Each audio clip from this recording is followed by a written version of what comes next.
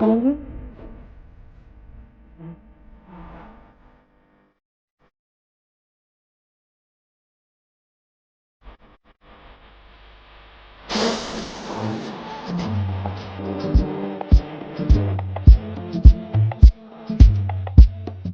this is yeah. This is dedicated to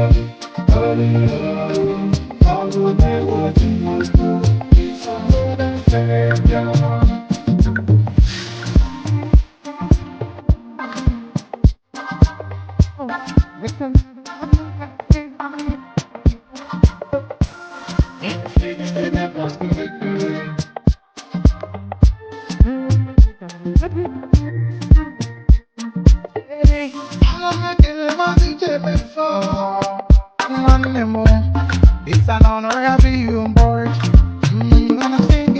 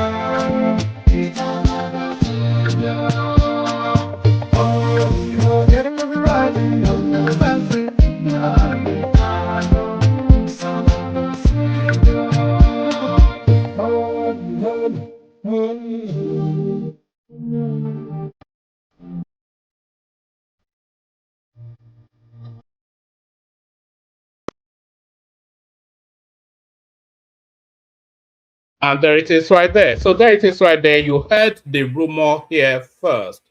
Holy, holy, holy, holy. Nnamdi Kanu is their mother's savior. That is according to the Igbotic Orchestra of Ikolobia. So the Igbotic Orchestra of Ikolobia, holy, holy, and all that. Good day to you, good to be your company, all that. Good day to you, good to be your company, and how are you?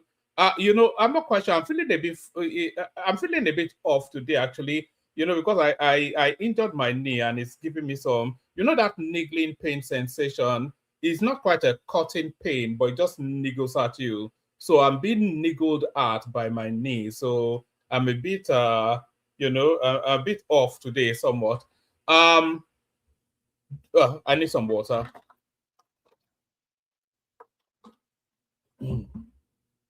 Pardon me. Good day to you. Good to be in your company. Good day to you. All that. The protocol remains the same. Yes, I need injury. It's not even from football. Or I don't even know how. It's from chasing the kids around. You're good to see you there. Always a delight anytime I your turns up. Good day to you. Good to be in your company and all that. So the politics is starting to take shape whenever, because it doesn't often come out. Is usually with this accoutrement of escorts in Abu Dhabi. But whenever Atiku Abubakar comes out into play, then that tells you that the game is really afoot. That is to tell you then that we are at the business edge of the business end of the sharp edge of politics. That's the only instance when Atiku comes out. So Atiku comes out, and Obi came out just a couple of days ago. By the way, we didn't react to that, but we'll be reacting to Atiku because Atiku more of a potent threat to Nigerian governance than Peter Obi. So Atiku comes out today. So we've seen what we're making of Atiku's outing today.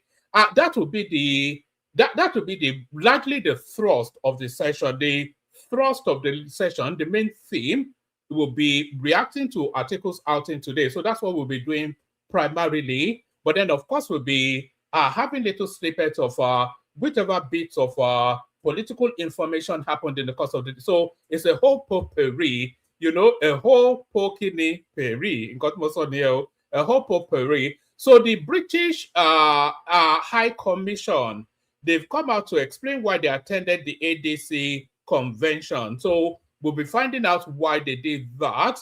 And then there are suggestions now. They are narrowing the field in the ADC, and the speculation then is that the presidential ticket of that particular party will be a pairing of between Atiku Obi and Kwakwanso. So that will reflect on that as well. And then any and everything else that comes out in between. Is there anything else that it's just really the Atiku?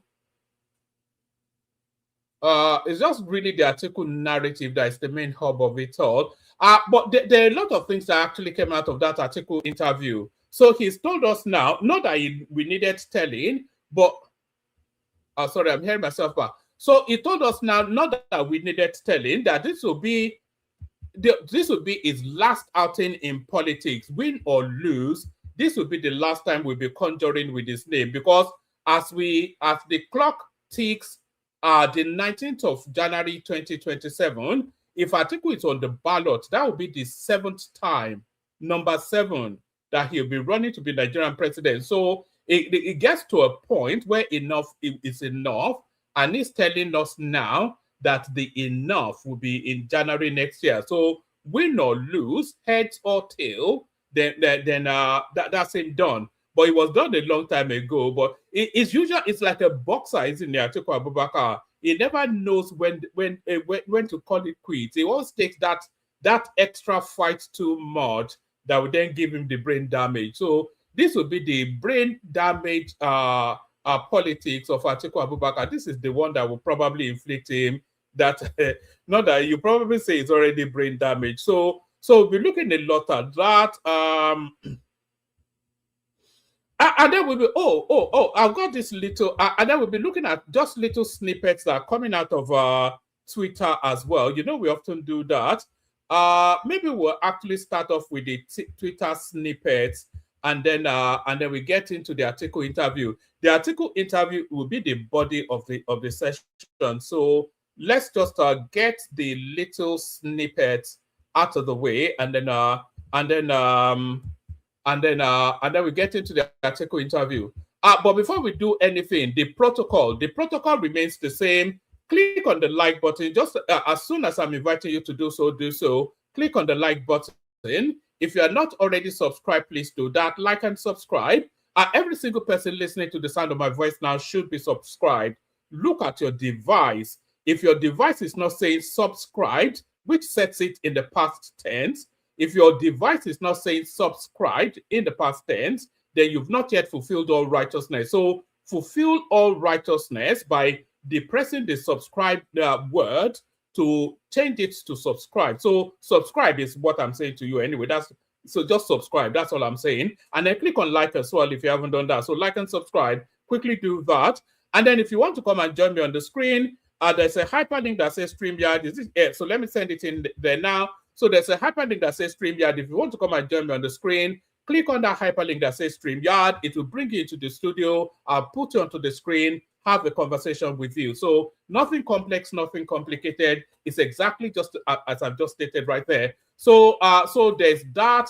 And what else? Like, share, subscribe. Click on the hyperlink that says StreamYard to come and join me on the screen. Super chat towards the stream just has been exemplified by Ayo right there. So you see what Ayo has done there. So either match or surpass that. That's what they call a super chat. I thought that button was broken. Nobody does it anymore. But super chat towards the stream and say hello to me in the comment section. Let me know where you're joining us from so I can acknowledge your presence. Say hello back to you. So all those things, like, share, subscribe. Click on the hyperlink that says StreamYard to come and join me on the screen. Say hello in the comment section. Share the link, super chat towards the stream. All those things, do them all at once if you like. So let's just get started, shall we? Let's get started and we'll kick it off. let's get started. We kick it off with this one. So let's get started. We kick it off with this one. What's this one offering us? Where drugs use is most prevalent in Nigeria by region. So the amugbos and the crackheads in Nigeria. So the largest crackheads in Nigeria are in the southwest. They are all high on Igbo and Ghana. Everybody is all bannered up in the southwest. So this is what it's telling us. Where drug use is most prevalent in Nigeria by region. So southwest, nearly 4.4 million, which is 22.4%. That's not of the population, probably of the users. So so that's that. A lot of people on drugs in the southwest. So that's 22%. In the south, 2.1%.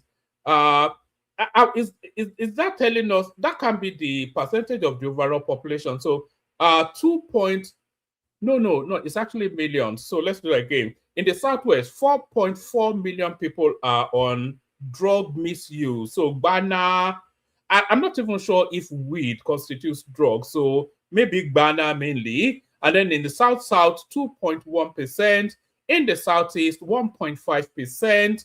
In the northeast, 2%.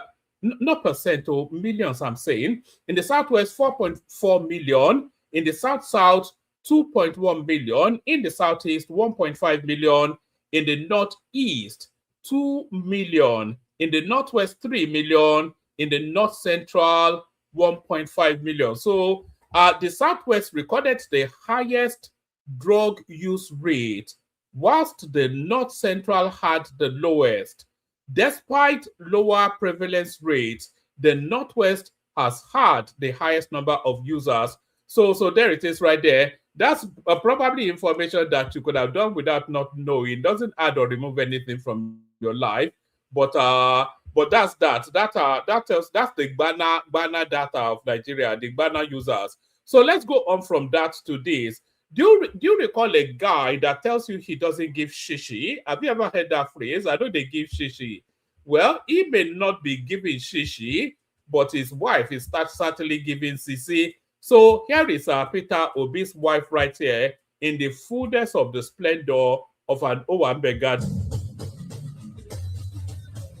You see this woman doing, what's she even spraying dollars?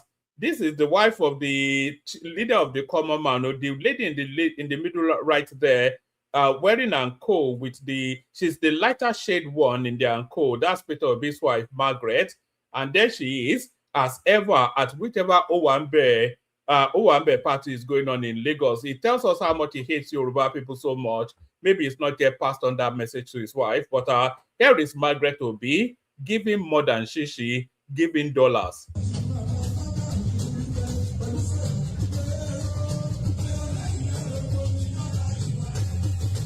You see, there she is right there. She's the one doing the spraying right there. So that's Obi's wife. Look at that. Is that American dollars?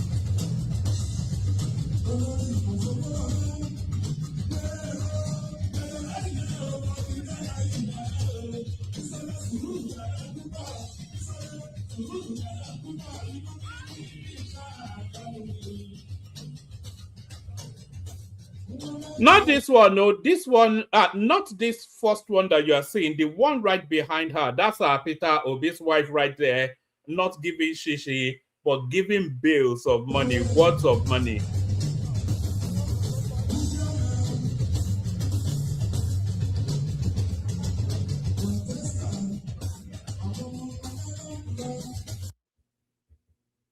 All right. Hopefully you can hear the volume on that, by the way. I don't think Obi explained to his wife that they are meant to hate Yoruba people, which she seems to love. And this is not the first time we've seen her in an Owambe setting, by the way. She's forever and a day, always in an Owambe setting. I know they give Shishi's wife. Where is she again? She's there she is. She's tucked at the back.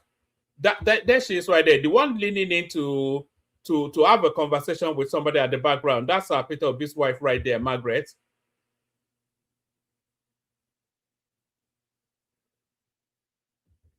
So that's the wife of I know they give Shishi, give him more than Shishi right there. Is there anything else that I wanted to share with you? Why don't we just get into the article thing, which is the main, because it's such a long interview. So let's get into it, and then we'll see what we get at the back end of it. So I'm going to start playing this now. Let me know in the comment section if you can hear the volume. So it kicks off from here. Exclusive conversation with one of the most enduring figures in Nigerian politics, former Vice President Atiku Abubakar. For decades, his name has remained a constant in Nigeria's political equation, from the days of military rule to the corridors of power as vice president under Olusegun Obasanjo to multiple presidential bids. His journey has been long, relentless, and unfinished.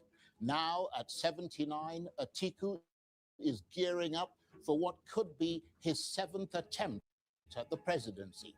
He brings with him a vast political network, deep experience, and a legacy that includes investments in education and philanthropy. But he also carries the weight of past defeats, lingering controversies, and growing questions among Nigerians. Is it time for something new? Because Nigeria itself has changed.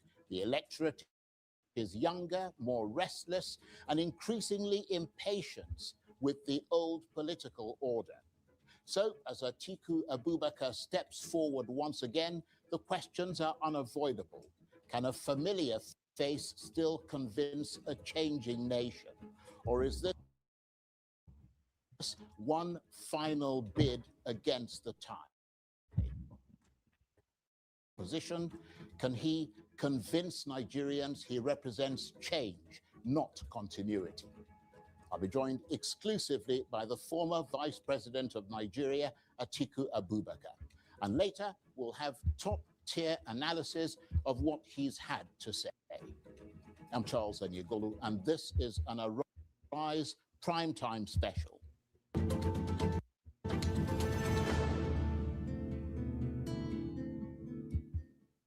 So yes, I'm sure that a few of you. Okay, brilliant. Thank you, Princess. So I'm sure a few of you would have seen it already, but we watch it together anyway, and then we'll unpack it together as well. But the one thing I want to immediately off the bat observe is that Charles Anyagolu is treating this as a bigger event than any other interview that he has done. So he has interviewed Peter Obi, who is also in the running. He has interviewed El-Rufai, who is also in the running. And all of those interviews, they're just the usual standardized Charles Anyagolu interview. But you can see with this one now, is treating it as a big event. It's an event rather than an interview. That's how it's being put across. So why is it being put across as an event?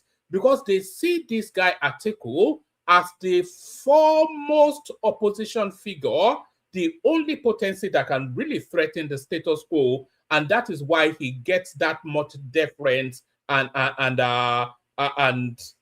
respect. So you can notice the difference, and it's even telling us that they are going to then do a panel to review that interview after the interview takes place. So it's never done that for any of the usual stragglers, which is to tell you then that they all are in the recesses of their mind or in the concession of their political analysis. They've already considered that this guy is going to be the one taking on Tinubu, and that is why it's such an event for him. A familiar name returns to a familiar quest, but in a very different Nigeria. Atiku Abubakar, former vice president and one of the most enduring figures in this country's political history, is preparing for what could be his 7th run for the presidency in 2027. For decades, he's been at the heart of Nigeria's power structure, rising from the SDP to the PDP to the AC, then to the APC, back to the PDP, and now in the ADC, building a vast network of political, business, and personal alliances along the way. He's been close to power, and just as often, just short of it.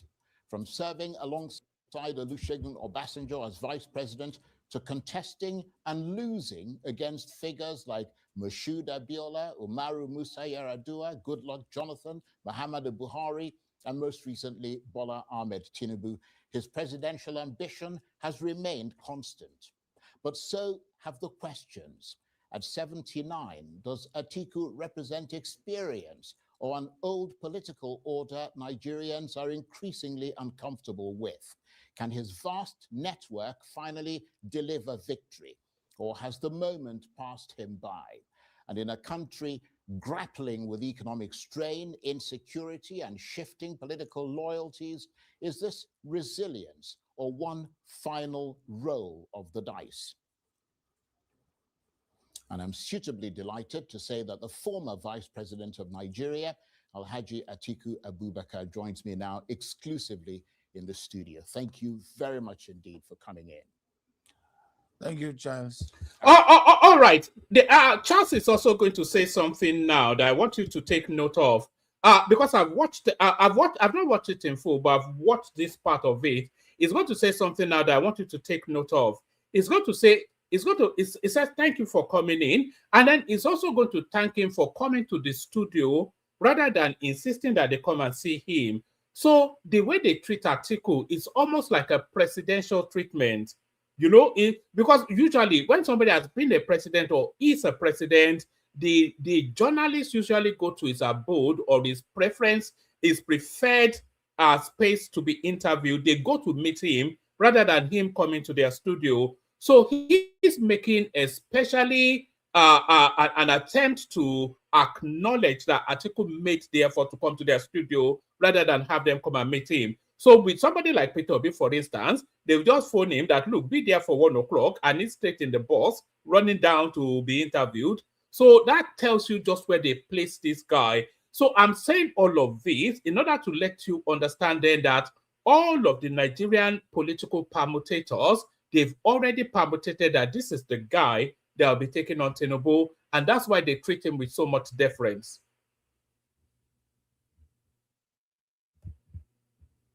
And not only did you agree to do the interview, you insisted on coming to the studio to do it. So we appreciate that very much. Now, you've been a central figure in Nigerian politics for decades, and by the time the election comes around in 2027, you'll be 80. Respectfully, I mean, this may be your last realistic shot at the presidency. Does that make the stakes higher for you this time? Certainly, yes, because the stakes are higher because I believe that will be my last outing. And so that's So it's important to note that.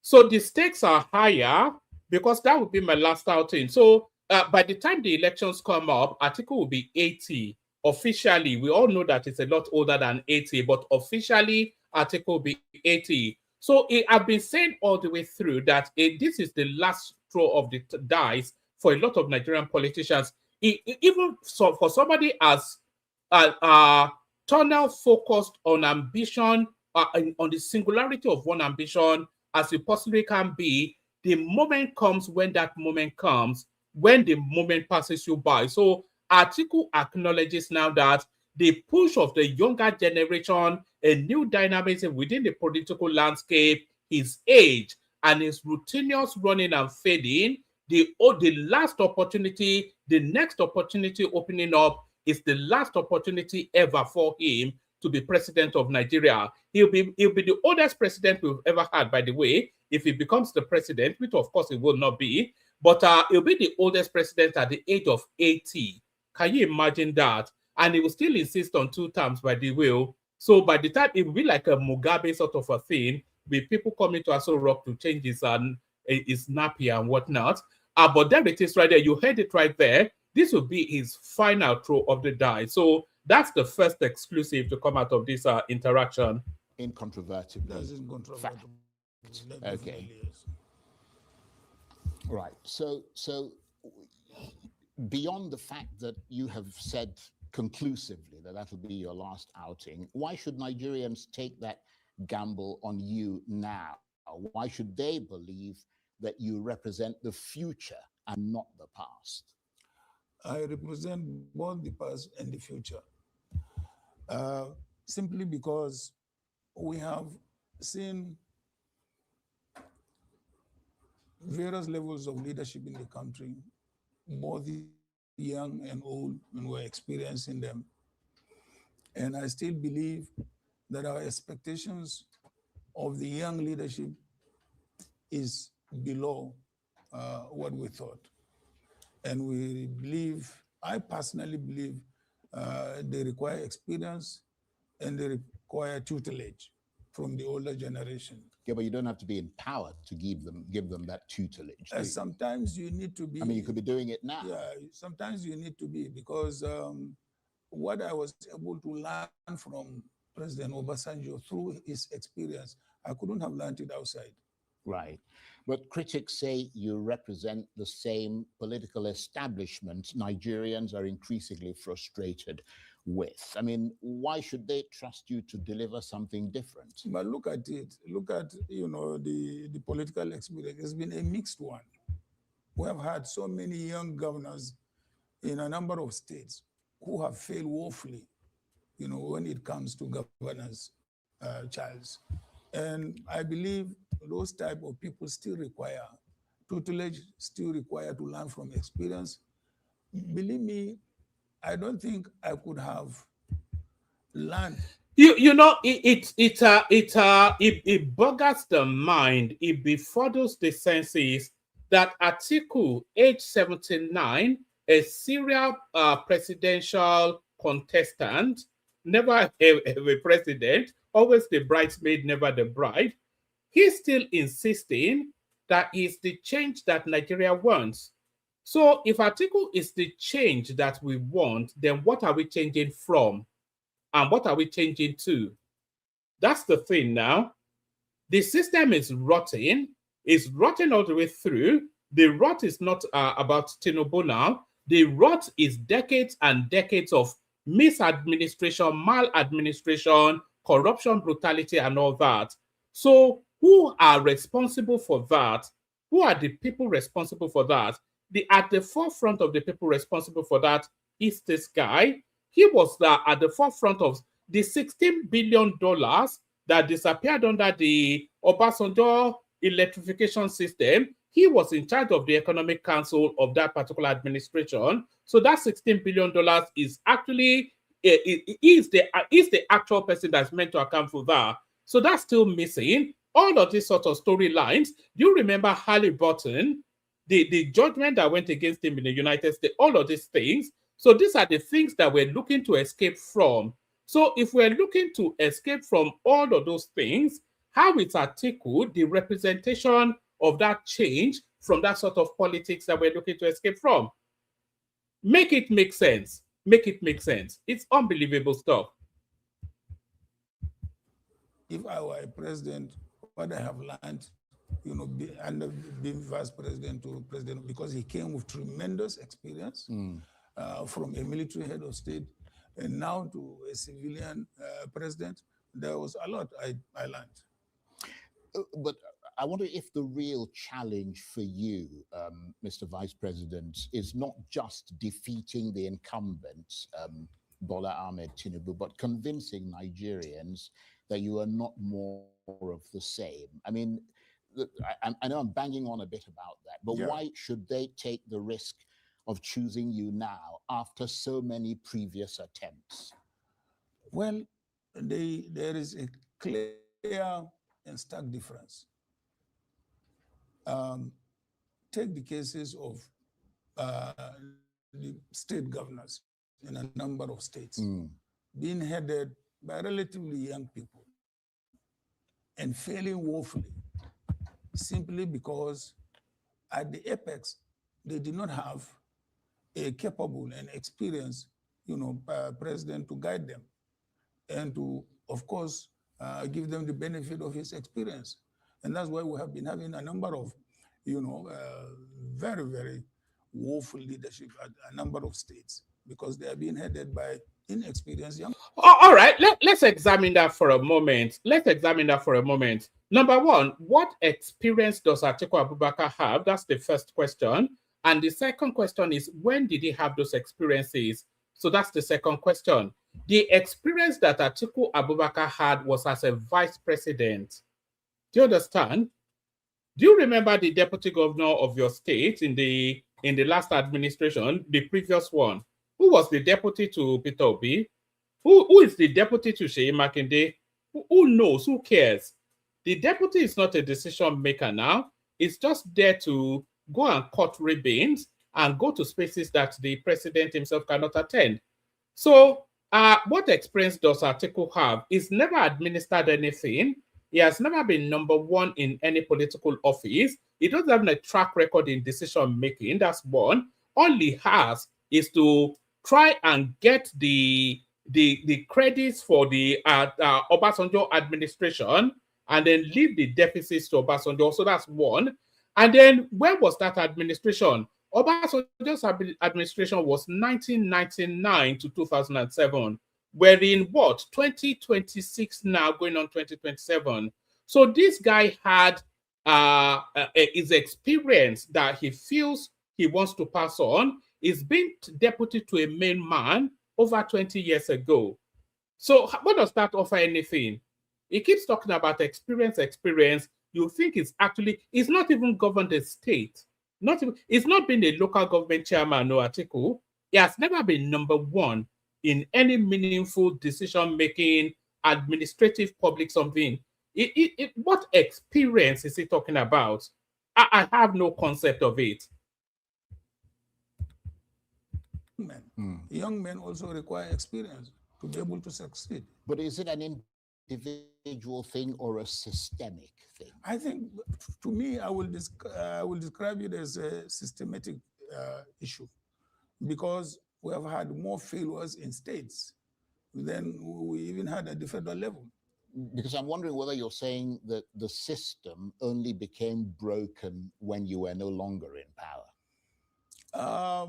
Not necessarily, but when we did not have capable presidents with experience at the helm of affairs. And when was that? I mean, everybody, to be fair, recognizes the time that you and Obasanjo were in office as a sort of golden era. That's right. After sort of the return to democracy. But what other time after that are you talking about? For instance, did anybody notice the reverse order of placements that Charles Anyagolo used there? It says everybody remembered when you and Obasanjo were in office. I don't recall a time that Atiku and Obasanjo were in office. I recall a period when Obasanjo and Atiku were in office, but I don't know of a time when Atiku and Obasanjo were in office. Do you see the reverse order? It's just a psychological placement, isn't it? Telling you to see Atiku as the principal of that particular duo. I mean, look, it's unbelievable stuff. This is the sort of brain magic that tells you that they're from Japan and they're from Israel and all that. It's just ridiculous stuff. But let's carry on.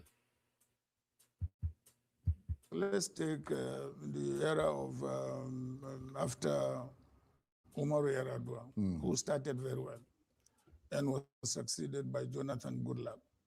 I know Jonathan Goodluck very well, a decent young man, but also inexperienced.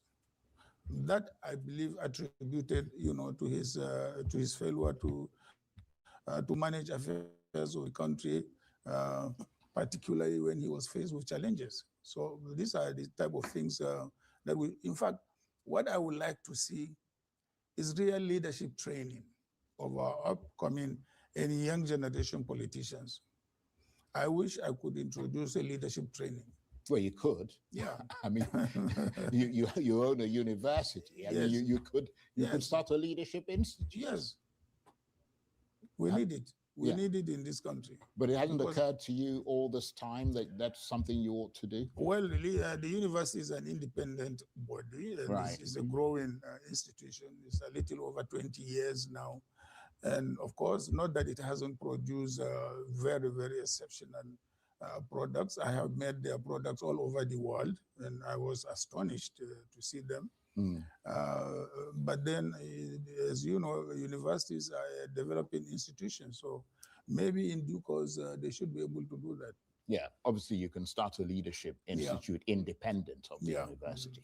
But you are now aligned with the African Democratic Congress, or ADC, at a time when the party is facing legal battles as well as internal disputes. Do you believe that your presence on the ADC is building a viable platform, or are you joining a coalition that's already under terrible strain? Charles, I must be frank with you. I am one of the initiators of this coalition, or perhaps the leading, initiator of the coalition, because I remember when... Not that. Oh, this is Atiku is taking his claim. That's an alpha move right there. I am the principal initiator of this coalition. So essentially, what's he saying? I set this shit up. That's what he's saying. So if it's, I mean, it's out there now. So anyway, let's just continue to listen, because sometimes it's like it's like a parallel universe sometimes, where facts travel in one direction and fallacious Sakama J travels in a parallel direction. They are moving both at the same speed, but telling you totally different things. Anyway, we'll see how it plays out. It'll be delicious. The only excitement in politics now is the ADC space, because they are going to end up cannibalizing each other. They will eat each other raw. It's going to be ugly, it's going to be brutal, and it's going to be unrelenting, The PDP lost the last election. I addressed the party. I said, I don't see a future for PDP unless there is a coalition, or a broad-based coalition or alliance. And the PDP leadership disagreed with me at that point in time. What made you say that? I said it because I studied, the political history of Nigeria, and I saw how alliances worked in the First Republic, in the Second Republic. I mean, so it is not difficult for one to, to predict or to explain, to what I will say, students of, because I consider those young politicians as future leaders of Nigeria. So it's my responsibility to point out to them. And I pointed out to them that the only future for PDP is in broad coalition. And they disagreed with me. And the reason why they disagreed with me was simple. Simply because they didn't want to see my face, not what I was proposing. And now they have found themselves in the same position. Yeah, but what I'm wondering... But for all that have been slaughtering Atiku so far, out of all of the people in play, Atiku is the most articulate. That's the one thing that you can't take that away from. But then, of course, look at, they say in the land of the blind, the one-man eyed is king. So the one-eyed man is king. So if you look at the people Atiku is contending against, then Tinubu is like it's just total gibberish. I'm not quite sure. Tinubu is just lucky that we have Peter Obi in the political mix, because if we didn't have Peter Obi, it will really pronounce the retardation of Tinubu. But Peter Obi, a total retard. And I was it's just nonsensical rubbish and gibberish. So Atiku is off that trilogy. Even if we add Rotimi Amechi to it, even if we add Kwakwanso to it, let's make it a 5-way split. Out of Atiku, out of Tinubu, Peter Obi, Atiku, Kwakwanso, and Rotimi Amechi, Atiku is by far and a clear distance the most articulate of them all. Tinubu has the sharpest brain, but Tinubu doesn't have the oratory due to reasons of maybe years of abuse, smoking, drinking, and whatever excesses. So it's completely debilitated. And also, clever people like Tinubu, they think at speed, and their thought sometimes is far ahead of their utterances. So they might get muddled up. But out of the 5 primal politicians vying for that Aso Rock seat, Atiku is by far and a clear distance the most articulate. Just there's nothing even controversial about that. That's beyond question. We've all heard them all try to speak. He's the only one that you can really understand. Is what was it that made you say that the future of the PDP was only in the coalition, having yourself been a presidential candidate of the party? I studied the political history of Nigeria. No, I know, but that's a broad thing. I'm talking about specifically. Yes. What is it? What did you see in the PDP that there was a warning sign? Because there was a decline in the popularity of PDP and the states they were winning. So there was a decline. There was no way, they could have won on their own without, a coalition. Was there the nettlesome factor of Nyesom Wike there? Well, I mean, in fact, more or less, it was like a kind of gang up. Gang up against you? Possibly, against the party? Possibly against the party or based on their individual ambitions. Right. Now, you're in the ADC coalition, as we said. I mean, is the coalition driven by a shared vision? And I'm coming off the back of what you just said about what happened in the PDP. And you've been in several political parties, including the APC. So you've got a very good sense of how parties come together and what makes them fall apart. Yeah. Is this coalition of the ADC driven by a shared vision or simply a shared determination to remove Bola Ahmed Tinubu? Let me say both, because Bola has been a very bad president. All right. I was curious. I haven't watched this part. I was curious to see how he answers that, because the coalition is an amalgamation of disparate political actors. So that's why people call them desperados. There are no ideological meshing together between any of the people there. The philosophy of Atiku, El-Rufai, Abubakar Malami is an oligarchical sort of feudal religious politics of the North. The politics of somebody like Peter Obi is a people-centric capitalism. The politics of somebody like Rotimi Amechi is an elitist sort of privileged politics. The politics of somebody like Aregbesola is an ethno-based sort of. So there's no convergence. There's no ideological common ground that meshes all of these elements together. These are just a bunch of desperados, as Charles Anyagolo put it more elegantly than I could have. To be honest with you. How so? I mean, because I didn't expect that from him, in the way he governs the country, whether economically or otherwise. It's a disappointment. Right. Well, I'm going to return to that issue in a minute, because that's obviously important. But if the ADC is about vision, which you suggest that it is, can you clearly state what unites you beyond opposing the incumbent?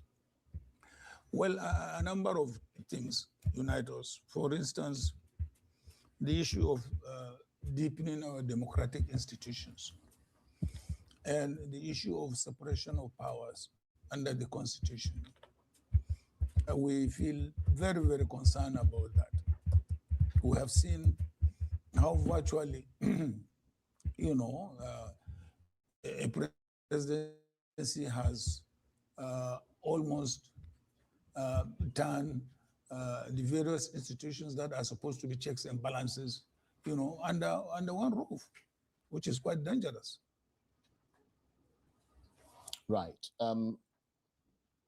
Okay, you've run for president now, as we said, multiple times. Some have called you a perennial contender. I'm sure you've heard that Yes. yourself a number of times, and you are aiming to run again in 2027. What, if anything, makes this attempt different from the others? Different in what way, Charles? Well, that's why I'm asking you that question. What makes it different from the other times that you've What run? makes it different from the other times is that you have a more broader coalition now.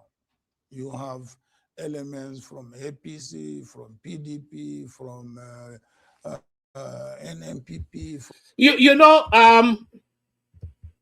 you know that's a misreading of the question and the situation. It's not a broad coalition. You know, in fact, it's not even a coalition, isn't it? It's a coming together of our politicians. When you're talking about a coalition, you are talking about institutional coming together. So you are talking about, let's say, the PDP decides to work with the Labour Party and the AAC, and then they converge together and then form a new entity. That's a coalition. But if you have individuals going into one party for the purposes of persecuting an election, that is not a coalition. That's nothing at all. Okay, what's coalescing? They're just individual members. They're not bringing their parties into a structure. They are bringing their personality into that structure. So what's being coalesced? They are not coalescing anything. It's just a misuse of language. These are just people joining a party. That's all. There's no coalition. In fact, it's a misuse of language to describe, because even Rabi Okwakwanso, he did not bring NMPP. He left NMPP and joined as an individual the ADC. So nothing coalesced there. So where is the coalition? It's just a ridiculous use of language.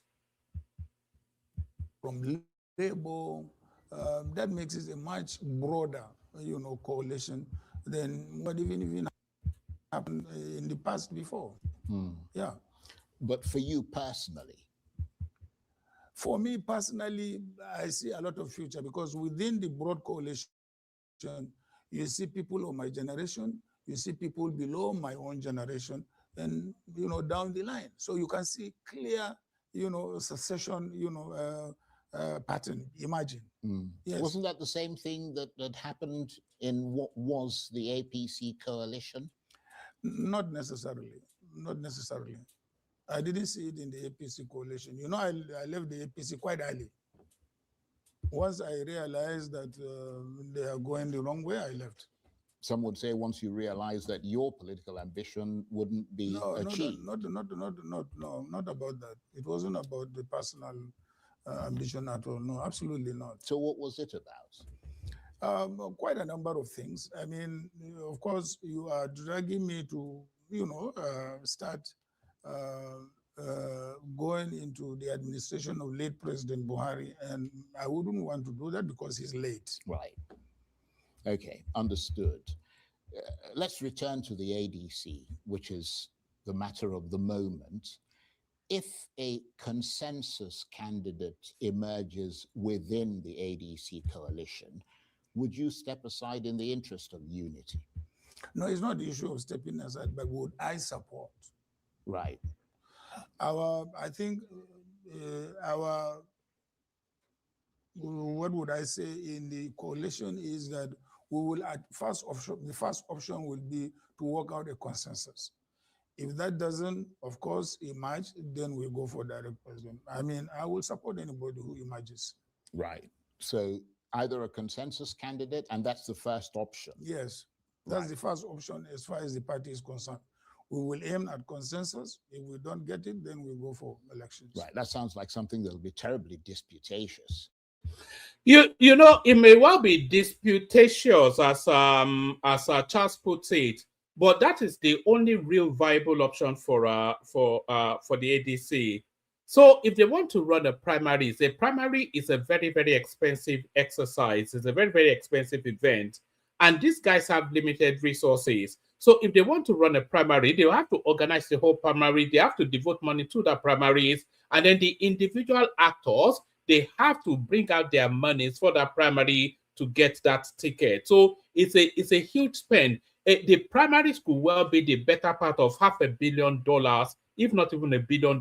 Just that exercise in terms of the logistics, the bribing, and all that goes with the primary. So it's a very, very expensive exercise. And I'm not quite sure that the funds is within the ADC to expend $500 million on just the primary. So I think what they will pursue most fervently will be a consensus candidate. And the consensus candidate is, of course, Atiku Abubakar, but my instinct tells me that it will be Atiku Abubakar and Rotimi Amechi, not Peter Obi. So, and I think they will reach that fairly quickly to leave the window for Peter Obi to go to another party. But yes, I'm almost certain that they'll go for the consensus option. I don't expect we will get to that level because we are dealing with really mature politicians and experienced politicians as well. But you're also dealing with people with huge political ambitions. Ambition, well, that's a different thing altogether. But we have all agreed that this is the way to save democracy in this country.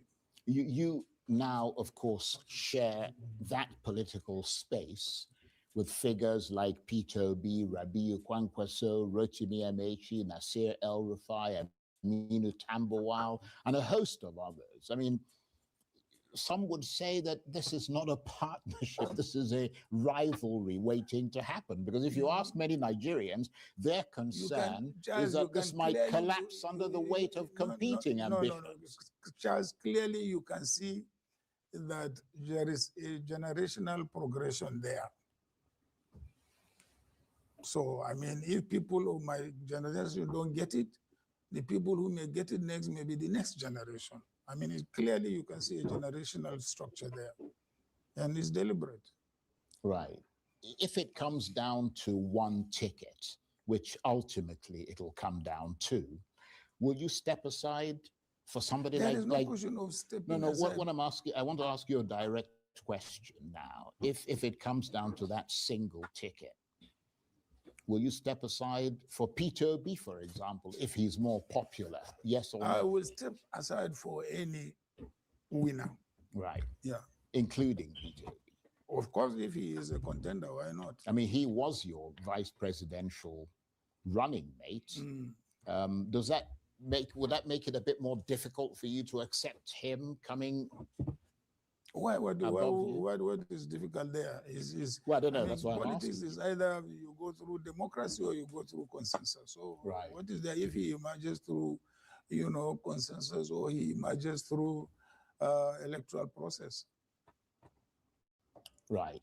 Okay. Well, let me talk about something else, which is the political power of the North, which everybody recognizes is considerable. I mean, it's almost the determining factor in any election in Nigeria.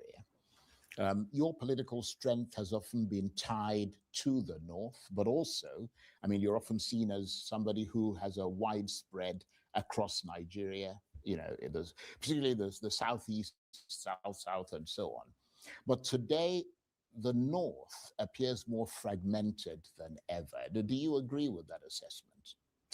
No, I think I would rather say the North appears to be more united now than fragmented. Well, there seem to be multiple power blocks, competing loyalties. I mean, the North Central region is asserting more of an independence away from the rest of the North. So it's no longer monolithic. The North Central has always asserted a more independence because it used to be the Middle Belt. So from the First Republic, it has been, the position of the North Central. It has always been a middle belt, but in the broader political sense, it has always been part of the North. Do you genuinely have the backing of the North? Can it still unite behind you, or has that?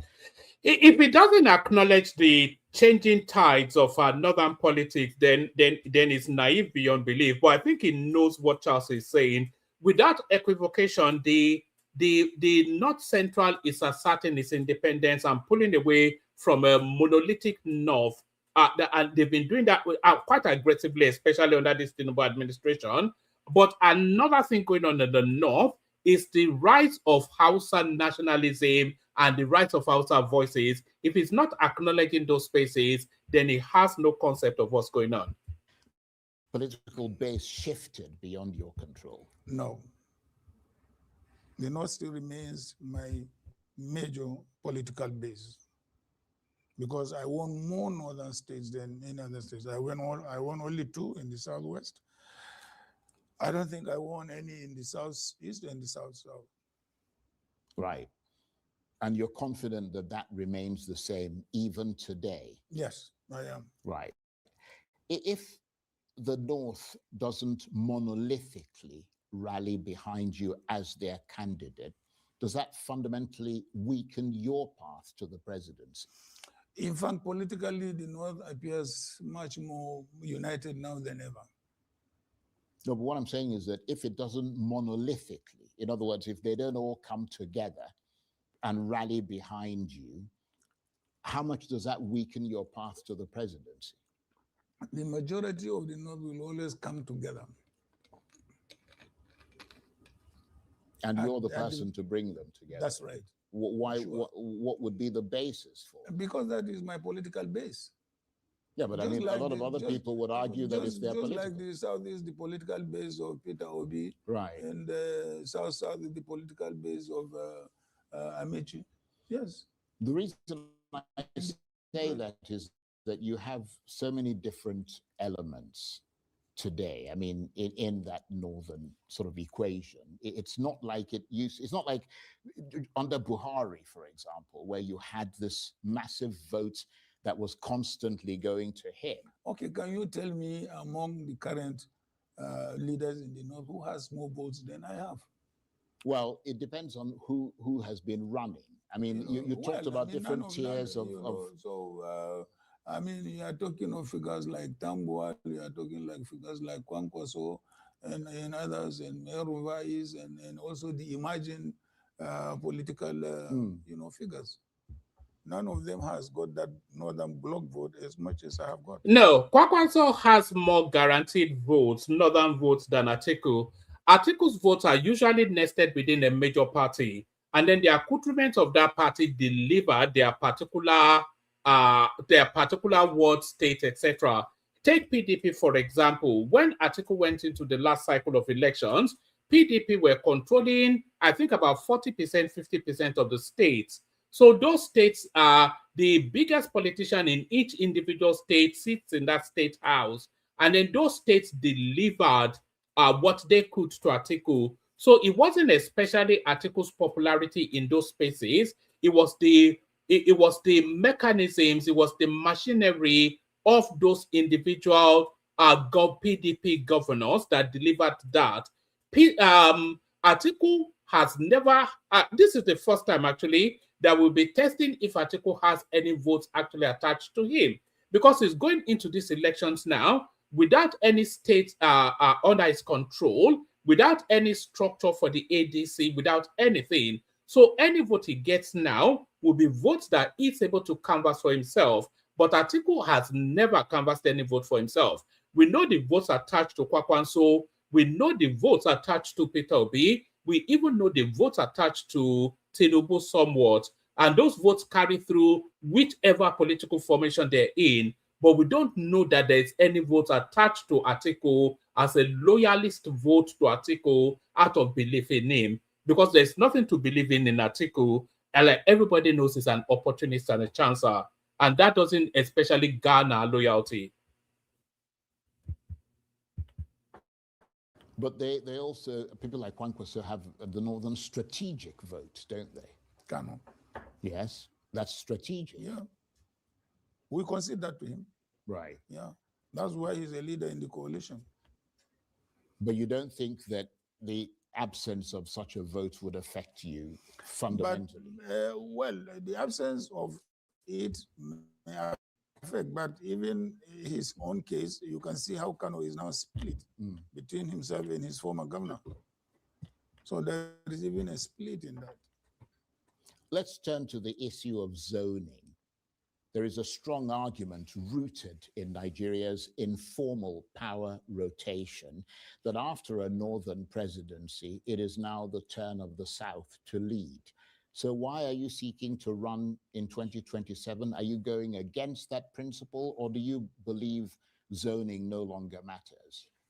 No, I think it is an error or a mistake to say that there is an agreement on issue of zoning in Nigeria. Let me tell you, the only political party that has zoning provision in its constitution is the PDP.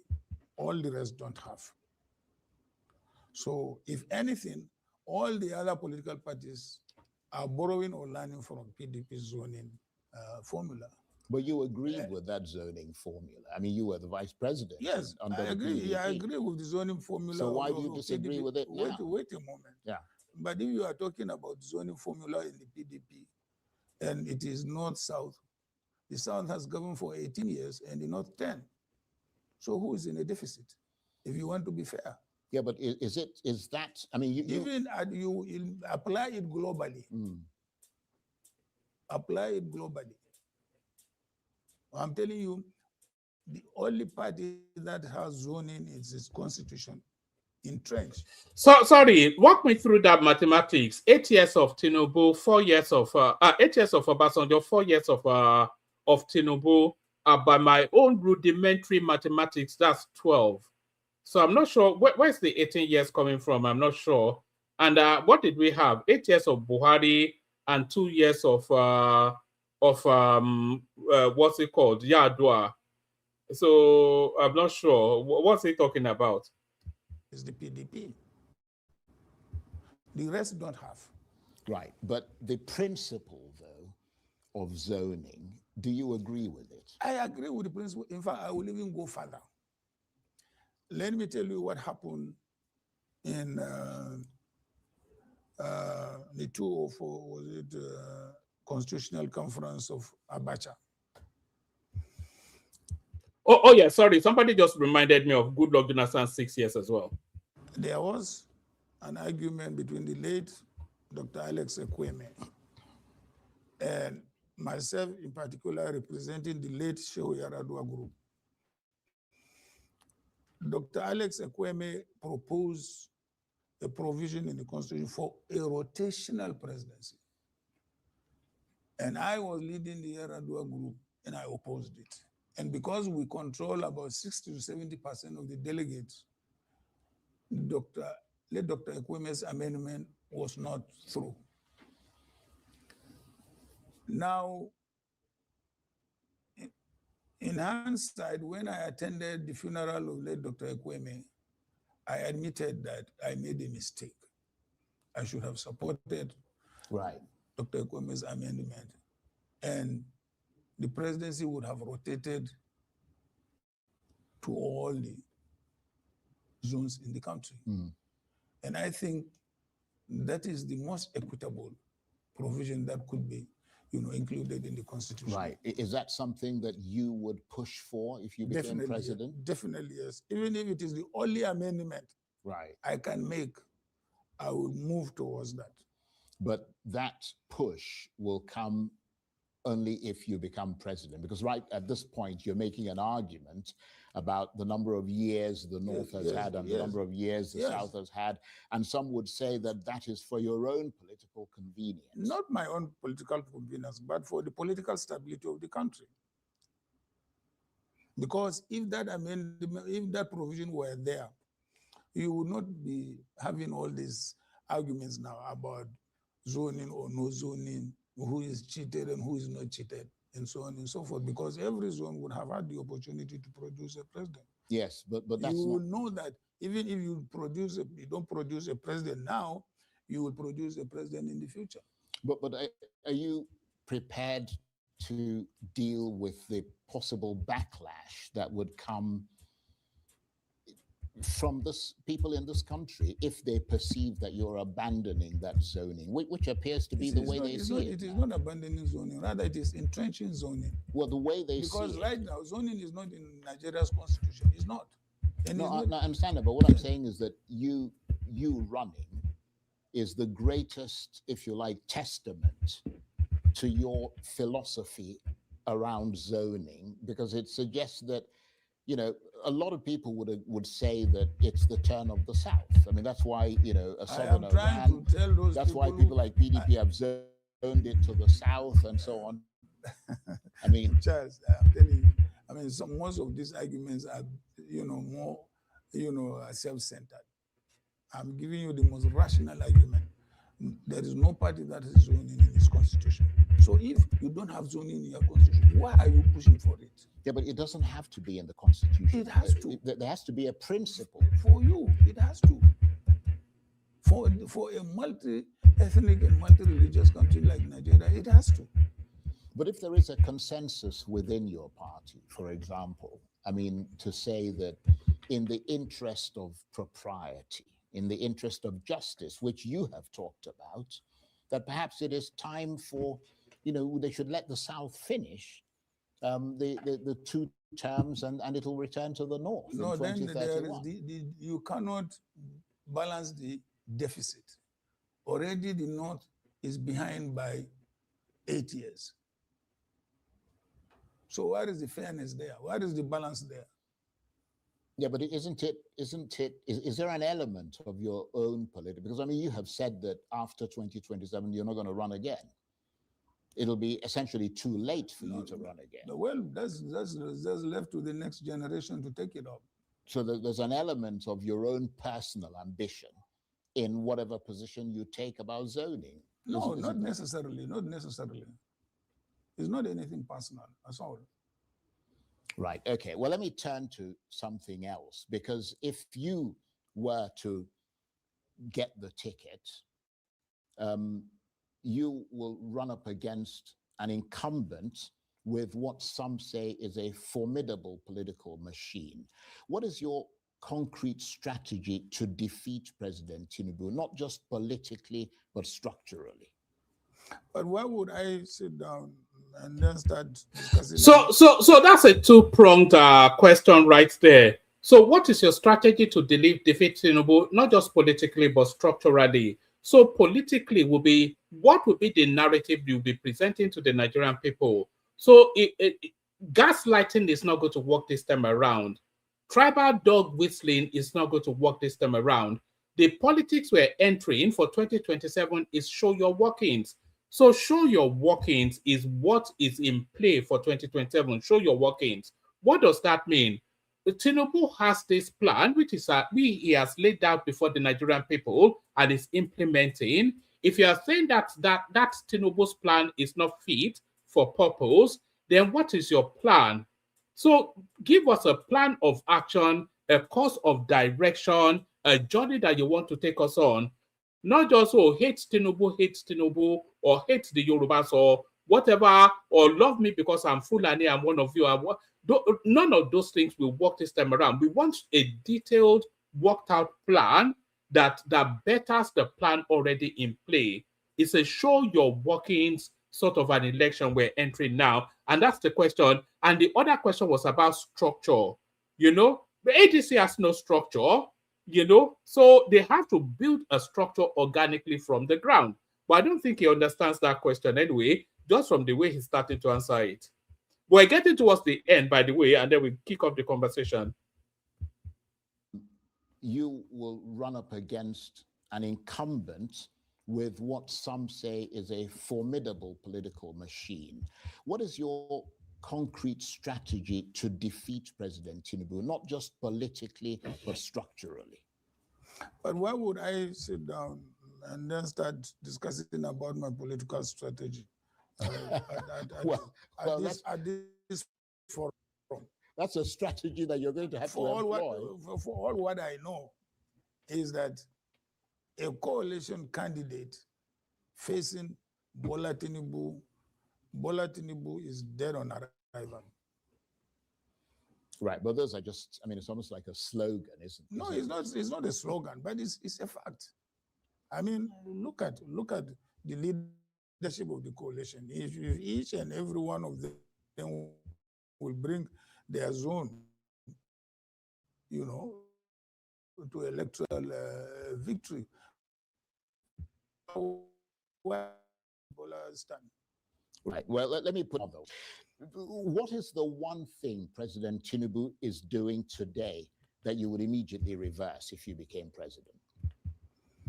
All right, all right. I want us all to pay attention to this because we're not getting to the policy end of, this is the question that I want journalists asking these politicians. So the question, what is Tinubu doing now that you will change or stop when Tinubu, if you become president? So what's Tinubu doing now? Tinubu is doing NEL Fund. Tinubu is doing infrastructural development. Tinubu is doing tax reformation. Tinubu is recalibrating the local government. Tinubu is rejigging the oil sector. Tinubu is doing a whole raft of reforms. So which amongst those are you going to stop or reverse if you become president? That's the question. So pay attention because we're not getting to the policy end of this interaction. Very interesting what he says next.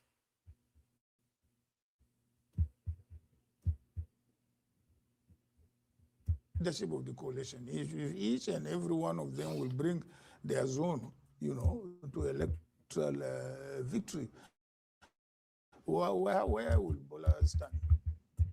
Right. Well, let me put it another way, since you don't want to share your strategy for unseating him. What is the one thing President Tinubu is doing today that you would immediately reverse if you became president? Everything is wrong with President Tinubu. So you'd basically... So it's going to cancel everything that is good. The Lagos-Calabar Superhighway is dead. The NEL Fund is dead. The tax reform is dead. Everything is dead. That guy is just dumb, honestly. Oh, no, guy, hold on. So who was that? So sorry. We're coming towards the end of it. So that was Zeta. Good to have you, Zeta. So everything is dead if he becomes president. So everything gets cancelled, and then he starts a new set of programs. That's what he's just said. Sweep everything aside. Everything is wrong with President Tinubu. I mean, honestly, perhaps in my life, this is the worst administration I have seen. Well, in this country. Again, as I said, that's just a broad. Yeah. I feel terribly disappointed. Are there any specific things that you're disappointed with? Well, I mean, you can say, okay, maybe we belong to the same age group. Perhaps the only experience he didn't have was he didn't have the federal experience like I had before him. But I thought he would do better than he is doing at the moment. Economically, otherwise, I feel disappointed. Okay, well, let's take one thing that you mentioned there, which is the economy. Everyone agrees that Nigerians are facing severe economic hardship today. If you were in office tomorrow, what is the first decision you would take, let's say within 30 days, that would tangibly improve people's lives if you became president? I believe security, law and order is basic. Whatever you want to achieve, if you don't have security, you don't have law and order, I don't think you can implement whatever policy, whether it is job creation, whether it is infrastructure development, whether it is healthcare, whatever. You must have a secure and stable. Well, I think most people would agree with that. The question is, how would you have a stable and secure country if you were president? Well, to tackle the issue of law and order, the issue of security, and there are many ways you can do that. I mean, it is not a topic that, you begin to discuss at this level. Security is a very fundamental and very sensitive issue. Let me remind you, Boko Haram started in 2002 when we were in office. And the president and I met and decided that we should put it down decisively. And we did. By the time we left, there was no Boko Haram. Boko Haram resurfaced after we left. So I think not that Nigeria doesn't have the capacity to do it, but it requires a leadership. Right. Well, as I'm sure you know, for people to, I mean, you can't say, well, I'm going to deal with it decisively. That's not enough. If you're running for office, people are going to want to know what you're going to do specifically so that they can compare it to what is already being done and see who is the better bet. First of all, I believe we don't have enough armed forces personnel, well-trained and well-equipped. We have not, even if we had invested so much money, then the money is being misapplied. Oh, okay, so there's a universal consensus around that. We don't have enough security personnel for the size and population of that country. We don't have near enough. Nigeria talks about it all the time. This is a Nigeria that used to perform credibly at international peacekeeping operations. Anywhere Nigerian troops or forces went to, whether they were military men or whether they were police, they came back with distinction. How come that we can't deal with internal insecurity? All what it requires is policies that should deal with that. And those policies involve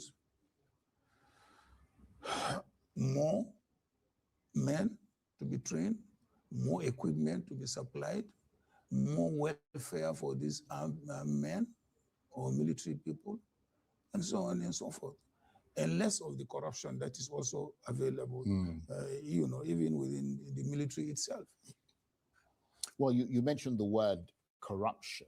Some people have corruption concerns about you, which leads to credibility concerns. At least that's the perception. And I'm sure you know that perception shapes trust. Why do you think a significant number of Nigerians still question your credibility? And what have you done to change that perception? Well, my corruption perception only arose through allegations which were not proved. Well, your former principal. There are court judgments against this guy. In America, there are court judgments against this guy in terms of, there are people in jail even as a result of corruption. Yes. In the first place, the man doesn't have command in English language. His English language is wrong. Hold on. Just give it another 10 minutes. It's nearly to the end, and then we'll start with you, Zita. Was one of the people who but he had every opportunity. Led the charge. Yeah, he had every opportunity. He set up a panel under the former Attorney General, Bayo Ojo. Nuhri Baru was a member. El-Rufai was a member. And they came to my office. They said, we have, the instructions of Mr. President to probe you. I said, but do you know I have a constitutional immunity? They said, yes. I said, okay, I have decided to waive the immunity. Probe me. And they probed me. What did they find? Nothing. Nothing. So why does that perception persist? And why do you think it's a political issue? Your principal took it upon himself it's a political issue. Publicize it. It's a political issue. Simple. I'm saying this for the first time in the public. And the president set up a panel to investigate his own vice president who has immunity. Right. But where does all your money come from? I mean, you're said to be a pretty wealthy man. Before I went into politics, I was already in business. I was in oil and gas logistics. I was in agriculture. I was in a number of, economic sectors of the country. Before I virtually set up PDP. I virtually funded it. Why was I not being accused of corruption at that time? Right. So does that answer the question? That doesn't. Atiku is one of the wealthiest people in Nigeria. And if you look at his journey through life, he started in the custom services, and then from the custom services, he transmorphed into politics, and then he's been in politics ever since. Yes, he has a history in business, but that history in business is shrouded in so much mystery, and the level of wealth that he commands. There's been money seized from Atiku in the United States linked to corruption, even his own boss. And I'm surprised that Charles didn't really push him. You are saying your boss accused you of being highly corrupt to the point of setting up a panel to investigate you. So why would he do that? What would be the basis for that? Other than he that's sufficient enough to see and say that you are corrupt. You are a very wealthy man, aren't you? I wouldn't say a very wealthy man. I'm comfortable. I mean, do you have the kind of wherewithal to go up against the financial arsenal of President Tinubu and the incumbent APC administration? I don't have, but the power of the people are there. I don't have. But Nigeria, of course, as you know, is, I mean, you talked about funding the PDP and all the rest of it. Nigeria is a money bags democracy. Well, I mean, you believe all the money bags are in APC now? You believe? No, there are some that are not in the APC. They don't have sympathy for APC because APC has even made them poorer. Right. So you're not worried about No, I'm not the worried. financial muscle that you can muster.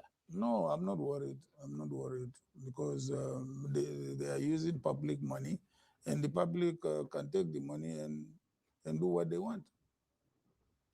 Now, there was a time, Mr. Vice President, when restructuring was at the very heart of your political philosophy. You articulated it forcefully. You even published a detailed case for it that I many, even have a book. yeah, that's what I'm saying, that many regarded as a blueprint for Nigeria's future. But then in recent years, the urgency seemed to have faded from your messaging, particularly in the 2023 campaign. So let me ask you this directly. Is restructuring still a core conviction for you, or has political reality forced you to quietly move on from it? I have not changed my position on restructuring. I have not. It appears, political issues, have also a generational lifespan.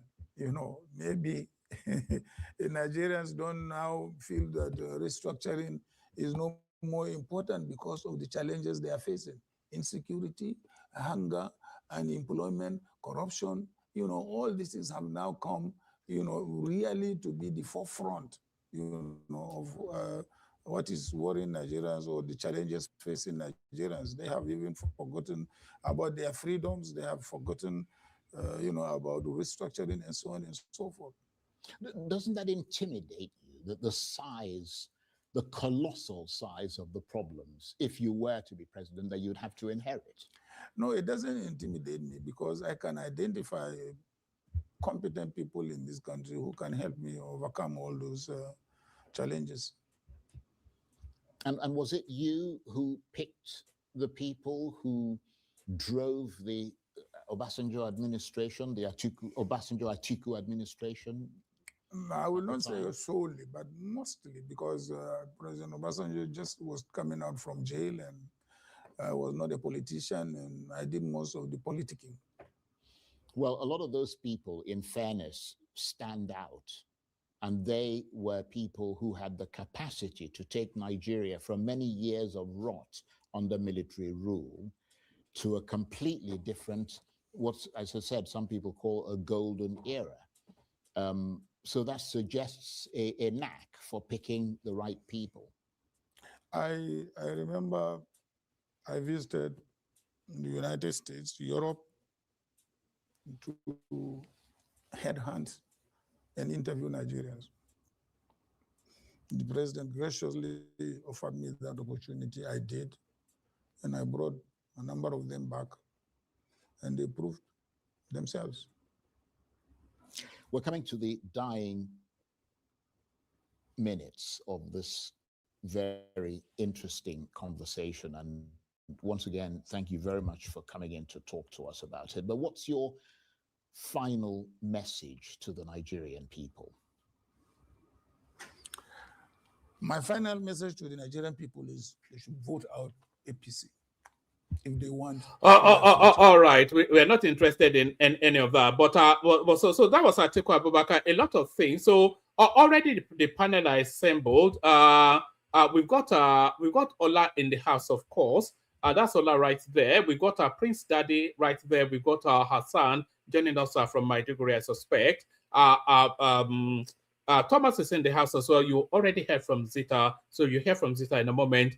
Bishop joins us as well. So thank you for joining us, lady and gentlemen. So a whole raft of all sorts said by Atiku Abubakar. I was trying to note down some of the things that struck me. Let me just yes, where is it? I was trying to note down some of the things that struck me. So the one thing that we do know, this will be Atiku's last attempt at the presidency. So come the February 2027, if Atiku is not declared the president, then he sails into the sunset. So that's the end of that.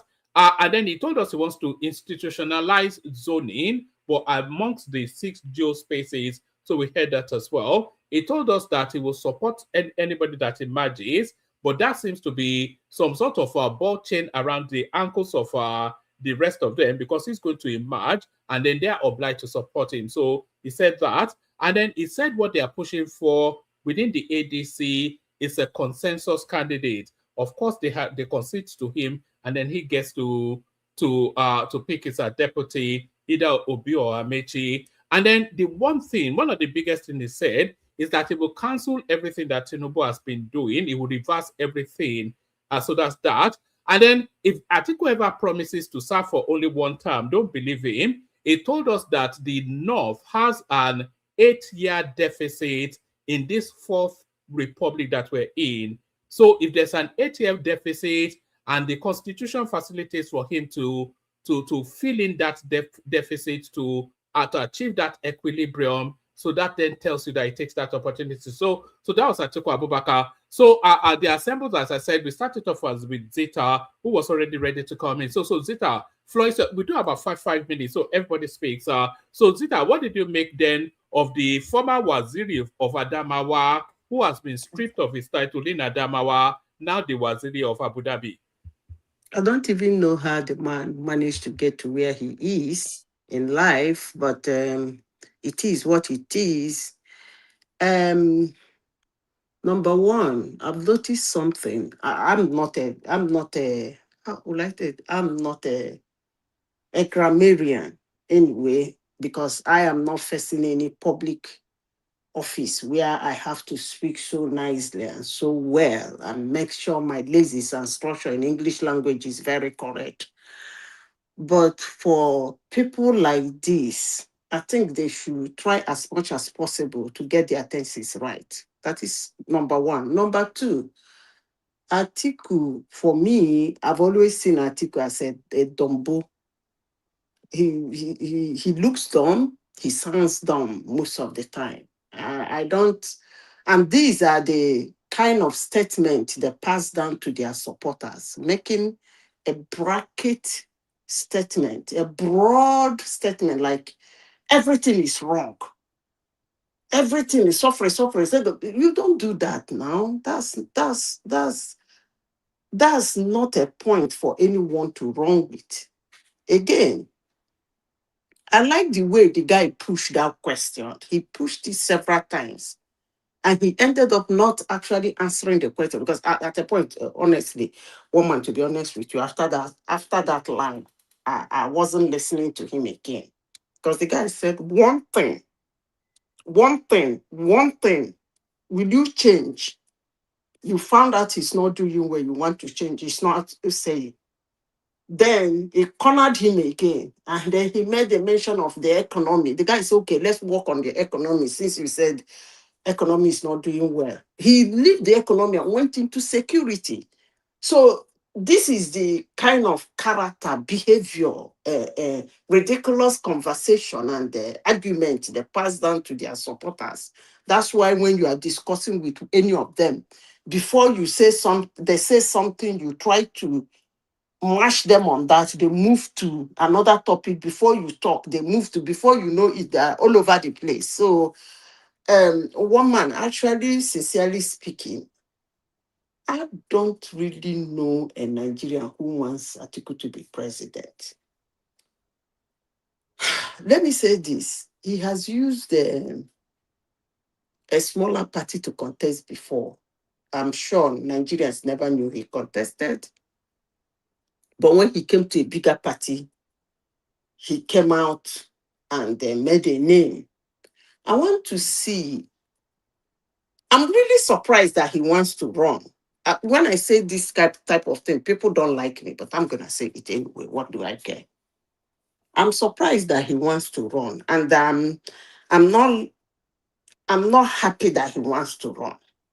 As I said before, I wanted this election to be between Obi and Tinubu, and I still stand on that. Let two of them go south, two south candidates. Since the Igbos said that they are Messiah, Igbos and the Ido people said their Messiah is Peter Obi. And the Tinubu has won before. So let's assume Nigerians say their own Messiah is Tinubu. Let all of them come out on the field and fight it out. But for Atiku is a one man. That guy, when he mentioned, anytime he says he come up to say he wants to be the president of Nigeria, I get irritated. But it is what it is. I shouldn't be wasting my time sitting down here to talk about Atiku. But But let me say this. Hey, it's going to be the major opposition against Tinubu, so we have to talk about him. you It's say going to what? be it's going to be the major opposition against Tinubu, so we have to talk about him. It'll be an Why did Atiku you say versus he's going to Tinubu be the major opposition against Tinubu? because he's going to win the ADC ticket, and it's going to So be ADC versus APC. one man you see, Who else will be there? It's not going to be one Showore now. So one man you see this ridiculous conglomeration of criminals. They dance around and we follow them to dance around. So all of a sudden they don't break. APC and PDP are no longer the major parties in Nigeria. This ridiculous human beings has run to ADC. And all of a sudden, ADC is now a major opposition. Come on now. We shouldn't be doing this drama with them. no, but okay. How does it work differently? Is it going to be Yeah. PDP versus APC? What You plays said out in what? 2027? I You said said, what? how is it? I said, how does it work different? Is it going to be PDP versus APC in 2027? Are you saying there will be no PDP candidate? They will. It doesn't matter now. PDP will put somebody. It'll be a space filler now. Who has a realistic chance of unseating Tinubu?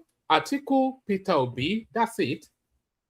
And if Atiku gets that ticket, then it's Atiku versus. No, forget the laughter now. Okay, name one other person. Who will PDP bring forward that will contend against Tinubu? Who? Excuse me. These are the Yeah. names you know. And No, these are the. wait. Wait. Come on, Let man. me finish before I lose my thoughts. One man. These are the names we know. And anytime they come out, they become a competitor. Period. Anytime they come out in Nigeria, they become a competitor. And when they become a competitor, the votes are divided. In 10 years to come, if Atiku come out again, you will still tell me the same thing. He's a competitor. And then when he is a competitor, he will get a vote. So you telling me that he's the only viable candidate to Tinubu? As long as I'm concerned, from the look of things today, Tinubu is running this election against himself. Yes, but somebody has to compete against him, and that person is Atiku. There is nobody in the PDP apart from Sheyi Makinde Even Bala Mohammed has left, so they have nothing to offer. Peter B is in the ADC. So outside of that, what are we looking at? Omoyele Sowore, Prince Adewale Adebayo. So the only competition is Atiku, nobody else. Okay, if you say so. But as long as I'm concerned, no, I will continue saying it. You know, sometimes when I say something, people don't like from the angle I'm coming, but I don't really care. Atiku has never been a strong candidate. People might not like it when I say it, but I have said it. Atiku has never been a strong candidate. It has never been. And more especially, see, somebody, hello, can you people We still can hear hear me? you. I can hear you. Go ahead. Because this, We cannot hear you, but Zita, I if you can can hear her. condense, yes, if you can condense it in 3 minutes so that we go through everybody quickly and then okay, we'll open it up. Yeah. okay, I won't even take up to 3 minutes. When a candidate come out, personally, I don't look at the party because most times the party is a very big boost. I look at the individual, how he handles and maneuver the thing. I've watched Atiku contest for election 3 times now. I'm not talking about primaries. I'm talking about coming out as a presidential candidate to contest for election. And from the way he behaved and the actions he took, I don't see him as a strong candidate. Yeah, Zita, Honestly, let me give sincere. you a brain twist. And this applies to our panelists when they want to come in. Huh? When listen, it's a twister. Nobody is talking about it, but today, as we speak, the chairman of ADC is David Mack. Is a northerner. Automatically, the presidential candidate of ADC cannot come from the north. That will be the south, They've right? started again. So you always use the juju word. Tell me, it's a twister. How do you think Atiku will manipulate that thing? A woman, another person can start speaking. I will speak. You I want will to think continue about it? with the next Yeah. topic. You Oh, see, oh, oh, oh. when they do this kind of a thing, when they finish, they will come out and say that Tinubu doesn't want opposition. I don't get it. It's an angle Oh. I look into, and I feel that nobody's talking about that. Well, was that not the same thing that undermined him in PDP just as the last cycle when they tried to run that same scam? But we move it to Hassan only because it's in Nigeria and we're conscious of his sleep pattern. So Hassan, about 5 minutes, just because we're trying to get through everybody fairly quickly. I'm sure you've already watched the interview. We watched it together again. Does this enhance Atiku or reduces him by your perception? Uh, well, good morning, everyone. I hope everybody is doing well. Well, one man, you see, uh, usually what these people are doing is the fact that all this that he is doing, they are not contesting these elections based on policy issues or the practicality of their ideas or how they are going to implement it, and going into the intricacies of what to do, what not to do, testing out scenarios and things like that. Obviously this is an emotional sentiment. You whip up sentiments and all that. I think it's telling the fact that he dodged all the pertinent questions about what is fundamentally different that he's going to do. I think that is the most significant part of all this. And this is not to say that Atiku is particularly different from the general crop of politicians that we usually produce in this country. Not to just put it on Atiku's table and say he is the devil and all that. This is a disturbing pattern that you can trace back. I mean, even the president himself, didn't actually give any, meaningful uh, policy discussions in Nigeria when he was running the last time. I believe now when the primaries is done and when they go to Chatham House, that is when we begin to see uh, their policy direction. By then, they would have gotten all these, you know, what do you call them? These people that come and represent all these your Western institutions, and they give them what will align with uh, the masters that be. It is very, very disheartening, to see that all that matters is emotions, sentiment, and all that in our political space. And if we cannot be able to elevate ourselves to a situation where that is not the case, then, well, what are we doing essentially? It's unfortunate, but if you look at it, it's all across the board. I don't think APC is anything different anyway.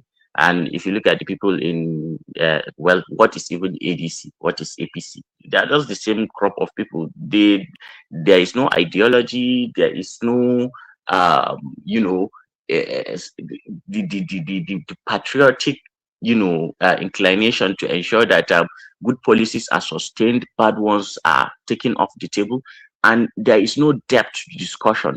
Anytime we have an election, it's just that somebody will just, it is even in situations like this that Atiku gets to even talk to Nigerians as if they are human beings when they come to this TV and interact with all these TV personalities and all that. Apart from that, now the next thing is somebody will climb a podium, will take a broom, and he'll shout GGG. They'll say, hey, change. Or they'll take an umbrella and shout GGG, yeah, change. And that's all. They play music and that. Oh my God. This is where we are in this country. It's unfortunate that across the board, but as we move forward regarding Obi, Amechi, and I want to also say that what you said earlier, that Atiku is actually the most articulate of them all. It is true. I don't particularly believe that English language is any thing that you measure somebody's intelligence and all that. That is why I always give the president a slack, because no be our mother tongue. And we just dey manage the speaker. If we say make them or you go speak our own language, then they know fit they talk through their nose where they will start from. And the world is changing. Let's just see what is happening. But I believe this is the fundamentally flawed logic of politics in Nigeria that is not going to. There is no policy difference between what Tinubu and Atiku or Obi or whoever is going to emerge. Because if you remember in 2023, all of them were essentially, going to do the same thing. But then Tinubu got elected. And he is doing it. I don't think anything.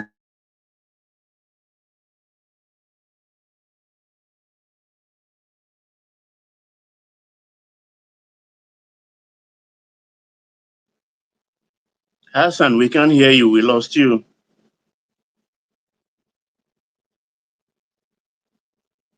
We lost you, Hassan. Can anybody hear me? Anybody home? Hello? Hello? What happened? Hey, Baba, I can hear you, Baba. Thank you. Yeah, I'm not sure what's going on with one man and Hassan. Anybody home apart from Prince Daddy? One man. Tommy. Zita. Bishop. Prince Daddy, are you still there? Yeah, I can hear you loud and clear. I'm not sure what's going on with these other people. Strange. Yeah, maybe it's still on. I can hear you. The commentariat, if you can hear me and Prince Daddy, please say yes, so we can go ahead and fill the gap.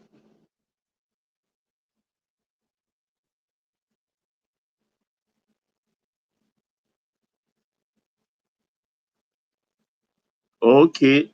Yeah, okay. Tinkan and all the rest, they say they can hear us, Prince Daddy. So let's give it a roll. Go ahead, Prince Daddy. Take the floor. Baba, you go ahead, please. Okay. Yeah. Thanks for the difference. Like I was saying, I will speak on the part of Atiku and the chairmanship. It's all 2023 playing out again. We all know definitely that the David Mark's chairmanship, I think, is a deception. A deception to lure Obi in the more into the party to the extent that he won't be able to run away again. Because if Atiku is running, like we all believe he would, then the chairmanship of the party cannot still remain in the north. It has to come to the south. It has to come to the south. Baba, another you must go. Huh? You say again? I said another you must go. Yeah, Wiki. exactly. But I think David Mark will not be obstinate like Ayu. David Mark will, I think that they've already sealed that. David Mark will step down naturally. But then who will emerge as the new chairman from the south? That's what It'll be a Shola now. Remember, David Mark is interim. His position is exactly. interim. That's Yeah. where that's the one I arrived at because there aren't much southwesterners in ADC, and Bregbeshola is the most senior so far we know, or it may go to south. And if you listen to Atiku properly, he promoted more Amechi than Obi. Because when he was talking about, I can't remember, he even referred to Amechi as a leader in the South. And I pinched myself, Amechi a leader in the South? How is that possible? Who will be in Amechi's corner in Cross River, in Rivers, in Akwa Ibom, Delta? Who will be on his side in Bayelsa? No, Amechi is not is a no factor in that regards. But he mentioned him. I think he's just preparing his mind in case Obi escape the nets they placed in his path. If he escapes, then of course Amechi will pick the VP ship tickets in this regard. But one thing I found out, or what the deductions are made from Atiku's interview, is that they have nothing to offer because in the last 3 days, Obi, Atiku, he told me, they've had the opportunity to articulate exactly what they are coming to do. But none of them have come forward with their full shares to say, this is what we are going to do. None of them. Because, I mean, how many months now? 9 months to the election, and we don't know what you are about. Other than we want Tinubu to go. Go where? We made that mistake with Buhari in 2015. We want to repeat the same mistake again. Oh, Jonathan must go. We just don't want him. We are tired. And the same playbook you are using, you dust up and you're using now. And they even asked him about restructure. He said he's not interested in restructure, and which is at the heart of Nigeria today. He's talking about rotational presidency instead of restructure. That's where he pinned himself. That's the corner he pinned himself. That's unacceptable. That is unacceptable. We have to restructure the country. We have to restructure the country. But therein lies our salvation if we have to remain as a unit. Because this system is not working. Where monkey is walking and baboon is eating. No. Monkey deserve their bananas. Full weight of their bananas, which they work for. So and this is where they will fail again and fail woefully. That's why I refer to them as gangsters. Because none of them has come out. If this one is not saying if they are bandits, or APCs, they are bandits, they are scammers, they are this, they are that. Too many things. Tell me, convince me that if we come from day one or the first 30 days, I'll put back the subsidy. I'll put back this. In fact, the electricity things I'm working on it already in advance. If I won, then within this so and so period, I will bring electricity at least to a functional as a functional utility, and I will improve on it before my first 4-year term. Three, tell me, the NEL fund, are you going to convert it into total, or you pardon the debt, or you raise the debt and make education free at all level, including the tertiary? You have to tell us that. The tax regime we are going into, or we are operating already, it's not fit for purpose. In fact, I will tear it up and will revert to the old order, or I will introduce new things. That's what we hear from stable democracies all over the world. But these people, the only sing song I hear is Tinubu must go. Tinubu must go. Tinubu must go. Tinubu is not good. Tinubu disappointed me. Is that I don't understand. So based on that, I will vote again. The way I voted for Buhari to come in, and I was tortured for 8 years. I mean, these are non-starters. They are just jokers. Honestly, I don't know why I don't know. Can anybody tell me what they are really up to? Because I don't understand. Sorry about that. Yes. Atiku'S, he's the last of the Mohicans. Atiku'S, to me, look at his responses, the way he responds to the questions. He's an autopilot. Atiku has nothing to offer, and it's quite clear. I mean, what are you going to do differently from what Tinubu is doing right now? He had nothing to say but everything. Okay. Then he mentioned the economy. Okay, fine. What about the economy? I didn't think he had any serious response to it. Atiku just wants to become a president. He's an autopilot, just like when Buhari came after so many tries and he became the president. Same thing will happen to Atiku. There's nothing Nigeria will benefit from Atiku, right? If he became the president, it's just nothing's going to happen. So, is right now, I'm not sure. I mean, if Atiku allows somebody else to become the party leader, then something tells me that in 2031 is going to run again. And the question about, does it believe in rotation? I mean, it's answered that question before. Last election actually did answer that question, maybe with even Charles. And his response was like, well, in the PDP party, they are still following their rotation parameters. So in other words, it's making a distinction between a national rotation and a party rotation, which is dubious and fraudulent, right? I mean, one would think the nation is above the party, but Atiku doesn't see it that way. It's just, it has nothing to offer. I mean, just like I said before, Atiku, I think, as a politician, is worse than Peter Obi. Thanks. Yes, stranger thing yet to happen, because these people, Atiku, Obi, Amechi, and who else again in that reckoning, they are just deceiving one another. They are not sincere. With Kwankwaso, they are all not sincere. They are just like Ikunde Rendeku.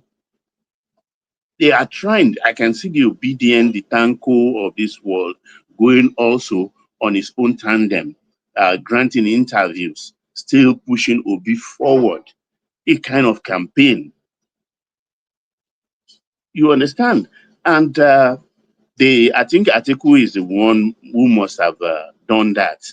a preponderance of most of the Western nations, ambassadors and high commissioner, they were at their ADC, I'll call it, yes, illegal convention yesterday. And that, of course, is giving them hope that those people is just photo ops. As far as I'm concerned, they are not there to endorse you or anything. Their presence is just to witness what truly is going on. They write report to their nations. They are just representative. You invited them, and they showed up. If they don't show up, then that means you tag them as enemies, Tinubu supporters, and stuff like that. And you say, oh, I will, what did it, how did he frame it? Whoever emerges, I will support that person. And you didn't say, we talk about consensus. If it didn't work, you will go to direct primary, which, as one man said, is expensive. And they don't even have time for it. They don't have the apparatus to do a direct primary because it's like an election proper in itself. In the scope, in entire scope, it's like an election in itself. I don't think they have the time, even if they have the money. Yeah, so they are in big trouble. Yeah.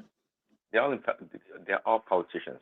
And I mean, they don't always get things right, of course, and they don't leave nothing to chance. So, Baba, who do you think is going to be emerging from their party? It must be known by now. It's nothing. Those whatever they play, the games they play right now, it's not real. They have people ready to go, and they just, of course, playing the game. Who do you think they've chosen to be the flag bearer of the party? It's a no-brainer, one boy, Prince Daddy. It's a no-brainer. It's Atiku. Look at even look at the Tambua, Dele Momodu, Dino Melaye, Aregbeshola. They are all Atiku's men. Even David Mack.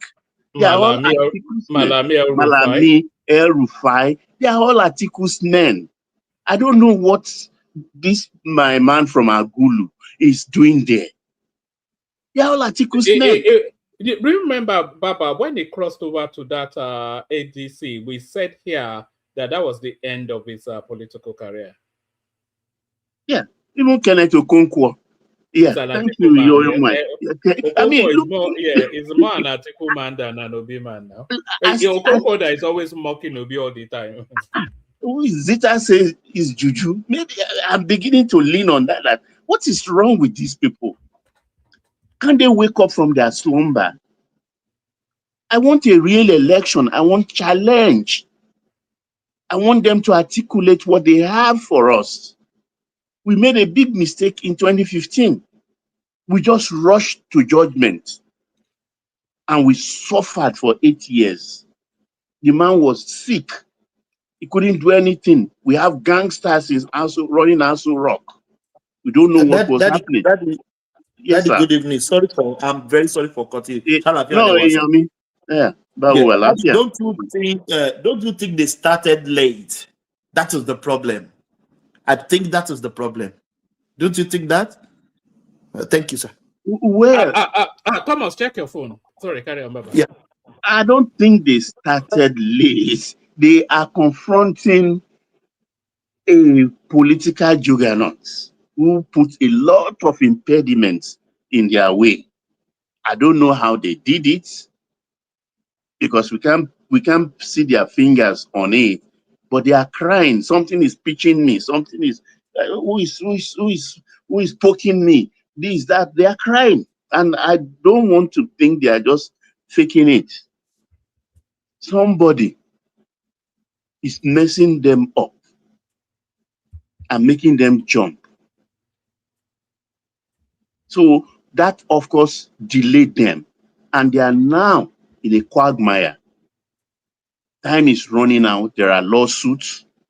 And also they fashioned a weapon against themselves again yesterday by sacking Abejide and Gambo. is it Gambo or Gumbe, and sacking them, they will go to court again. So it's even likely ADC may not be on that ballot paper with any candidates. It's likely, because that move they made was a big mistake. Because when you are in a hole, stop digging. Stop digging. Because I don't understand. When APC came to power, did they have any governor in position in any state? I can't hear you well, Prince Daddy. No, So I was you asking, you know that the APC was a conglomeration of was a coalition essentially. So they had a lot of PDP governors that crossed over, all those Sule Lamidos and people like that. no, You mean? before they came to power, one man, before Buhari came to power the first time around, they had governors. Yes, they had governors. The APC. No, that was a proper coalition, because ACN has governors, the Southwest, plenty of them, and CPC, they have some. And PDP also. Abga, I think, what's his name now? Okrocha, and NPP or so. They all have. They came with their own governor. NFP, yes. Even they call themselves a Maja. They call themselves Maja. It makes sense. Maja makes sense because there are that's a merger. Sorry, that's a proper word to use. They merge and collapse their structures. So that makes a lot of sense. I'll look for a point of comparison. And so this ADC party, I mean, what do they have on the national level? I mean, in terms of structure-wise, what do they truly have to compete against Tinubu? If you ask me right now, nothing. Nothing. I would say nothing. And the coalition they put together, let's say they coalesce themselves bodily, not structurally, bodily, because they don't have any structure other than Obi having his obedience, which he's not in control of. They don't have any offices. They don't have any presence in presence. Sorry, Baba. They don't have any presence in the 774 local government areas. They don't have personnel to man the polling booths, which they need 3 for every polling booth. They don't have any offices in any of the states. They don't have anything, and these are all of the things they call structure. So all those things have to happen within the next 9 months. Yeah. OC, my friend in the commentariat.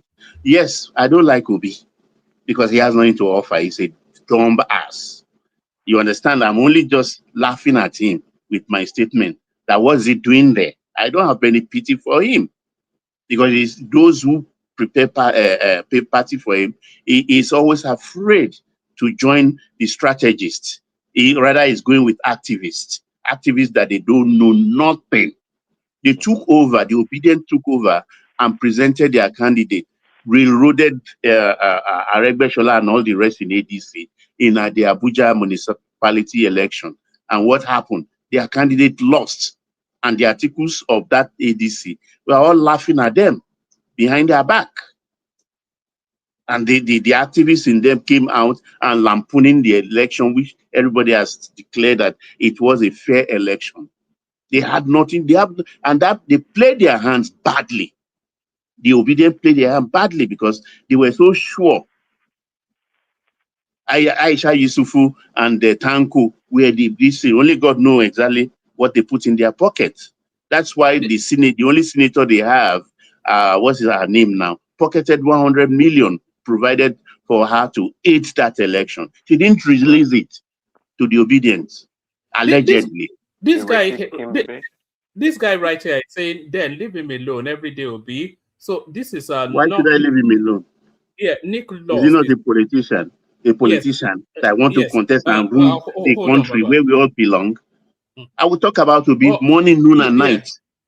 Oh, all right. So this guy says, leave Obi alone. Every day Obi. His name is Nick Laws. It says it's the most foolish thing they say. Two things I hear, one man. Two things I hear. leave Obi alone, then what has Tinubu done? Nothing. He has done nothing. Then the third one, what have they done with the subsidy money? Dumb questions I hear from these people every now and then. Obi is a politician. I will talk about him morning, noon, and night. All right. I don't think he was speaking especially to you. I think he's referencing the platform. He says, then leave Obi alone every day, Obi. So let me make this. No, that I know he's referencing the platform. They all do it. Yeah, that's right. Baba, Yeah, Baba, sorry. 1 second. Yeah. So let me make you a promise, Nick Lost. By the first week of June, you will never hear Obi mentioned on this platform again. First week of June. So hold that date, because there will be no reason to ever speak about him again. So carry on, but these people don't know what's going on now.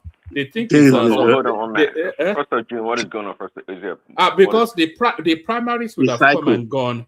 The primaries would have come and gone, and Obi will not be able to move to another party. So Obi will be totally out of the ballot.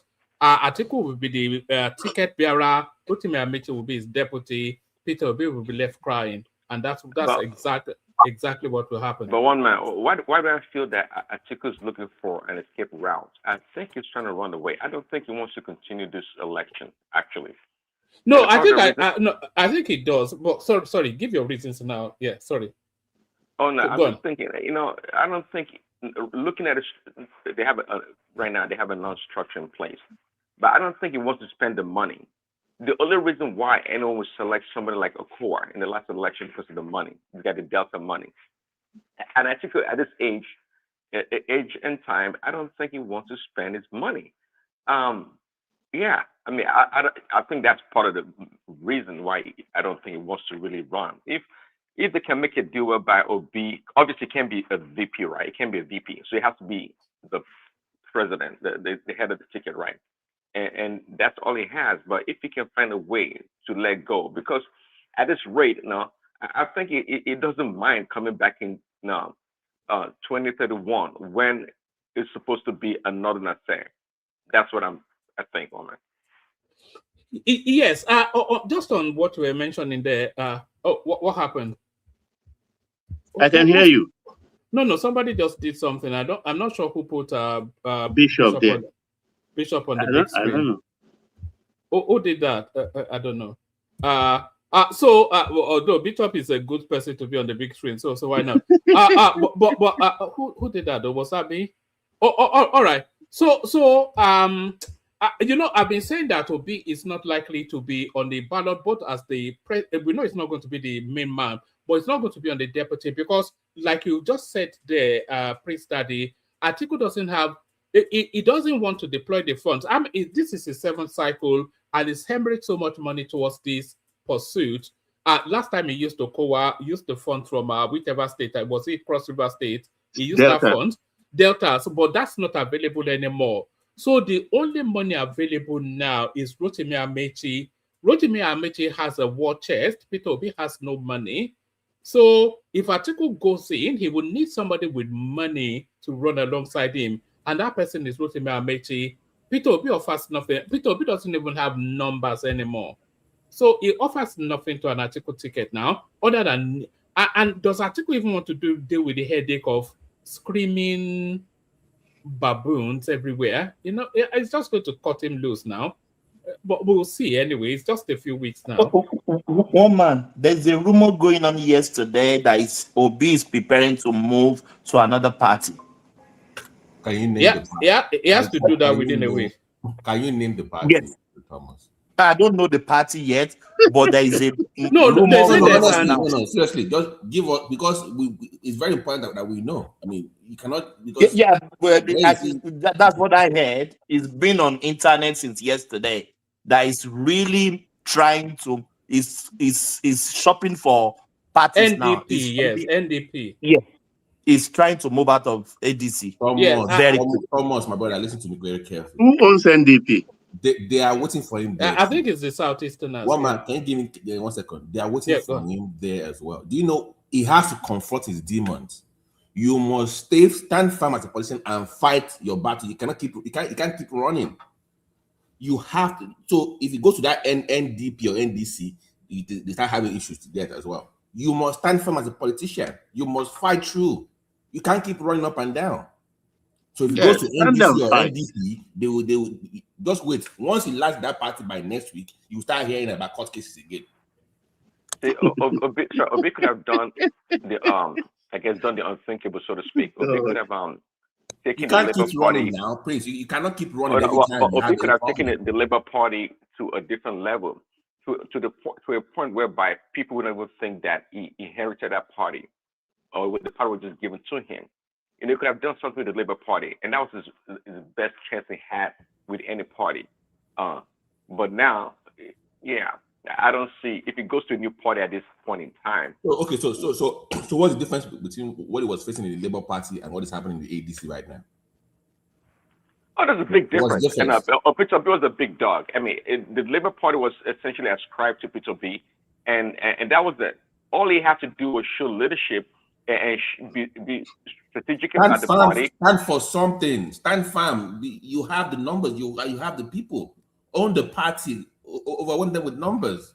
But you left. Yeah, but Now that is you we want know to he take a doesn't like blame? to build things from the scratch. He doesn't have that skill to build from the scratch, and and to my point, the Labour Party would have been the best vehicle for Peter Obi because people really ascribe the Labour Party to Peter Obi.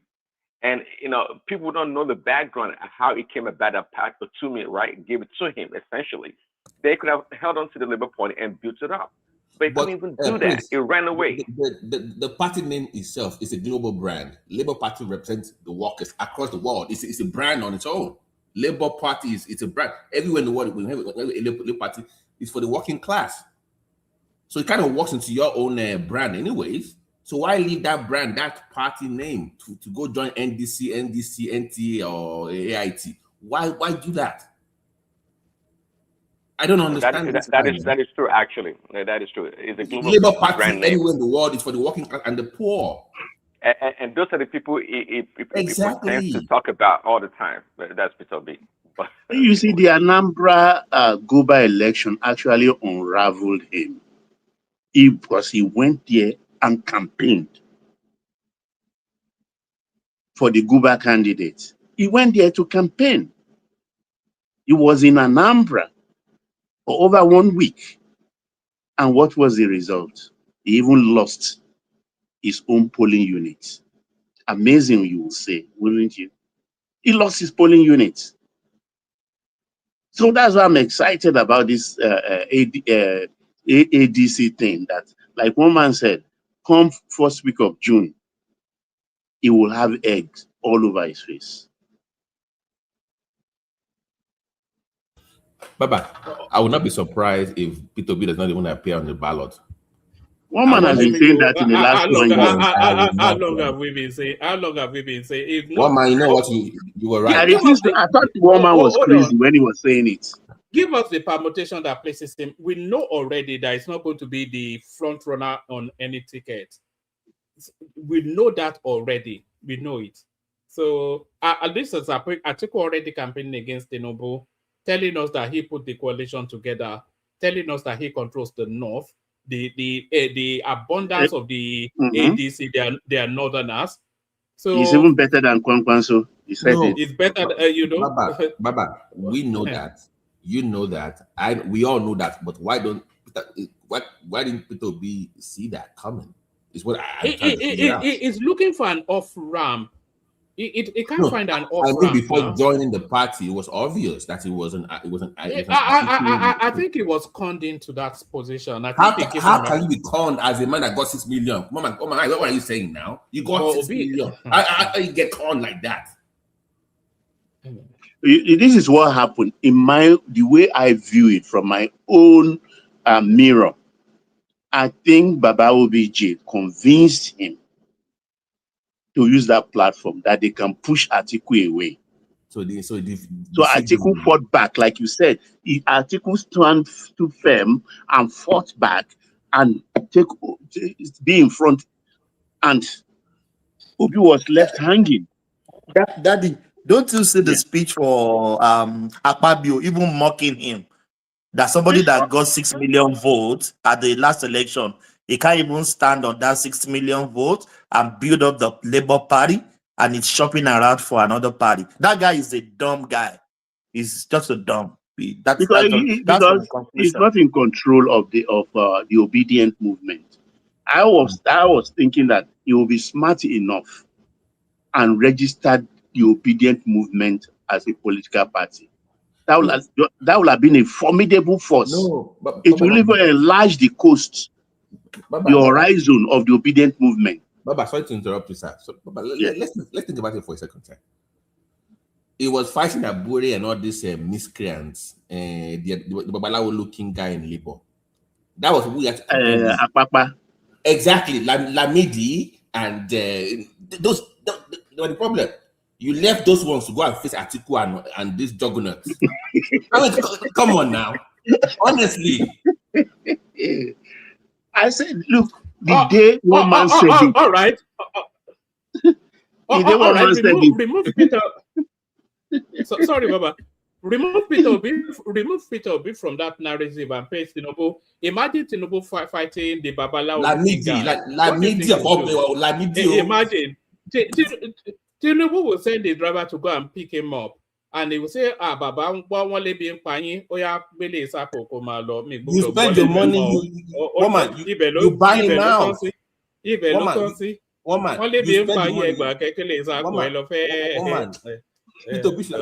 buy them out now. You buy them out. Like maybe kilo fair. What do you want? That's it. You just get rid of them. That's the way you play the game. Now. He was in a unique position with his obedient movement. But that obedient movement, too, was an organic thing. He didn't plan it. It was a platform that just grew organically and happened on him. But if he were a politician with foresight, he would have seized the moment and be in control. But then when they started the obedient movement with their cantankerous politicking, abusing everybody to stupor, they told him, put your people on leash, control them, control their temperament. They should moderate their language. But he couldn't do it because he was not in charge. And that has alienated a lot of people, including me. Because you are supposed to be in control, but the dog is the one wagging the tail. I mean, the tail was the one wagging the dog. You are supposed to be in charge. Stand firm on a podium and call them. I mean, there are people, I see them all the time. I read about them when they say, oh, I'll call my followers to deal with you on their Instagram, all those things there where they go. They command their followers. You understand? They will unleash their followers, but you don't have that capacity. Of all people. Yeah, you miss the opportunity because the obedient movement, whether we like it or not, they delivered 6 million votes. And it cut across geopolitical zones. And he has lost at least a quarter of that. He has lost a quarter of that. And if he becomes a VP of Atiku, he will lose further quarter. And he will have halved it. Baba, yeah. That is why I trust some former governors of Ogun State. Eliminate son on party in Labour. I had to go missing. Don't buy do what is necessary as a leader. That's my point. I'm not advocating for violence, but do what is necessary. So my worry that when it goes to NDP, like Thomas said, it's going to have the same problem. How will it deal with that? I think he only has a month left, right? If I'm 1 month, is it 1 month?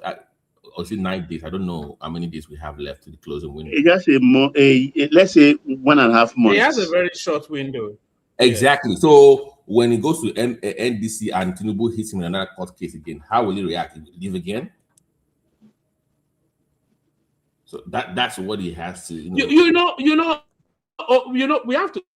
We have to react to that Obi's interview because the story will not become. We are not tying on criticizing him for leaving the Labour Party. He said they set fire on the Labour Party. Did they want him to burn? So he had to make his escape.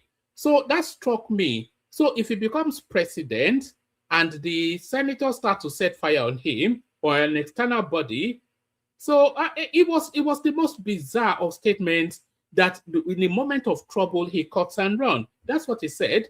Those were his words, not Yeah, he mine. said that. God.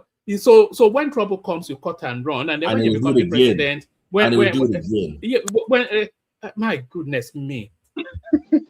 But Look, one man. one man. My thing is, he doesn't have to. Is the point? That's why it's annoying. There's no reason to do it. There's no need. There's no need for it. Honestly. Look, I don't like the way you understand. Already, I said it, and I'll say it again.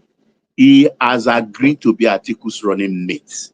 But even as we speak, that position is no more certain for him. And that's where he runs into a kind of roadblock. Because Amechi is eyeing that. And if Amechi has people like Kwankwanso, the Dino Melais, the Okonkwo, Oye, and all of behind Amechi, and don't put it past him. Amechi has a lot of money to waste. The time Obi was governor. Sorry, Baba. Yeah, go ahead. No, I was also say the people in that ADC, they don't like Obi. Nobody likes him there. El-Rufai doesn't like him. Not because they don't like the obedience. It's the crowd behind him they don't like.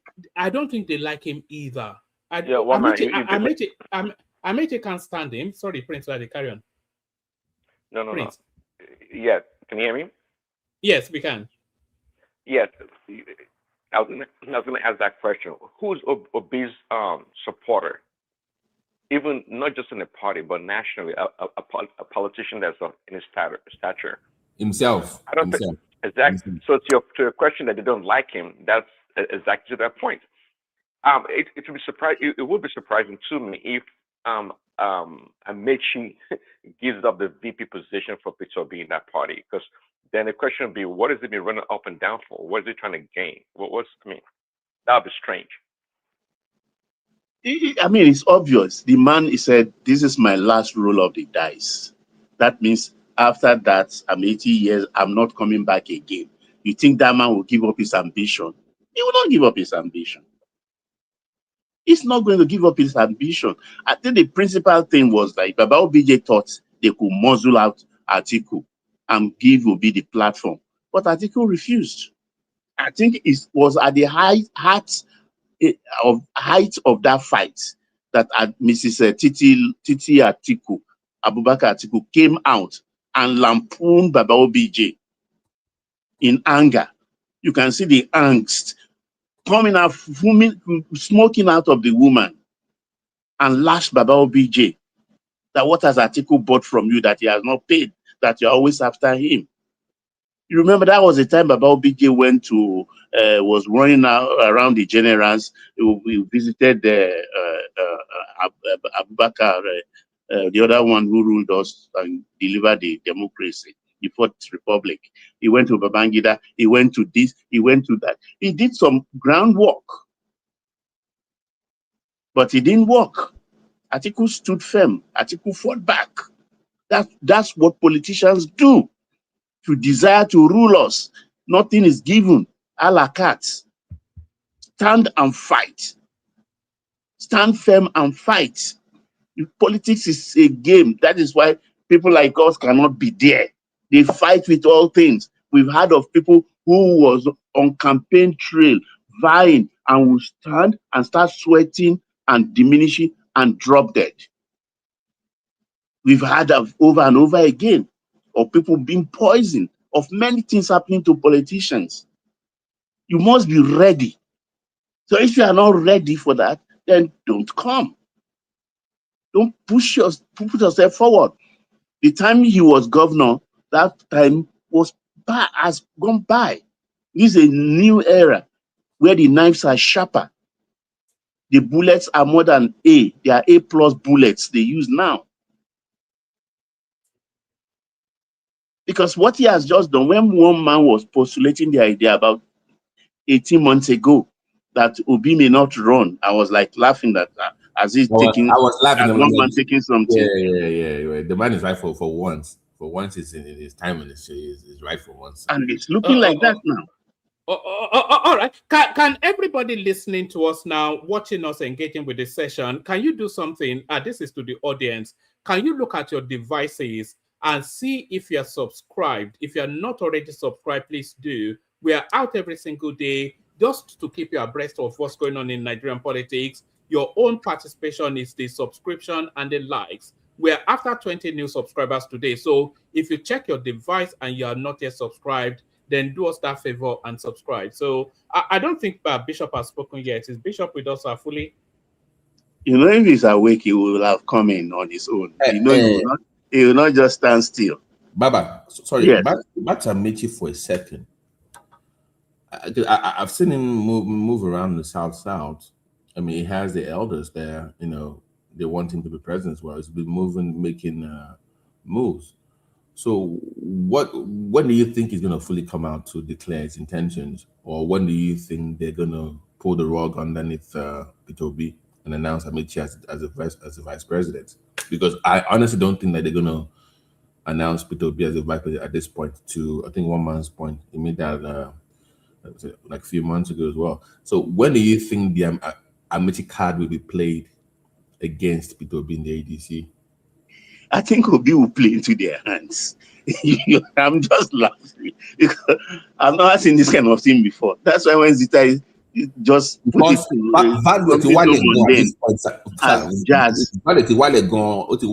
this point. Honestly, if you look at the landscape now, it's Amechi wants to be VP. Amechi wants to be VP. And you know, is that money Amechi got was free. Even the man who came before him spent on the night of that 2023 PDP thing where Tambuwal messed him up. He spent nothing less than $10 million within 24 hours. Cash. That's wicked. Cash. That's the kind of money those who rule that state have. Cash. About $10 million within 24. That's why do you think Wike is running around so mad like a rabid dog up till today? Over 3 years, it's like the wound is still fresh. Spent $10 million. So I make sure you have that kind of money to waste. That's why you say you'll be seeing all around floating. When he was with Shehu Okinbaloye a couple of weeks back, he talked about zoning the presidency of ADC to the south. But if you watch him on the podium yesterday at their convention, he was no more talking about zoning. He was against zoning. So he's trying to edge Obi out so that he can be the vice president. And all Atiku needs is money. He wants somebody to bring in cash, hard cash. The obedience will not put their money down for Obi to give to Atiku. That's not going to happen. Hell no. But Daddy, a quick question, please. Yeah. Why are these people rooting for Atiku? Why do I ask that? Amechi himself, in their heart of hearts, they know that this is the turn of the South. So, but why are they still ruling for Atiku? Why is he not pushing himself out as Amechi himself as a president? You mean Obi? Why going to the north? You see, Obi has a very unique chance and opportunity to challenge for the presidency in 2031. Why do I have said this over and over on this platform that if Atiku runs in 2027, and he has said it plainly that he's running because the North has 8 years deficit. He said it himself. The northern turn. 2031 is northern turn. 2030, yes. Why I'm saying this? I know B has wait. It's northern turn. Well, now that it's southern turn, why is Atiku running? So if Atiku runs in a time that is for the southerner, Obi has a right to run in 2031 because all bets are off. The convention, whatever firmament is written on paper or whatever in the air, it has been turned to shred, Yeah, to no Baba, more north-south divide. Baba, is the Southerners that respect the rotation. Remember, before Tinubu came about during Buhari's time, El-Rufai went around and said it's all about competence, that they don't do that kind of thing. Whoever is qualified should run. I heard El-Rufai say that. So the North per se don't respect that rotation. I don't think they do. And that's why Atiku can run at any time during any election cycle. But the Southerners, trust me, come 30-1, you will see that the Southern politician, including Obi himself, will relegate himself to the background and not push forward. That's just the way it works. It's more of doing activism, you understand? He's 66. By 2031, he will just be around 71. Very ripe age. He should go for it and he should justify it articulately that there is no more convention, there is no north-south divide in the presidency. So I have the right to run. And if he plays his politics well, he may succeed, because Atiku will not be in the frame that period. Atiku will be 84, 85. And to Prince's point, sir, I don't think the North will, as that open-minded like we are in the South, to even vote for that. They will even entertain the idea of voting for somebody in the South in 31. I know when Atiku ran like this past year, this past cycle, he got votes down south. I don't think that would be applicable up north if that happens in 31, where somebody from the South presents himself. So I think I agree with Prince on that. He has the right to run, to your point, sir, but I don't think the North is as open-minded like we are to that possibility. No, the guy will just go and waste his money and time. Exactly. So, even in the South, where will he, with the behavior of his obedience, where will he even get the vote from? Do you think the Southwesterner will vote for Obi in 2031 just because he's a Southerner? He has not, the bridge is supposed to he has burnt those bridges. Yeah, exactly. So where is the coalition down south, anyways, to even give him that vote to even challenge the North? Well, he can work towards it. He has 4 years gap. Sorry, Baba. Sorry, BT. Sorry, everyone. Let me bail out hand over to Thomas. Simba say as well. Thank everyone. See you tomorrow. Super Tata was Ayo, of course. Can you encourage people to continue to subscribe? If you can get 20 of them, it will tip us over a threshold. Before you go, answer this question. Don't run away. Who will you pick out of this interview we just watched for Atiku? Will you prefer by articulation, asking the questions? Will you prefer Atiku to Obi or Obi to Atiku? Just answer that before you go. No, I'll prefer in terms of anybody that can run Nigeria, I think Atiku is better than Obi. But in terms of who Tinubu can defeat, I think Obi will be better. I'll follow Zita on that one. That Obi will probably be easier. And for your show, one man, for your show, you prefer Obi. For your program, you prefer Obi. Yes, and for the something as well. And talking about prefer Obi, let me leave you with this clip. See if you can spot Peter Obi's wife in this clip.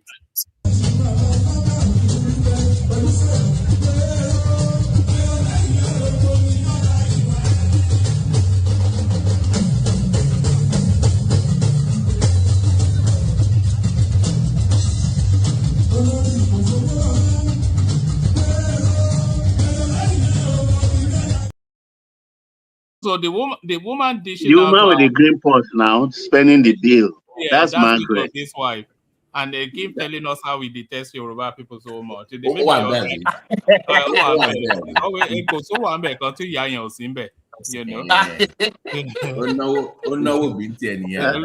Mama, it's even spending bill by bill. You know, bill by bill. That's more than shishi. All right, thank you, Yeah, thank you. Yeah. I think Baba has the floor. Yeah, continue, sir. So I think one case, all of them they've come. So they should have their voice. Bishop, who want to go next? Baba, I can listen. Hey, Adewale Bawo, Alafia. Yes, sir. Yes, sir. Yes, sir. It's a good Yeah. time. Mo ṣe gbúrò yín lánàá rárá. Mo Yeah, ṣe yeah, gbúrò yeah, yín of lánàá. course. Am I go Good. escape? Am I go escape? But and like it, you went to. One Piece is here too. Okay, so, And sorry. Bishop is still sleeping, I guess. Dewale, bá mi bá Fáyọ̀ṣe wí o. Tẹ̀lé ń dalé rú káàkiri. But Fayoshe doesn't lie. He told us the 50 No, billion, didn't he? it Fayoshe doesn't told us matter 50 that. billion. And we Yeah. heard that it's not 50, it's 30. At least a lot of money.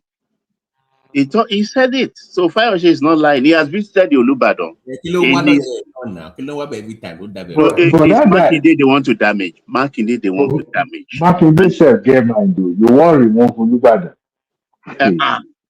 Arifin, what kind of thing is that? I saw him today. I was looking at his eyes. That are you normal to remove Olubadan? Tí Olubadan bá wọ níkà, ó mọ bàbá ńlá ẹni tó ń jù lọ. From where to where? This guy will do some Oh God, Olaya, oh God. government office one day. Some people are even turning down the Obashima. On our way, our man they only go for our man do ní ìlú àwọn ìjọba àwọn ọ̀fẹ́ adé. They're even turning it down that bad. I won't say. No, you see, I mean, a lot of people are turning it down now. They'll say, no, just pick whoever you want to pick. I'm not going to be subservient under one stupid government that has just a one time of 4 years. And then I will be kowtowed to, I mean, for what? Everybody of all kings. Oh, wow. Baba, you were talking about Atiku earlier. Have you guys ever take a moment to look back? What is it that the northern part of the country do not see in Atiku, but we in the southern part of the country sees in him? This guy has always been rejected right from the one he has been in government. Even the fact that he became the vice president was by luck because of his affiliation to Yaradua. But if you look at it, every effort he has made by himself to be at the top of the hierarchy of power in this country has always been resolved by his own people. I mean, this guy was recently suspended by the ADC chapter in Adam. Is he an Adamawa? Yeah, that is how useless he is politically. If you cannot control the narrative in your own backyard, though, and you are telling us nationally that we should look at your direction, that tells me he's not a serious person. Yes, you may have the money, and because of your position and power in the past, you still control some little power. But who I can think suspend Jagaban in Lagos? Tell me, who can suspend let me just Jagaban? Adewale, see what we call him Atiku needs is he needs a Tinubu like Tinubu was to Buhari, right? Atiku will never become a president. No, Buhari, if it was not for Tinubu, Buhari also would never have been a president, and that's just the bottom line. Is that And not there's what he's nobody. looking for? Precisely. Is that not what he's looking for in Obi? By bringing Obi in. That means not a serious man. Can you really find that in Obi? Really? Is it Obi is the kind of a person, a character He thinks Obi can bring the Eastern Bloc for him now. That's what he's thinking. Yeah. Okay. Well, I see your point, but it's just beyond that. It needs just more than. Well, not all the obedience is going to be excited to vote for Atiku as the person at the top of the ticket, right? I don't think so because Atiku. You remember, he had the obedient. Yeah, they did very well as a unit, right? As a movement, they had support from the Southwest. Also, the Yoruba supported But, them, and let me people tell across the you guys. country. Let me say this. Precisely. Don't be surprised if Obi gets the vice presidency ticket. Can you hear me? Yeah, go ahead. I can hear you. Yeah, go ahead. Yeah. The obedience, they will vote for the ticket. They will vote for Atiku Obi ticket. Take it from me. Not all of them. You know, The No, party, that's what I'm his saying. followers will Baba, be but depleted. He's not let going to me get say that this. the coalition that he had before. They had He might not a good get, stretch. the 6 million Obi will get as presidential candidate. But I can reassure you that what you will lose out of that 6 million might not be more than 1 million. Let me tell you, Nigerians, let me tell you, the way people are reasoning rationally, Nigerians don't reason like that. Nigerians, we have this hate in us. That hatred, it becloud our sense of reasoning, our sense of judgment. Nigeria, and that is why we take decision in a hurry that we always regret. So Nigerians don't look at policy, they don't look at it, just hate. Oh, we don't like this person. Go. Whatever you are doing, they will be blind to it. So those people should not just say, okay, if Obi didn't get the ticket, if we give provide presidency, they will still vote for him. Take it from me. I don't. I think why I'm saying that he will lose most of his They might followership. not win, they might not win the election. Yeah, No, I'm not saying they are going to win the election, no, but they are going to put a serious threat to Tinubu. yeah. What I'm saying is that look, the factor of the people in ADC, the El-Rufai, the Malamese, they've offended some principled people who are obedient and will Who never. are those people? Who are the principal people in the obedience? Just tell us, mention them. The non-southeastern obedience. Odekalu has come out to talk about it. That if Obi doesn't have that ticket as the lead ticket, he will never vote for that ticket. In fact, he doesn't want anything to do with Obi. Professor Wonkrobia, How many votes? How many votes can they Lord have their Kalu own. They control? have their own followers. They have people they listen to. They are not bunch of idiots. They think those are the strategies I talk about that Obi is running away from because they are telling him the truth and he's running away from them. If rather is following the activists who are ruled by their emotions. So it's about activism.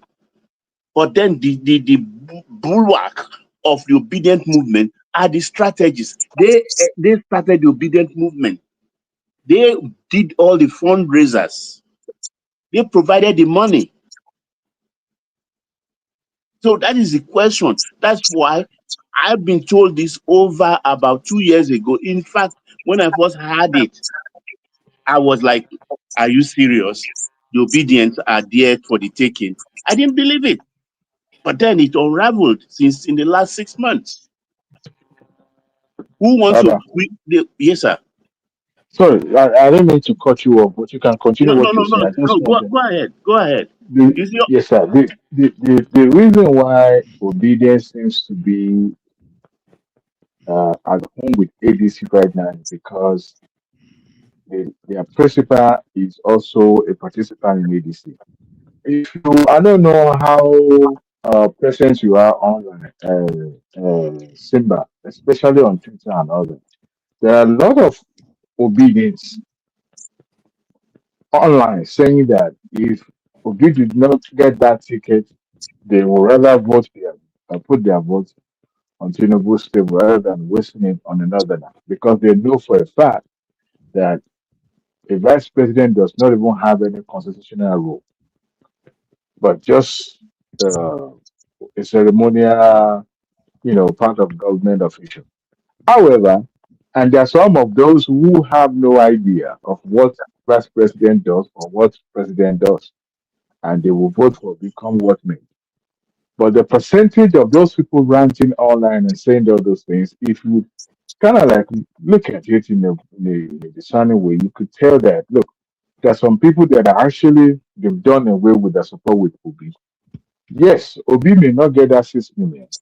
That is if he emerges as the flag bearer of ADC. But some significant number of his followers will rather put their vote down on a southerner than having a northerner becoming the governor after just 4 years after Buhari's tenure. So the reason why Do you think? ADC is Hold cutting on. him now Do is you think because the of that. core? Do you think the core obedience truly believe in that? They care about that Like I long said, term. there are certain percentage of obedience that actually, voicing that online saying that if he doesn't emerge as a candidate, they would not vote for whoever is coming out from ADC, and they would rather vote for Tinubu. Some people say they're going to sit it out, but See, do I listen? We have to on this but panel. majority of those who come from the southeast are the ones saying that they're going to vote for him, Mhm. regardless. Okay, there you go. That's my point. Yeah, that's my point. Right. So And to the point earlier, see, Obi's coalition. Remember, the Muslim ticket played a big deal in the last election, and so therefore Obi got some people voted for Obi because he was a Christian. There's no doubt about that. Those voting bloc, I don't think is going to emanate in this coming election. That's part of this coalition that's going to go away, I believe. right, right, right. I mean, that narrative of Muslim thing is no longer going to work this time around because the Tinubu administration have completely debunked the rumor and everything that they. I'm even surprised that they are not saying that it's the one sponsoring all this banditry and all that because they were almost going to that narrative when that Muslim prince was describing there. You see, the But deciding factor, the region that will decide that vote is the North Central. Is the North Central. And the North Central, their eyes are open. They even asked right, Atiku about that question. You understand? And he said there is no time that the North Central have not been made to do belt and being independent. I mean, he has come to the full realization that the North Central is gone, is out of their grasp. Because if you look at, they've never had it so good like they have it under this not Ashwabi. all of them, Baba. Not all of them. Not Central. Which of the states? Because Plateau. if you look at Kogi, look at Kwara, look at Niger, look at Nasarawa, look at Yeah. Benue, and then Plateau. Even that man, the man who started the Christian genocide thing and which America bought into, that Reverend Dachomo, is a Hmm. Tinubu supporter now. And that Yeah, surprised me. and to that You point, that's understand? why the So next it's about election, let's go to the north. religion. Sure, They are, and sure, they know that. Yeah, we can hear you. Oh, sorry, not you. I was sorry. Oh, okay. Sorry Sorry about about that. Yeah, hold You on. understand? To the point, Baba. To the point Yeah. for the next election going to the north in 2031. It's not about if it's going to go to the northern part. It's about what part of the north the next president is going to come from if it goes to the north. So to your point about a strong north center, that's going to play a big factor in how the northern candidate will emerge. Yeah, because presently, secretary to the government is from that zone, the army chief from that zone, the NMPC group managing director from that zone, APC chairman from that zone, the INEC chairman from that zone. That zone has become so powerful, and many more positions they've given them. They've never had it so good. You think they want to trade all that off for any other thing? They don't want. They've tasted power, and the people as the killing has opened their eyes more because why are they coming to their region and decimating them? So they have their angst are built up so much that they are ready for them. Even Atiku in that interview, when they asked him, it was like he's giving up on the North Central. He's giving up on the North Central. North Central will not vote. If actually you will win that North Central fully. And the Southeast, if Obi partners Atiku as the VP, then the Southeast he will not enjoy that 90% he enjoyed the last time. It's not going to happen. But But Daddy, yeah. Tinubu doesn't even need the Southeast to win the election. No, he doesn't need, but he wants to make a point. And that's why he Exactly, have his that's what I men in mean to say. place. He You just want to wants to make a make a point, statement, a point. yes, And it's about money. countering the last. Let You want me to just counter speak. the last election. Let me speak it. It's about money. And they have loads of it. The governors, they have loads of it to dispense. At least they will get 25%. At least they will get 25%. They will vote for him this time around. I don't even. Yeah, they will. The people are there to prove their point to Ashwaju, but I'm moderating my belief by saying, okay, at least 25%. I'm moderating myself. Adewale. Yes, sir. So, what makes you believe that Tinubu can't lose 2027? You know, The quality of the opposition, if I may help him start. Thank you, Baba. You know, the funniest thing is that there's a Yoruba adage that says, he was never even in power. What the heck? You know, because this one that Adewale is bringing, I don't know. And you know, we all know, you and I both know, it's only death and God that will take that presidency out of Tinubu's hand. I can assure you that. And the reason why is because one, it's not desperate. He has his mercenaries working everywhere. His tentacle. What do you think ADC are crying everywhere in the media that is destroying their party? In my head, I was even thinking, what stops you from planting your own mercenaries in APC as well? Money for money, attacker for attacker. Let's see how it works out. They couldn't. That's why they are going to. In fact, if what do you know what it would take to Atiku to go to Arise television studio? This is like a godfather saying, "I'm coming." Adewale, why do you think people are still following Atiku? Because between now, okay, I'm interviewing you. I listened to that article, and that interview was a catastrophe. Yeah, I put it to you. I put it to you, Adewale. So why are people still running after him? Because when they ask him about he made a blunder, you understand? He said that Tinubu has cornered all the institution that is for check and balance. Isn't that a surprise to you that will be coming from a person like Atiku?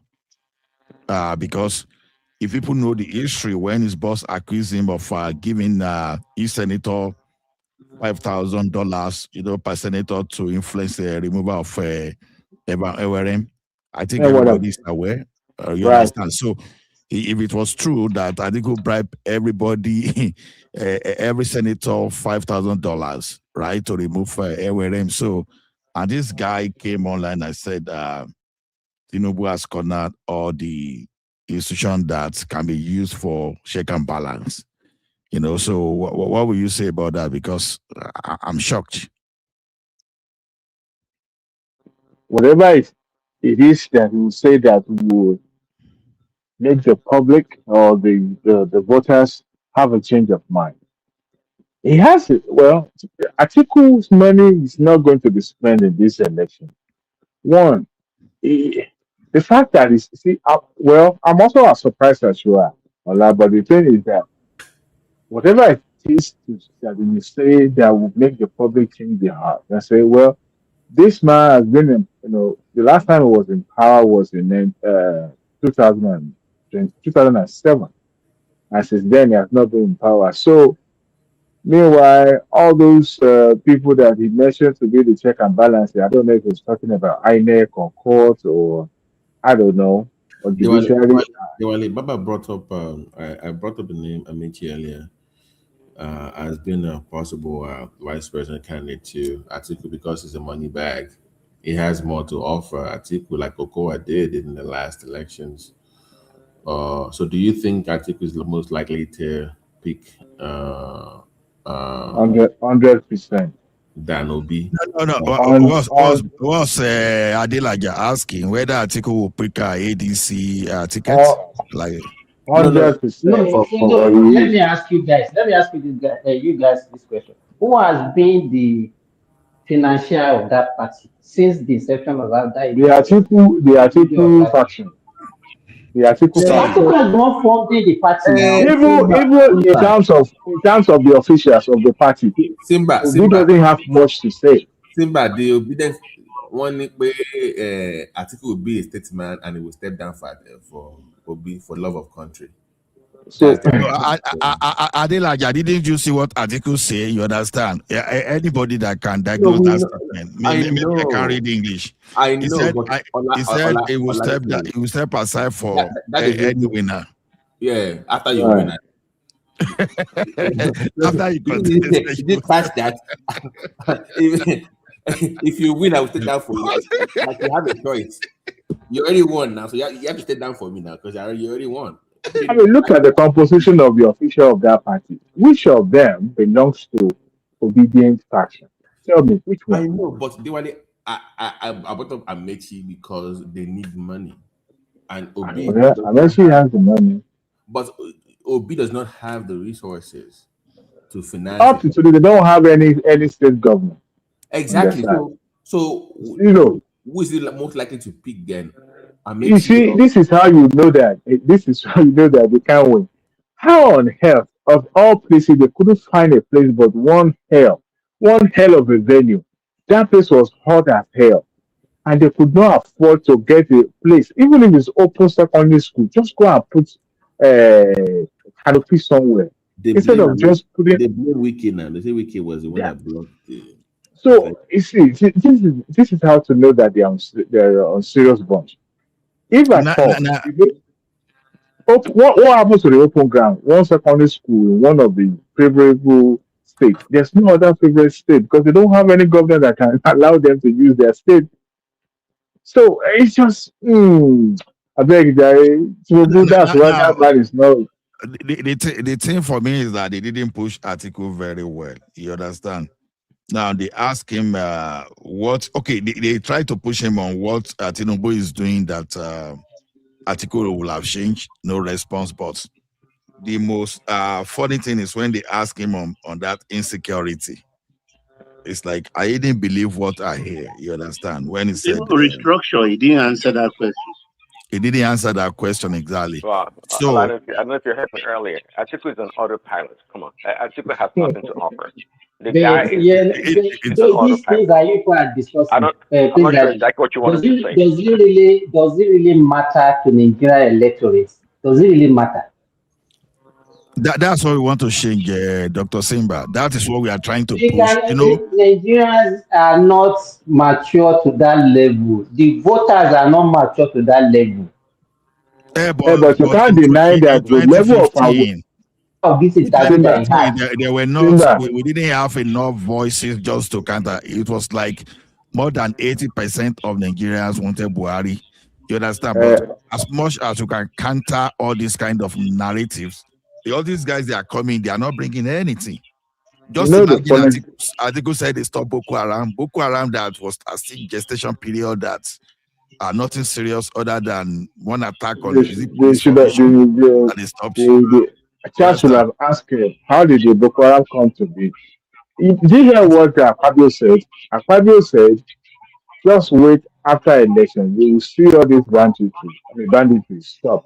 I mean, think of it. 2 years into this administration, there was nothing called bandit. It was just pocket of terrorism here and there, and it wasn't that much.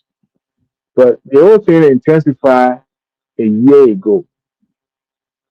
If you guys pay attention, 2 years ago into this administration, I listened to General. The chief, the defense minister said the same thing, but I have a very sad opinion that terrorism in Nigeria is not going. No, the tempo increases shortly towards the political cycle. That was what happened. A year after or two, there was nothing like that. The level of presence was not that much. But then everything started, escalated to the point where it's now being used as a narrative of inefficient or ineffective administration. And if you look at it, there's international dynamic to it. There's a local dynamic to it. It's a lot of factors. the state that was bombed recently that by Nigeria Air Force that they said it was what do you call it, collateral damage or whatever. Civilian, and that's was And not even true. Based on and General Musa. testimony I've read online says that that particular place, that particular market or whatever, that was a hub of every terrorist coming in for commerce purposes and all that.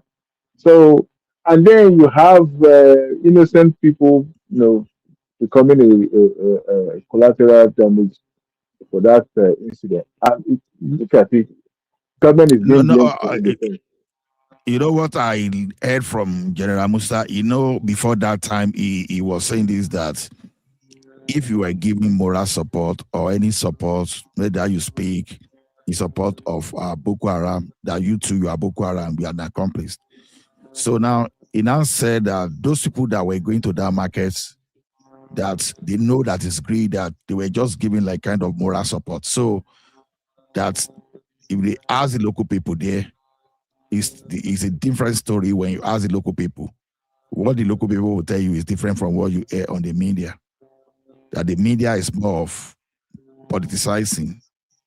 Why the real issue is these guys, the military, they are ready to take down both the real operator of Boko Haram and those supporters.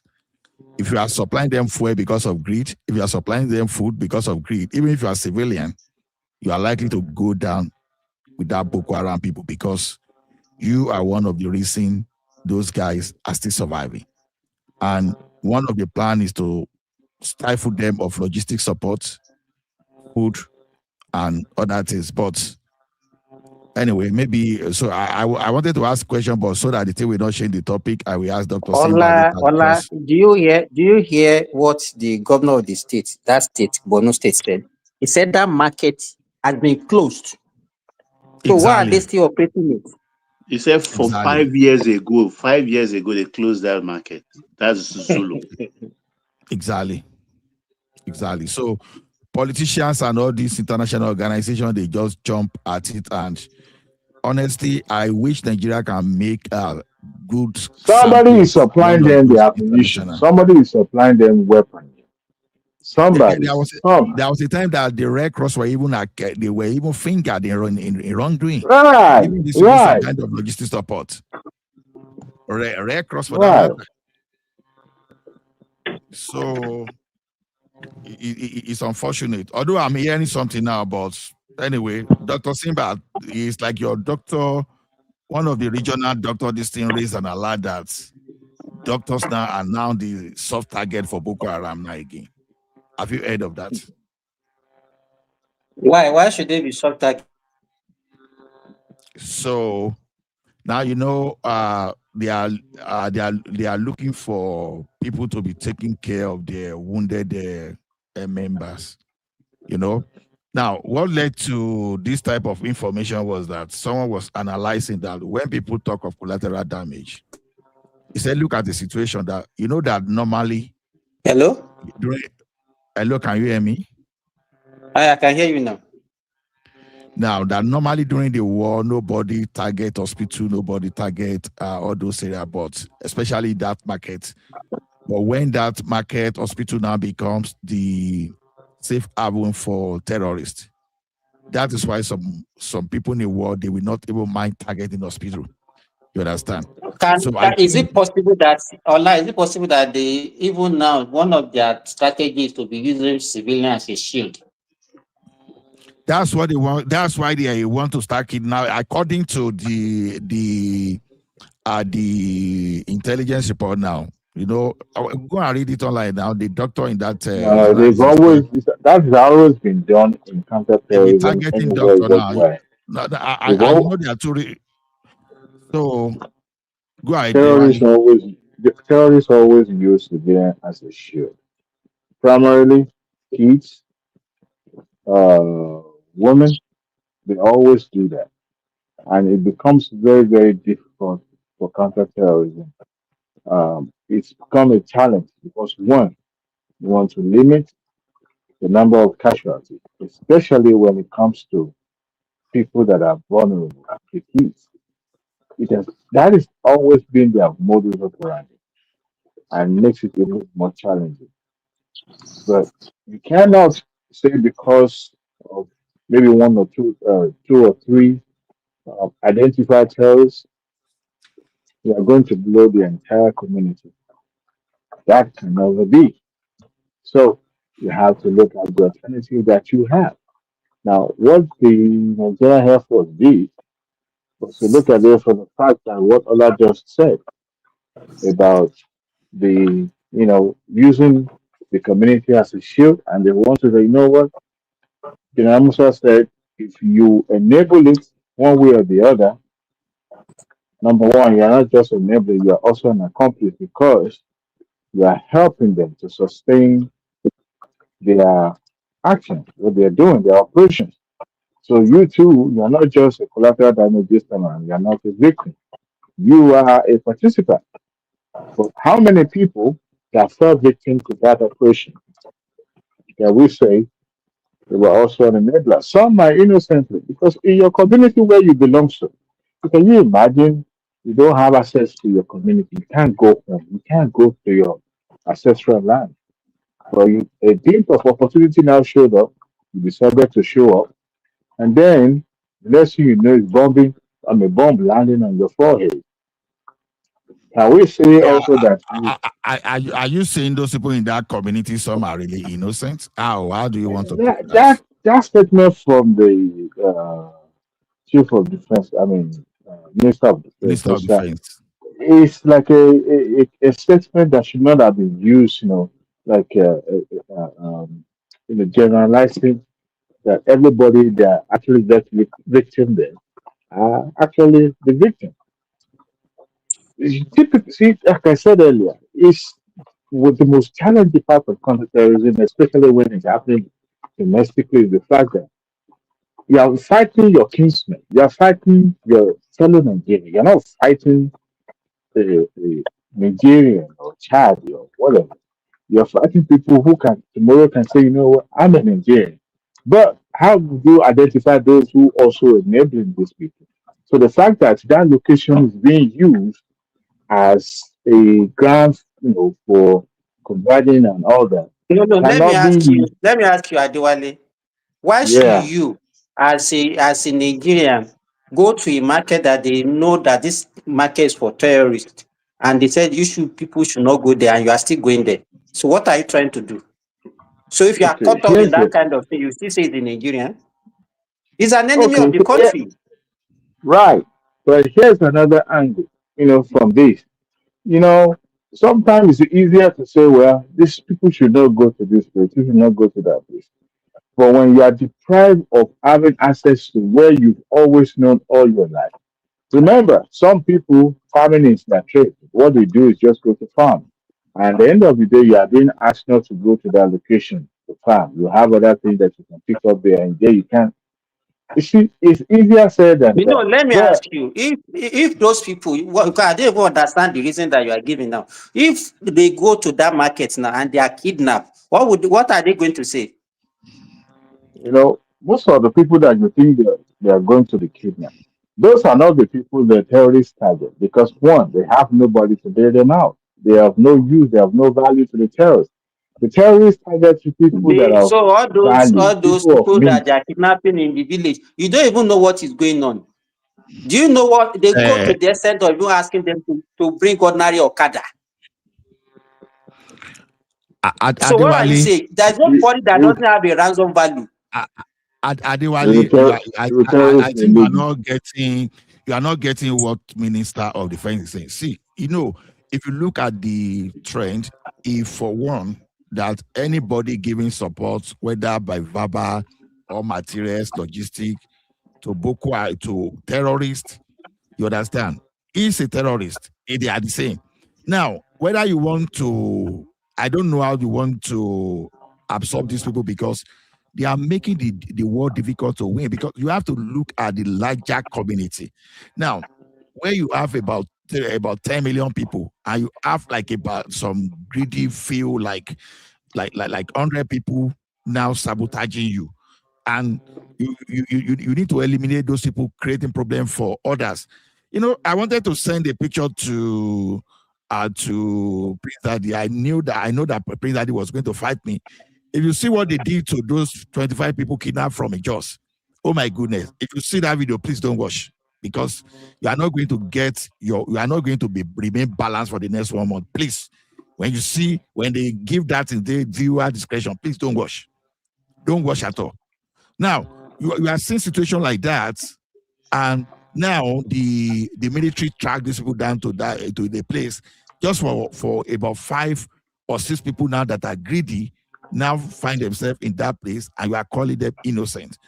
You understand?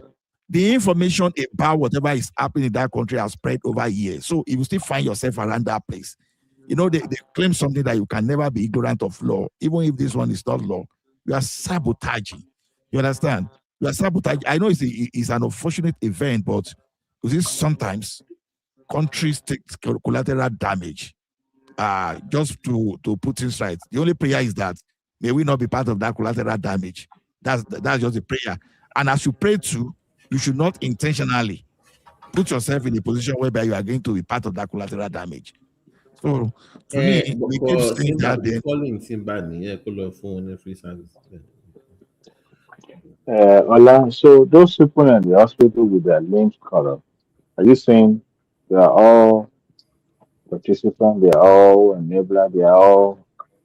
The governor said they've closed that market, and But now if you are saying we know. If the governor said we close that market, they automatically that's a law. Whether it's No, a second just saying, or what. just saying that you closed. Try and enforce that. So you can't just make a pronouncement without enforcement. Did they ensure that place was actually closed?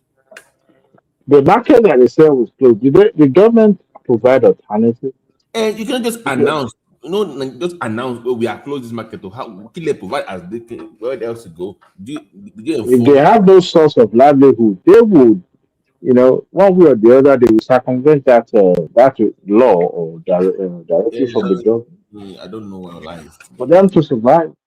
But I'm No, saying is this: not every see, single soul in that hospital base are Adelaja, also.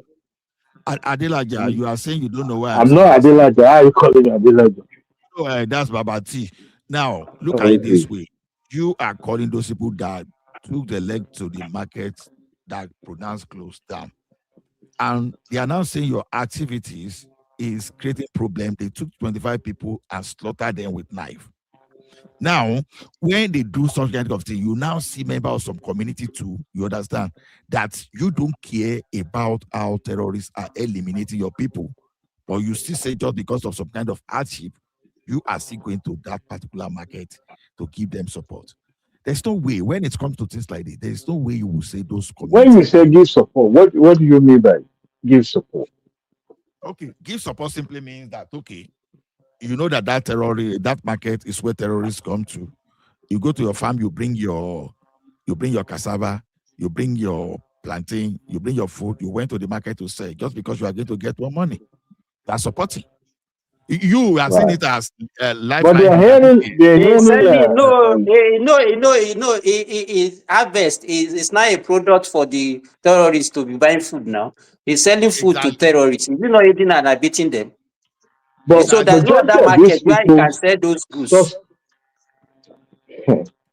hey, yeah, majority of those people, some of them, their source of livelihood depends on that market being open, I and would they have have to preferred eat. us that to come back to come and talk about that because we are not there. But if what I listening, if what I heard from General Musa was correct, Abba, General you Musa now see doesn't go that to General Musa doesn't go to that market. He also relied on whatever information is being provided to him. And some of those information. where I Let me was ask you, let me saying. ask you, let me ask you, Adewale. So if you are the one, you will still be patronizing that market, eh? After they said that you should not go there, that it's a den for Boko Haram, you will still be going there just because you want to Here- eat. Here's the thing, because federal government designate a location as a den of terrorists doesn't mean that the locals in those areas will still not transact business among each other. Now, is it possible that they know some of those people involved in terrorism? Perhaps yes, but not everybody that is in that hospital bed a participant. That is what I'm trying to highlight for you guys. And that becomes a challenge for the government operative to know who is who. If not because we have a failed system, a failed policing system, that when it comes to um, intelligence gathering, our system is number one, terrible. Ideally, they would have used people to infiltrate those people and identify those who are actually the principal actors. But I don't know. It's kind of complicated in a way. Maybe because federal government knows and they decided they're not going to use that practice to gather information. Adewale, Maybe I don't know. Adewale, if we are going to win this war, you understand, the citizen will have to do more. Let me tell you the Right. implication of how we are castigating this military. You understand? How will you feel, Adewale, if you were supposed to be the captain of that aircraft that went on a mission? You did your job based on intelligence, and just for someone to now come and be telling you what to do to make you feel guilty. See, this is the time I think we need to encourage our military instead of joining some group that want to bring them down.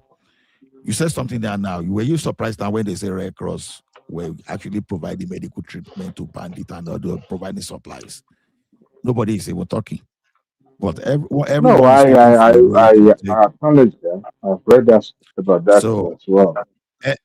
everyone is talking about how to demolish our air force so that some people cannot tag them for war crime or crime against humanity. Because if you are not sensing the narratives, you understand? Then see, let me tell you one thing. This war Nigeria is You fighting. know, he rather prefer the terrorists to kill the people than for collateral damage to occur in fighting them. Now, he rather prefer them to See, be no, fight. see, that's why I always misunderstood on this platform. I'm not supporting that. Never am I encouraging that.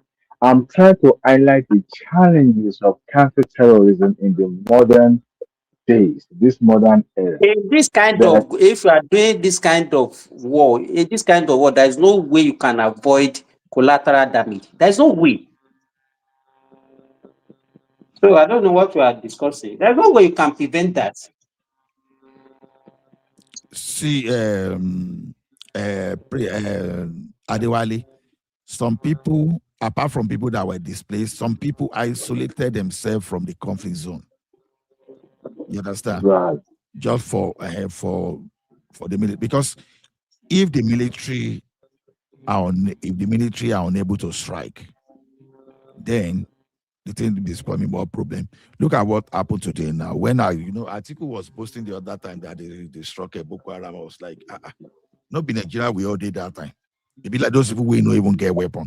If you really finish a Boko Haram, then where did they surface again? You know? So to me, we should, I don't know. I've already have my own mindset anyway, but I don't want to bring that mindset tonight. So but the thing will pay me on that interview is on that security, they know Andrew Atiku very well, because a person like me, I would have even gone so You many. don't know, Ola, you don't know that Nigerian media, they are somehow favorable to the opposition. I'm telling you, they should have asked him, because this is a guy that when the matter of Deborah happened, this guy quickly withdraw. If you could withdraw that time, you understand. How am I supposed to trust you at a larger level? You were not even, and the guy was even talking of not enough personnel. And I heard one man saying, to Nigeria, I'll be talking about all this. See, everybody talks with sweet mouth whenever they talk. The last time I checked, when Turkey was fighting insurgency and terrorism, they have over 500,000 soldiers, even with their populations. It still took them all, and they were even manufacturing their own equipment themselves. It still took them 40 years. So this story of they don't have enough personnel is not the issue, but the people giving them support. Any day the local community and Nigerians stop giving these people some kind of moral or logistic support, that one is even stronger to weaken them faster than even running bullet after them.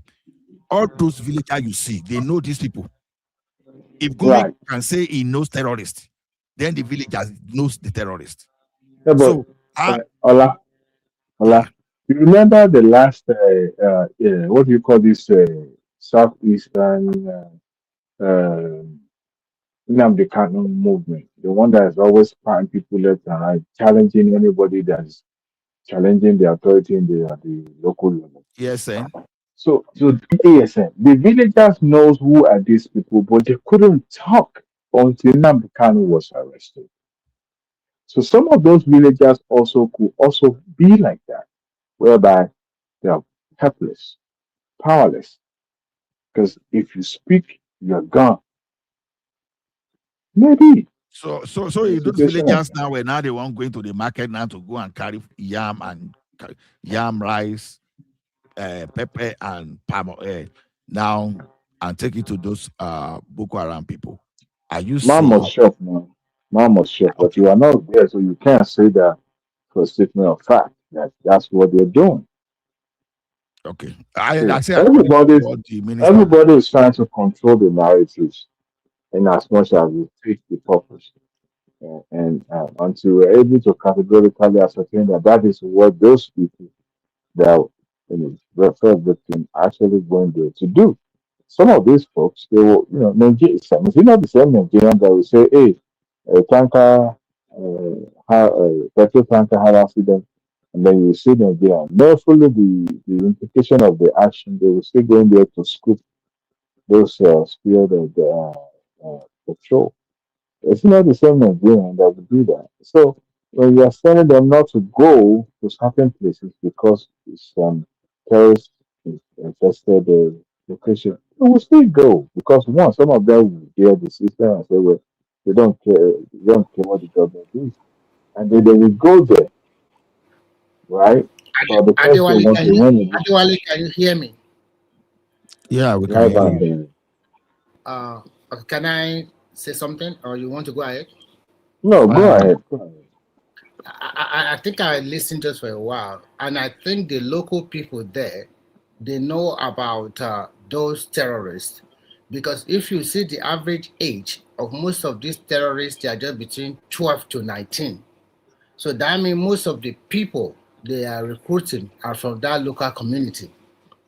So nobody can tell me here they don't know they have turned it to a kind of business, or if you don't have work, just go and join them, you live a better life. And if you die, they believe in the religion, then 7 virgins is waiting for you somewhere. So, and they also use it to terrorize their local community. If maybe their foes or their enemies, they go and destroy their house, buy them or something like that. There was a video I watched like some few weeks ago where they show a camp of where the reincarnated terrorists are being kept. And when you look at all of them, most of them are just like 12 to 16 or 17 years old. I'm telling you. And even after there is one, he has been in that place for more than 2 years. He's still saying that he has not recanted. He will still do it again. So you can see. So the local people and religion, they have used it to, I don't know, to foment trouble. So I think that what happened when the Air Force bombed them recently, although some innocent people lost their life, but that one, you cannot rule it out most times. Because Nigeria, the rest of Nigeria, we're already fed up with all this unnecessary. It's just that we are making trouble unnecessarily. So we are fed up. If they do a kind of sample or poll in Nigeria today, that should we divide that country? A lot of Nigerians say just divide it and let everybody go and deal with their region. People are already fed up. They are tired. Why is this for the last how many years now? What do we do? We are not Northerners, so why should we bear the brunt of all of this wahala? The money is supposed to be the country is poor, and the money is supposed to be used in infrastructure development. in so many other schools, health and the rest. We are just voting it unnecessarily on defense. If you see some developed countries that have developed, most of these European countries, how much are they putting on their defense? They put more money on uplifting their people, constructing new houses, roads, schools, hospitals. And this is 2026. We still have to vote a large chunk of our money to defend. For what reason? But unfortunately, the literacy level of Nigeria is very low. A lot of people does not even know right to the left. They don't even understand government policy. All what they know is that why is the price increasing? They don't even know what is international market. They don't know nothing. So sometimes I wonder when you hear people buying themselves because of religion ideology. Although not all of them, we also have communal clash, especially in Plateau states. Apart from maybe some of the Fulani also come, but the rest are also between themselves. Because when you talk to their leader, they always say that we know who is doing this. We should go to Aso Rock and talk to the president, and then we should find solution by ourselves. I think the solution should come from the local people themselves. Because if you can point out your brothers or your sisters that have been buying people, but what do you have? Compromise. Even the so-called recruitment into the army. How come a foot soldier will go and tell the terrorists, this is where the general is, this is the position of the general? So I don't know, if we divide this country, maybe peace will come. I think I support him for that division, because I heard something today that is so sad. Now, when the General Musa was talking, because this is part of the decision that the country will have to take. You know that when you take urea fertilizer to that place, what happens? You understand? Now, these Boko Haram people, they lay their hand on it. That's what they used to use the IED. Bomb, IED bomb. You understand? So when they stop sending that fertilizer there, the next thing the farmers started shouting, "Hey, okay, it's affecting all, it's doing all those stuff." Now, we are at a cross point whereby you have to choose between you want to live or we need to provide security. You understand? So those are the kind of challenges you have. If you stop fertilizer, no problem. Now the question you ask yourself: how come that the fertilizers that were meant for the farmers ended up in the hands of the bandits? But so if you want to stop IED, you don't sell fertilizer. If you send fertilizer, you send IED. And if you don't sell fertilizer, they won't be able to produce a large quantity of farm products. So the countries you are sometimes when you said maybe those farmers are being threatened, maybe. No. Apart from the farmers are being threatened, when you look at that Nigeria as a country, even if you have a willing president or a leader that is willing to stop this something, the local people themselves, they are highly compromised. Can you tell me that since they are fighting this insurgency, the Borno people, the local community, they don't know who is who that is tormenting them over these years? That's a blatant lie. They knew, but they kept quiet. They are even informant to them. So I think it's high time we have to restructure. If you look at it, there was a time in this country, or there were time in this country where bombing was the order of the day. Anywhere you go, especially in Abuja, you see bomb going off every corner. But that is no longer what it is, except maybe a few days ago that the bomb happens in Borno, the one that is going before this. But it begins to wonder what happened in those days, in those era. It's all politically motivated. Yes. And And they will not be they have support from outside the country. The federal government can't tell me that they have no idea. You see, this is why complicated. Right. It get complicated because of the political dynamic that is involved. Because it says Tabafagbu, and in a way where it's true. when you know that the person who is sponsoring this thing is actually next door to you and is one way or the other connected to you, maybe with interest in politics and all that, then you have a challenge to bring that person to book. But Adewale, why should You these see, people? I was Sorry. raising one issue. Oh, go ahead, Remy. You Okay. complete your thought. Go ahead. Why should these people, because of politics, continue to buy their own people for more than how many years now? More than 17 or 18 years. If they They give, don't care. eh? They don't care. They don't. So if we do population centers today, how can they tell us that they have the highest population? I doubt it, because they See, lost a lot of people unaccountable for, and because Remy, they don't care. these people they are. Really, how can you say that that one will affect their population? It How will. many how many millions have died? Do you think this insurgency since that time have not claimed more than 2 million lives?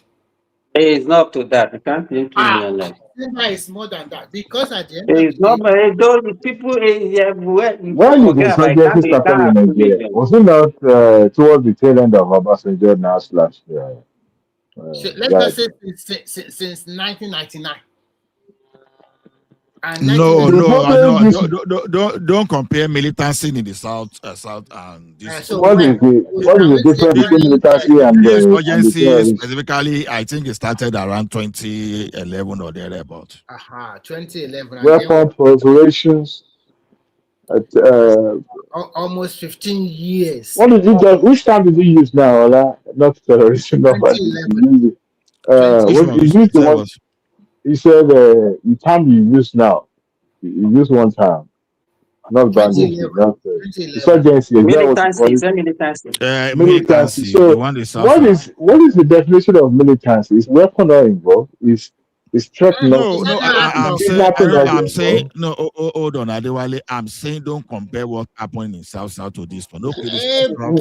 What do you mean we should not? Are they not we should. They Oh, also blow up kidnapping foreigners? people now. They no. buy a lot of people also there. It's Brother, Don't mix it up. No, it's a level of brother, insecurity too. also a form of Don't terrorism what there. do you mean this? no, To the point that the hold on. entire Southwest was declared no-go zone. Hold on now. Hold on.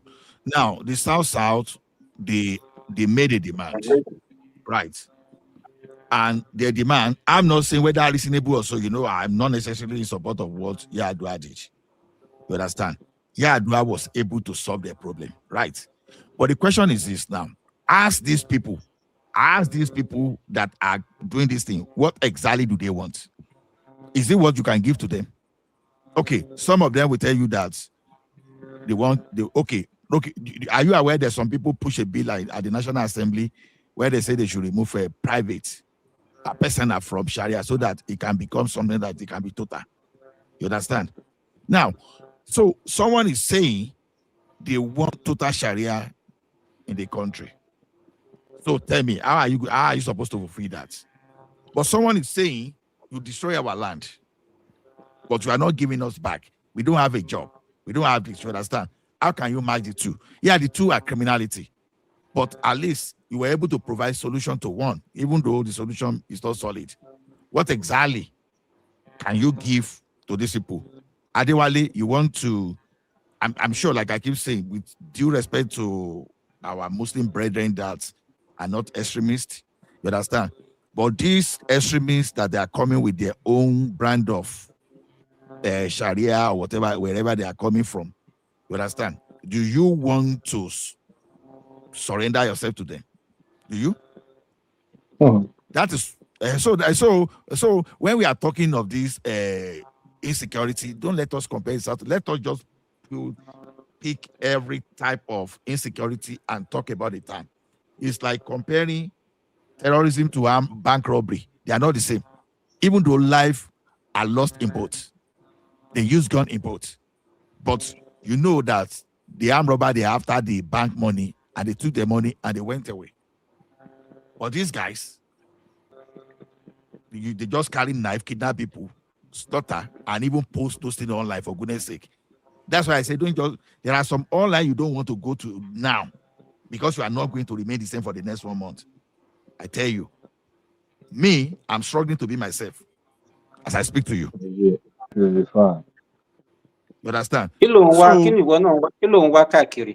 Kí ló ń wá no, kiri? you know when someone forwarded something to you now in your group and you just open, you understand?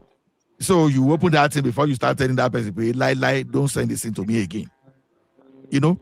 So the thing is, I have my own solution, but it sounds funny, right?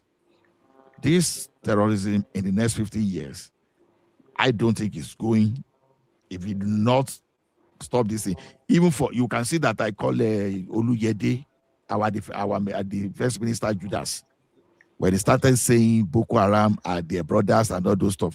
It is not your duty as a defense, as a defense chief to be telling us that. It can be your brother, it can be your son in your house. That's your own problem. So how can your son be cutting your neck? How can your son be using gun on you? And you are now saying we should. The guy just being political now. He just being political. He's in a political position now.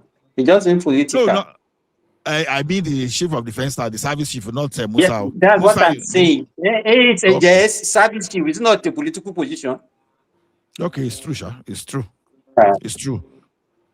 So I'm not finding that thing funny. That's why I'm saying that. Okay, look, guys, let me give you simple information. Let me give you something. See, Dami, you are saying my name is fixated on religious angle. Look, like I told you, these guys. Okay. Let me tell you one thing. You can't bring that type of religion to Lagos now.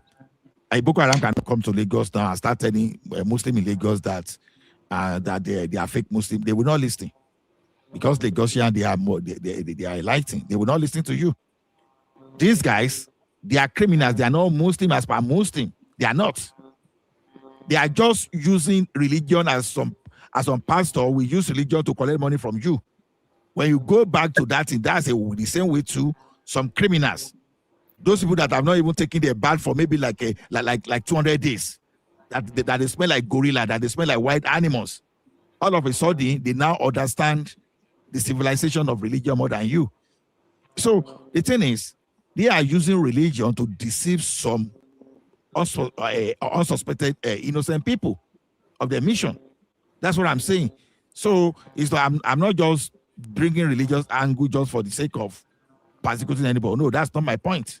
I am Muslim in my family too. Ola, you see, religion is part of the problem. You understand me? The very strongest problem. When you deceive people with religion, you deceive people to believe you. And those who believe you will not go into that extremism. And that is the situation we find ourselves. Whether Christianity or whether this one, because if you look at Nigeria today, most of the pastors you see, they were once either a treasurer or working in the finance. It was then they were exposed to the volume of money that was coming into the churches, and some of them just tried to steal us or just decide to quit their position and open their own. And also the religion of Islam, because they met our culture there. We were not like that. And at the end, some of the deception to cajole the people, those who believe it, are not going into that extremism. That is just the danger. As time progresses, you see strange things. And that's just what I want to add to it. Religion needs to be addressed. We, irrespective of the religion, whether it's a tradition, you see human being now carry fellow human being, they call come out and they come on rest onto a deploy, say you want to do something. So it's so dangerous if it's not controlled. That's just my belief. It's number one problem, irrespective of the way they describe it something, because there's a lot of deception inside, and those who believe it, they don't go away with that deception. They see it as the truth. That is the situation we find ourselves when it comes to Nigeria. Do you know why it seems that religion is a problem? It's just because, number one, sometimes people that are impoverished, that you don't take care, you don't give education, you don't give job. You understand? Let me tell you something. Assuming you have good manufacturing up in the north and you pack everybody there and they are tired, they are not likely to listen. Religion is not likely to have impact on them so much. You understand? So if you want to take religion out of these people for now, you are wasting your time. I can tell you. You are wasting your time. What you just said now is very funny. What about the Southern people? How many of them are church creating employment for them? How many? How many people go to church from Monday to Sunday in Nigeria? And they see it as their job. Some people also volunteer. You got me wrong, go. No. What I want to tell you is that it's not only in the northern part of the country. We also have this problem, a big one in the southern part of the country too, where you see. You got me wrong. No, let me finish. Where you see mushroom churches springing all over the street, telling people fake prophecy, lies, extorting their money, where their so-called leaders are riding big cars, live in mansions and the rest. And the gullible majority, millions of people, very gullible people, following them because of religion. I totally support Midwest in what he said. We must find a way, because we are not enlightened, we are not exposed, and we are not composed to even dissect what is right and what is wrong. The society is not exposed to that level, like the Western world, to see religion and just something just go and come back. No. If to say that, you are not getting me. You see what happened today? If you go back to what Awula was said as far back, I said it in 50s or maybe 60s, you understand? It predicted that something that is happening now, you understand? So it predicted what is happening now, that when you have these people that you do not train them, you don't give them, you understand? They are going to create problem for us, you understand? I just paraphrase, you understand? It's not happening to us today. Now, let me tell you one thing. You may say religion is the problem, I agree. But it's only part of the problem, to the extent that when people do not have jobs that keep them busy. You know, in human mind, in human mind, it's either you occupy it productively or you are open to manipulations. That's what I'm saying. Now, okay, they give an example. Where I live, we don't even, you want to call it a Christian country or whatever, we don't observe Easter Monday. On New Year Day here, we go to work, and Nigeria will be partying on New Year Day. We'll be partying on Easter Monday. No, you go to work. If you don't go to work, sorry. If there's a work that needs you seriously, they will fire you. I'm not even saying. So the thing is, why do you think people take work? I'm telling you that if you have enough factory, let me run this one. If you have enough factory in the north, that your work will engage people will be running after shift, and all those people that you see, all those imam pastors, they will lose their congregation.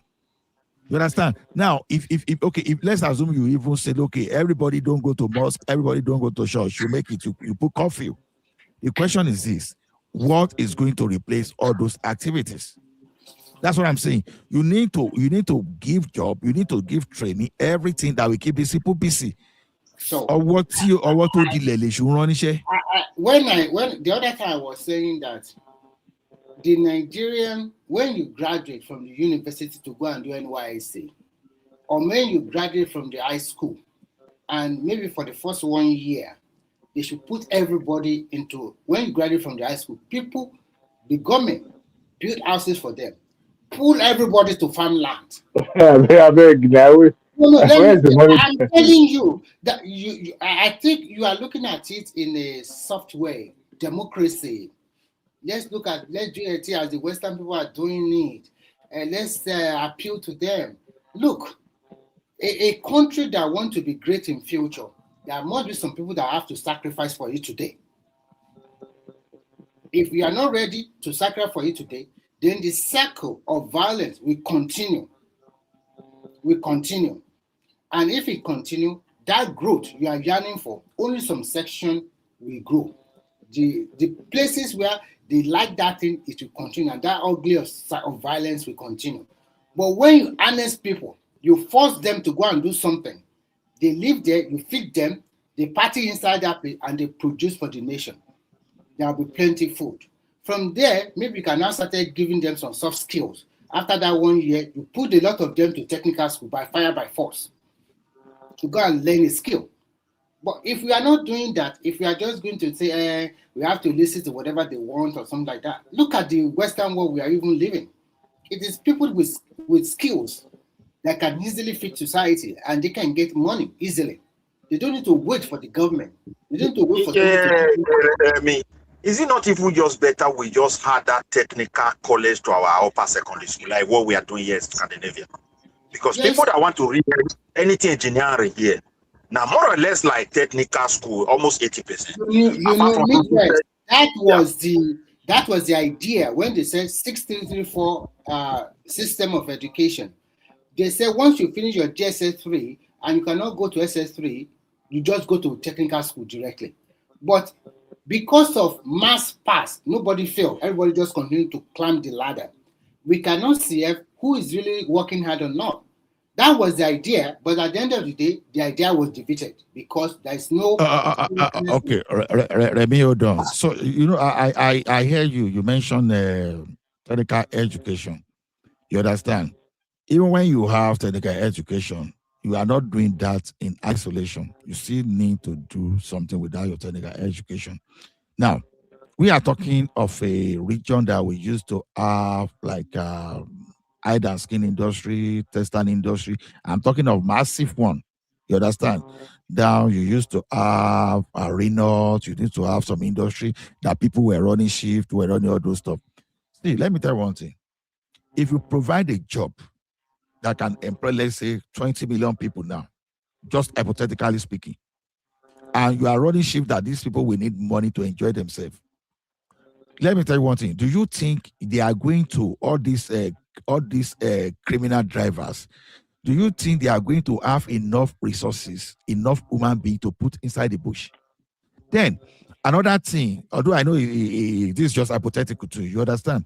Another thing is our population. You know, I hope Nigeria will grow to a particular day that when you give back, maybe we want to have policy that, look, you should not give birth to more than two children. You can't be poor and be giving back to 30 children. If you give back to 30 children, the social services people, we are going to take your children. I hope Nigeria will get to that place that day. I hope that when you mentioned the I said hypothetically speaking. No. I just want to correct, not correct, just to tell you this. Look, when you mention all those big companies in the northern part of the country, especially in Kaduna and Jos and the rest, when you come south, where are all those big companies in the south as well? Even if you go to Ibadan, where is Oluwa Glass? Where is what do you call it? This country that make batteries in Ibadan. So many of them. Oluwa Glass. Where are they? They are all gone too. They are gone. And when you see your young people in the south, what are they doing? If they are not doing Olosho, they are using colos. So if they also have access to going to and Yahoo. So what are they doing? But if they make me president of Nigeria, you see anybody who is spray money, now prison across the country. No, anybody will try that thing because they drive our people. Then they drive their own. Remy, this issue we are talking about, you understand? I don't want us to lose focus because the focus is on terrorism. When you say we should not exonerate the South, now you see the South you are still talking about, you understand? We see how people doing subsistence farming and all those stuff. I'm not saying everything is rosy in the South, you understand? But you can't still compare the South and the North as you speak today. Yes, the South should not. Right, in terms of so there's even pressure. There's even pressure on the South now, the infrastructure. And these people now, they're already bringing their nonsense, destroying farmland in the South. And when terror, farm destruction, farm produce destruction, it's part of war technique. If you don't know, the only saving grace for Nigeria today is that we still have means of importing food. Because if enemy really want to capture you, targeting your farmland is one of the tactics they've used historically. You understand? To mean that they destroy your means of economy. And why do you think they are occupying your bush apart from kidnapping? That's one of those things. So, but as it is now, I know that we cannot rush to build factories that can create 20 million, 30 million jobs for people. I know we cannot do that. But what we can do now, that I keep saying, and we keep saying all those stuff, is Nigeria should push for that arm bearing. And I'm not saying just any our person will bear arm, responsible people like Remy, like Adewale, like Agbado, like a Midwest, should be able to bear arms without someone coming with executive order like Buhari did in 2019 to start withdrawing people's rifles when the government cannot protect them. Where am I saying this thing? All those remote areas. Why do you think? Okay, now all these terrorists, they won't go to the urban area like that to go and attack. I mean the bandits in the. I'm not talking about those people in the northwest and the northeast. They won't go. They will just go to the rural area where there's no police presence, where everybody have been living, everyone has been living peacefully there. They just go and attack them there. So we are at the stage now whereby they should allow people to bear arms. The law is there. People can start joining. You can start joining Hunter Association of Nigeria, but the way government is trying to hijack that in the name of National Hunter and Forest Guard or whatever. That is why I'm not comfortable. Because now, if you join that organization, they are going to train you, and some of you will be you have rifle. They will license gun for you. So what I'm saying is that Nigeria should find a way to push and make sure that when that laws come to that place, everything you are doing is in self-defense, and nobody can issue a executive order to start withdrawing your weapon. Because as it is, whether we like it or not, we have to follow what General Danjuma said. Defend yourself. The Constitution of Nigeria guarantees that. So our law guarantees that. So whatever you want to do, I encourage people to just go and join Hunter Association and Vigilante Group. Let them trade. For those people, start get, even if Nasha Kabula, whatever this thing, everybody try as much as possible. We've forgotten that we live in zoo. I'm a baboon. I'm a zoo. Adewale. What are you driving at, Adewale? What are you driving at? That even though the idea that was brought forward is actually a noble one, but it's just that we live in a society that, weapon proliferation is common. So, and then how do you know who is reasonable enough to have the weapon and who is not? Definitely not people from Egiti with their anger. We will lie anything.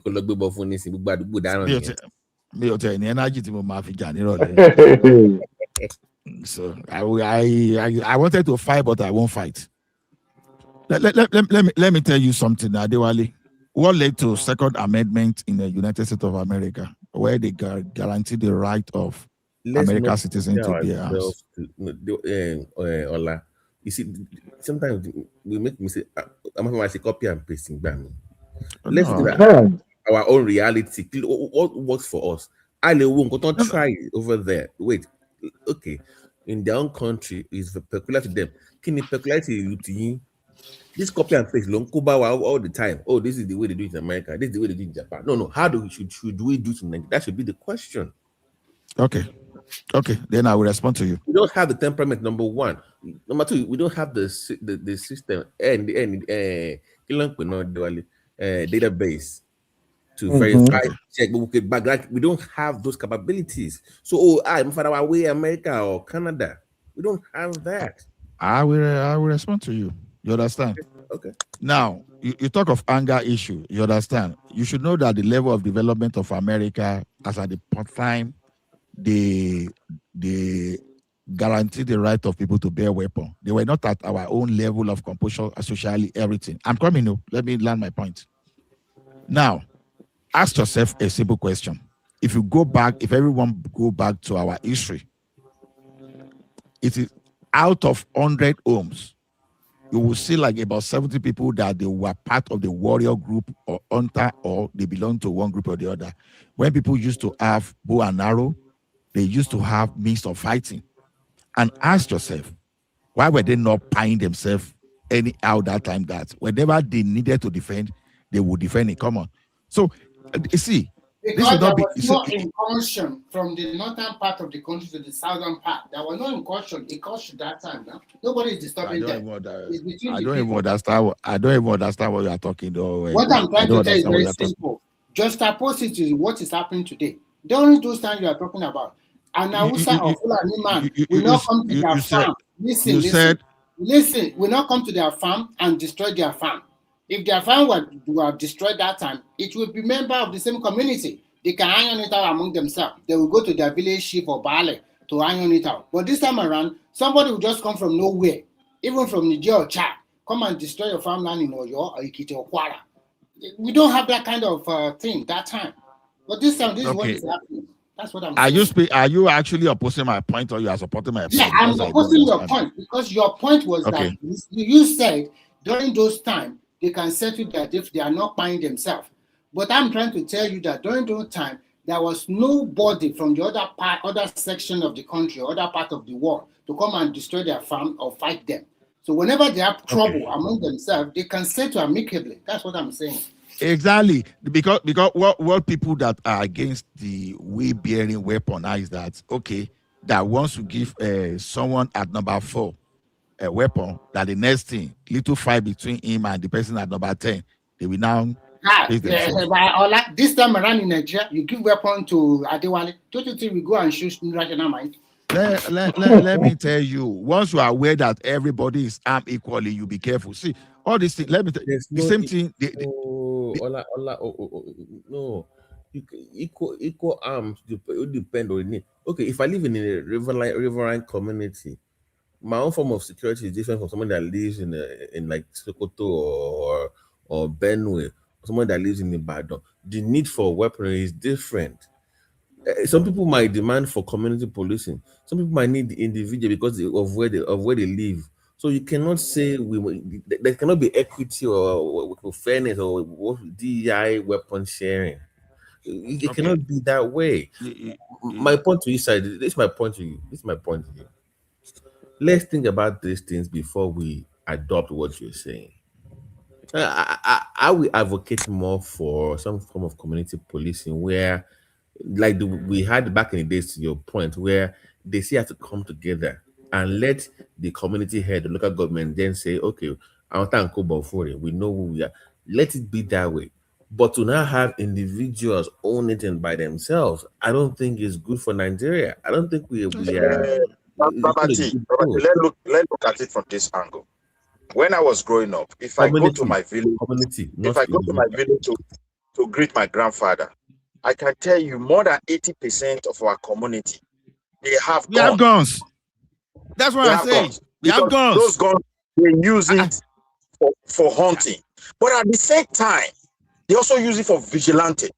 Because there's a way they send some people that who guide the city in the midnight. I was so small then, I can recall. Okay, let us go back to Nigeria. Before Buhari, people were already having guns in their houses. Pump action. Yes, we have shaka. We have the guns. We have plenty. All sorts of things to defend themselves. But when Buhari came, he removed it, and suddenly they amplified this so-called terrorism that is happening today. You see, why do we have terrorism today?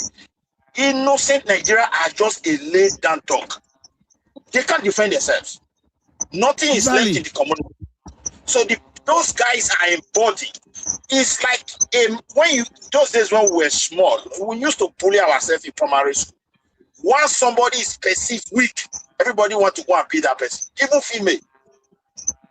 So that is just the situation we find ourselves. We need to equip our people to possess that individual power to defend themselves.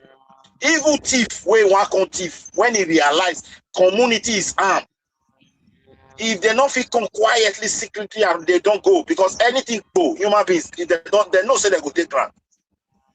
They get them for her, they get them for their mind. So we can't just be so exposed like this. Even where somebody is putting a bounty on the head of a pastor, no arrest, and we have power in this house. Midwest. My own grandfather during the time had weapons. I mean, the man fought in. We are on a live program. He fought, but my point is this: I'm saying that the approach to those external forces, to banditry, everything, the approach should be at the community level where we come together to fight them, not promoting individuals like Gen Zs because they are over 18 years old to apply to have weapons. It should be a controlled system, is my point. Now I also understand your point. Babati, no, I I understand. understand your point. It's like you are comparing me to American style of we can't say no, we can't do that. So we can't do that in Nigeria. The age has to come into play here. We can't say because you're over 18, you can then apply to have a weapon because it's done in America. No. I'm just giving instances. Number two, it has to be a community approach. Like in Yoruba land now, we can use Agbekoyas or like local militia that we know who they are. We know who to hold accountable Midwest if it goes wrong. You see what I'm saying? Not just individuals holding weapons and say because they want to defend themselves, they can just go and buy and start shooting everyone. No, we can't have that. Babati, hold on. Let me tell you one thing. America, the license gone. But I can tell you, what population of American hosts gone to today? Are they up to 90% of Americans? Well, are they up to? Even there are more guns than population of America. Are they up to 90% of those guns in America? So the thing I'm saying is this: don't let us. I suggested that the government should buy guns for the community and talk to the chief, all those stuff. You understand? I'm even bringing another model. Now, if you want government to hand over gun to those people, it might not work because funding every story will be coming. I'm only saying the Firearm Act we have that Buhari tried to rubbish the other time when he was withdrawing weapons, just for general police, for terrorists to overrun people. I'm saying, number one, even if that's law we want to have, because that allows the commissioner of police to issue license for guns. You understand? Now, even by that only, Nigerians can apply for guns and they will profile you, they will train you to get that gun. I just want to know, you understand? Now, at the community level, you are saying, let's say you live in community, big men like you have like 1,000 of you within the community, and you are able to afford gun, and you are able to go to the commissioner of police to apply for license, or you join the Hunters Association. There's the Nigeria Hunters Association. There's a vigilante group. When you join all those people, they train you to bear those weapons. I'm saying we should look at that act and perfect it in such a way that we don't have anybody that will come and bastardize it. Now, if you like, maybe you gather yourself in your weapon. Okay, now, in some villages those days, when you hear that, you see armed robber robbing in the area like a urban area, but there are some villages that you don't come to because maybe you have about 10 people, 10 hunters with correct shakabula. Some of them will carry you out, they will do juju, do all those stuff. You dare, those robbers, they not come out. That's what I'm telling you. So the thing is, if those babas can be responsible, I don't think everyone in Nigeria is irresponsible till today. But I'm telling you that once people, all those hunters, once they start carrying their gun and they are becoming effective, one way they should not come tomorrow when they are winning war against terrorists and against bandits. One way they should not come out tomorrow and say you are using the executive order to start withdrawing people's weapons. So that's why I'm saying that they should give Nigerians right to bear weapons. As it is, Nigerians have right to bear weapons, but it doesn't mean everybody will carry weapons because everybody cannot afford guns. Because all those Gen Z you are talking about now, you won't go and buy Shakabula now. You won't go and buy Dagon and start carrying it on the street in Lagos. No, that's not what I'm saying. I'm not saying they should license pistol for people. I'm not saying they should license AK-47 for people. But the little one they can have, the reasonable one that people can use to form like vigilante together to fight all these terrorists. You understand? One thing I believe is this: with just ding guns and shotguns, if those people know that in this village that we want to go and attack people, that there are at least 100 people that are carrying gun there, they will not go. Or just imagine a village with 1,000 people carrying gun. No, I doubt if they are going to go to that place, except they want to go and commit some kind of suicide there. I'm not even talking of a powerful rifle, because what am I saying is this: you can elect some hunters that if the hunters that are already in the bush, they will be gathering intelligence. You understand? Before these people even gather themselves together, they will be seeing some string faces. I will allow the people from the city, or from the village. Those are the kind of things I'm talking about. I'm not saying you should go to Oshodi Market and start giving all this area boys that want to get junction gone. That's not what I'm saying. So, how long will you think it will take before the weapon gets into the hands of those people in Oshodi? Ask yourself a simple question: are there not illegal weapons in Nigeria, even without? See, we have a culture. We have a culture that does not hold people accountable anymore. You are not getting me, Adewale. The law for you to hold gun is there already. I'm saying we should protect that, so that the people that want to disarm people, they should not disarm. The laws are there. You can hold weapons today, but there are criteria. I said go and join vigilante group, go and join Hunter Association of Nigeria, or you go directly, if you know you're a big man in society, go directly to the Commissioner of Police and apply for license. The laws are the law for you to hold gun is there already. It's not as if you are going to. What I'm saying is this: you should protect people from irrational withdrawal, so that, okay, look at this now. Tinubu is there today. You carry your shakabula. You chase all those criminals away from your bush, and their apologists got in tomorrow, and they don't want you to fight them, and they now make some executive order, and they now send the Commissioner of Police and Inspector General of Police after you, just because you know you can do that. I'm saying we should receive such kind of power, that's the excessive power of the President, or the Inspector General of Police, or Commissioner of Police, to withdraw arms from people that have legal rights and they've not committed any crime to bear those weapons. That's what I'm advocating for. I think that's why I'm saying maybe you are not getting my point.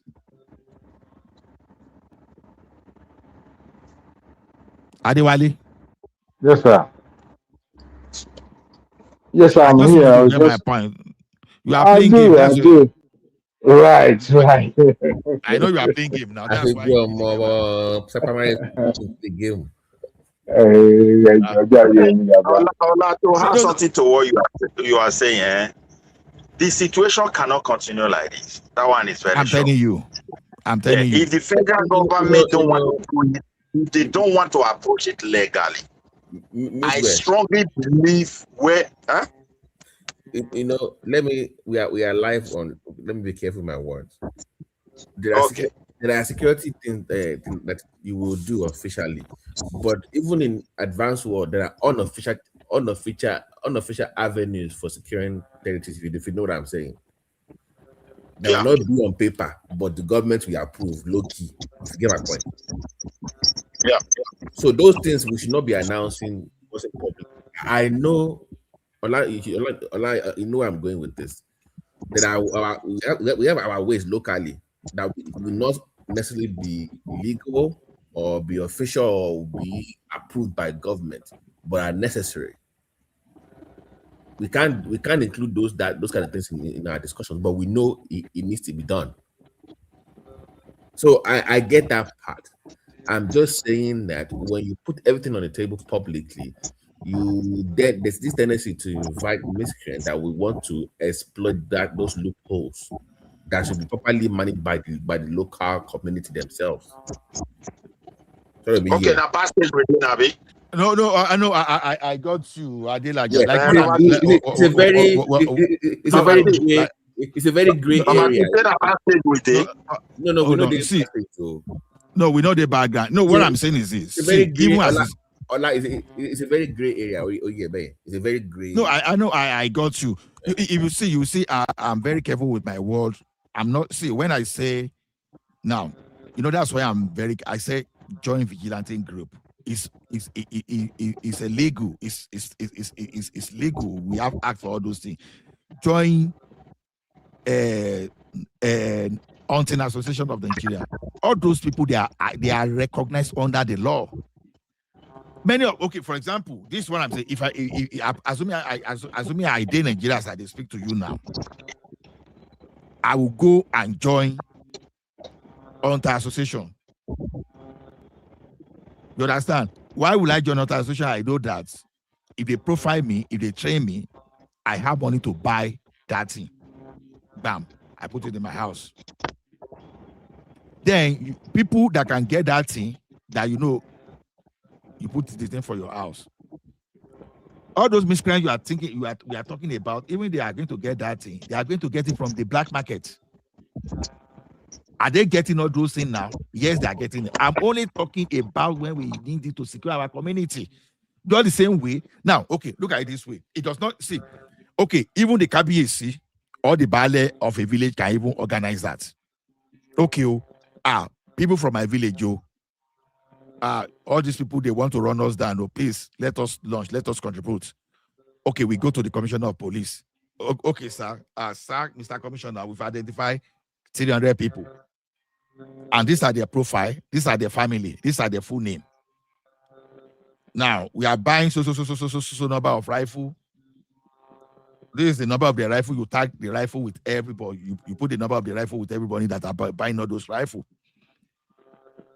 So, this thing is being coordinated by, maybe, let me say, maybe you are from Awe, or maybe you are from, okay, let's Adelaja village. Maybe Adelaja village, say, Adelaja village. Or I say, this thing, you understand? You have Adelaja in council, all those council like how the city run all those stuff. So you run the thing legally from your local tradition. See, this thing is still the extension of what I suggested the other time. I'm assuming that the government may tell you that, okay, we don't even have money to even give this thing to people. Okay, people are saying, okay, don't worry, we are going to buy. All we want to do is to secure our community. Baba, while we were growing up, Amangbe Bolo Primary School, we used to carry when we are doing all those end of the year this thing. But this time around, we just put A2. We just only put A2 just to act play. And people knew that this thing, and people they knew their boundaries at that time. Me or not to get when they are going to farm like this, they have all those things. But this thing, people no longer know how to use all those stuff. That's what I'm saying. The best way to secure yourself, even if you want to go and learn how to shoot bow and arrow, you may say bow and arrow, they don't mean anything. They might mean even if the catapult. I'm just saying that don't just sit down in your house for one idiot that has not taken bath for the past 2 years to come and attack you and come and molest the family members just because they want something that you don't want. That's what I'm saying. You see, Ola, this issue we are dealing with in Nigeria, to my own belief, there is a very strong external dimension to it. Now, yes, now that there's a very strong dimension, because if I look at it, even to society degree, people are trying to force Tinubu hands not to take some certain action, such as engaging these people in a fierce, battle of, okay, wherever you see them, take them out. Let me use that word. Because they're becoming so embodied, looking at the system as if they're in charge of everything. But my worry is this. If individual now resort to self-help, I don't know what that is going to develop to. Because the hunger is too much. They knew the people that are doing this thing. They knew what they want. Even their ideology, to me, if I summarize all, is just for them to expand, colonize people, take their land, put pressure on people, deliberately sabotage the economy. And when they do that, the best brain in Yoruba land will run away. The best brain in Benin, doctors run away. The South everywhere. And why they keep on, entering our place and occupying space. If you go back home, you will see the demographic change very rapidly because these guys are coming in numbers. They just want to survive. But they are coming with a different culture that if guys not taking, we will no longer be whom we are just under a short period of time. And that is what they want. They're just pushing all different directions. And the external dimension is We don't know who is who, but I feel there is also religious bodies and groups who want to take advantage of these things. Particularly those who share the same faith with the Northerners. They have interest. And there are also those who have interest about our natural resources, because when you destabilize big country like Nigeria, highly divided country like Nigeria, all religion, everything, it will take a long time for them to come out of that country. And that will enable those people to take those resources like Democratic of Congo, even for generations upon generations to come. That is why if we have the power in the South, the best remedy at this junction is just to restructure Nigeria. Because any region that want to fight, for example, if the South people are even fighting, they may be fighting for power. Why restructuring and not total disintegration? I support disintegration more than restructuring at this level, to be honest. Yeah, the reason why I say restructuring, there should be some levels of arrangement on how to organize that restructuring, whereby at least the community people will be able to protect themselves, the region or whatever, whether it's a state restructuring or whatever, they've been able to protect themselves, create some levels of security, profile people who are EDG, profile people who are coming from elsewhere, and try to know exactly what they are doing for a living, whether they are farmers. We are free to move on like that. Just for example, somebody from Ekiti is in Benin. Yes, we profile the person. Ekiti government or people there will know this guy is no longer in our midst. Yes, in Benin. The Benin man went to Ogun. You profile the person there. If it's an unwanted person in our place, we found this guy, bring it back to us. You see, the security will continue to improve. This idea of somebody that they are looking for in Madigudu will just flee to Lagos and start driving back. And that's all. You can't even trace anything about anybody. How are we going to overcome this challenge? And these are some of the failures that even created this problem that we find ourselves today. Because the government refused to provide people identity and occupation. For so long, we don't know what people are doing. They don't know their occupation. They don't know their activities. It's no longer like those communities those days when you go to village, at least 100%, 99% of the people are farmers. And they all have farm to point to, this is my farm. They know themselves.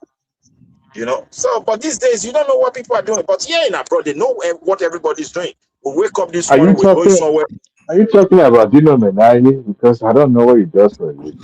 You said what? If I'm talking about what? Dino Menai. And Showore, I don't know what the two of them do for a living. We should talk about that, you mean?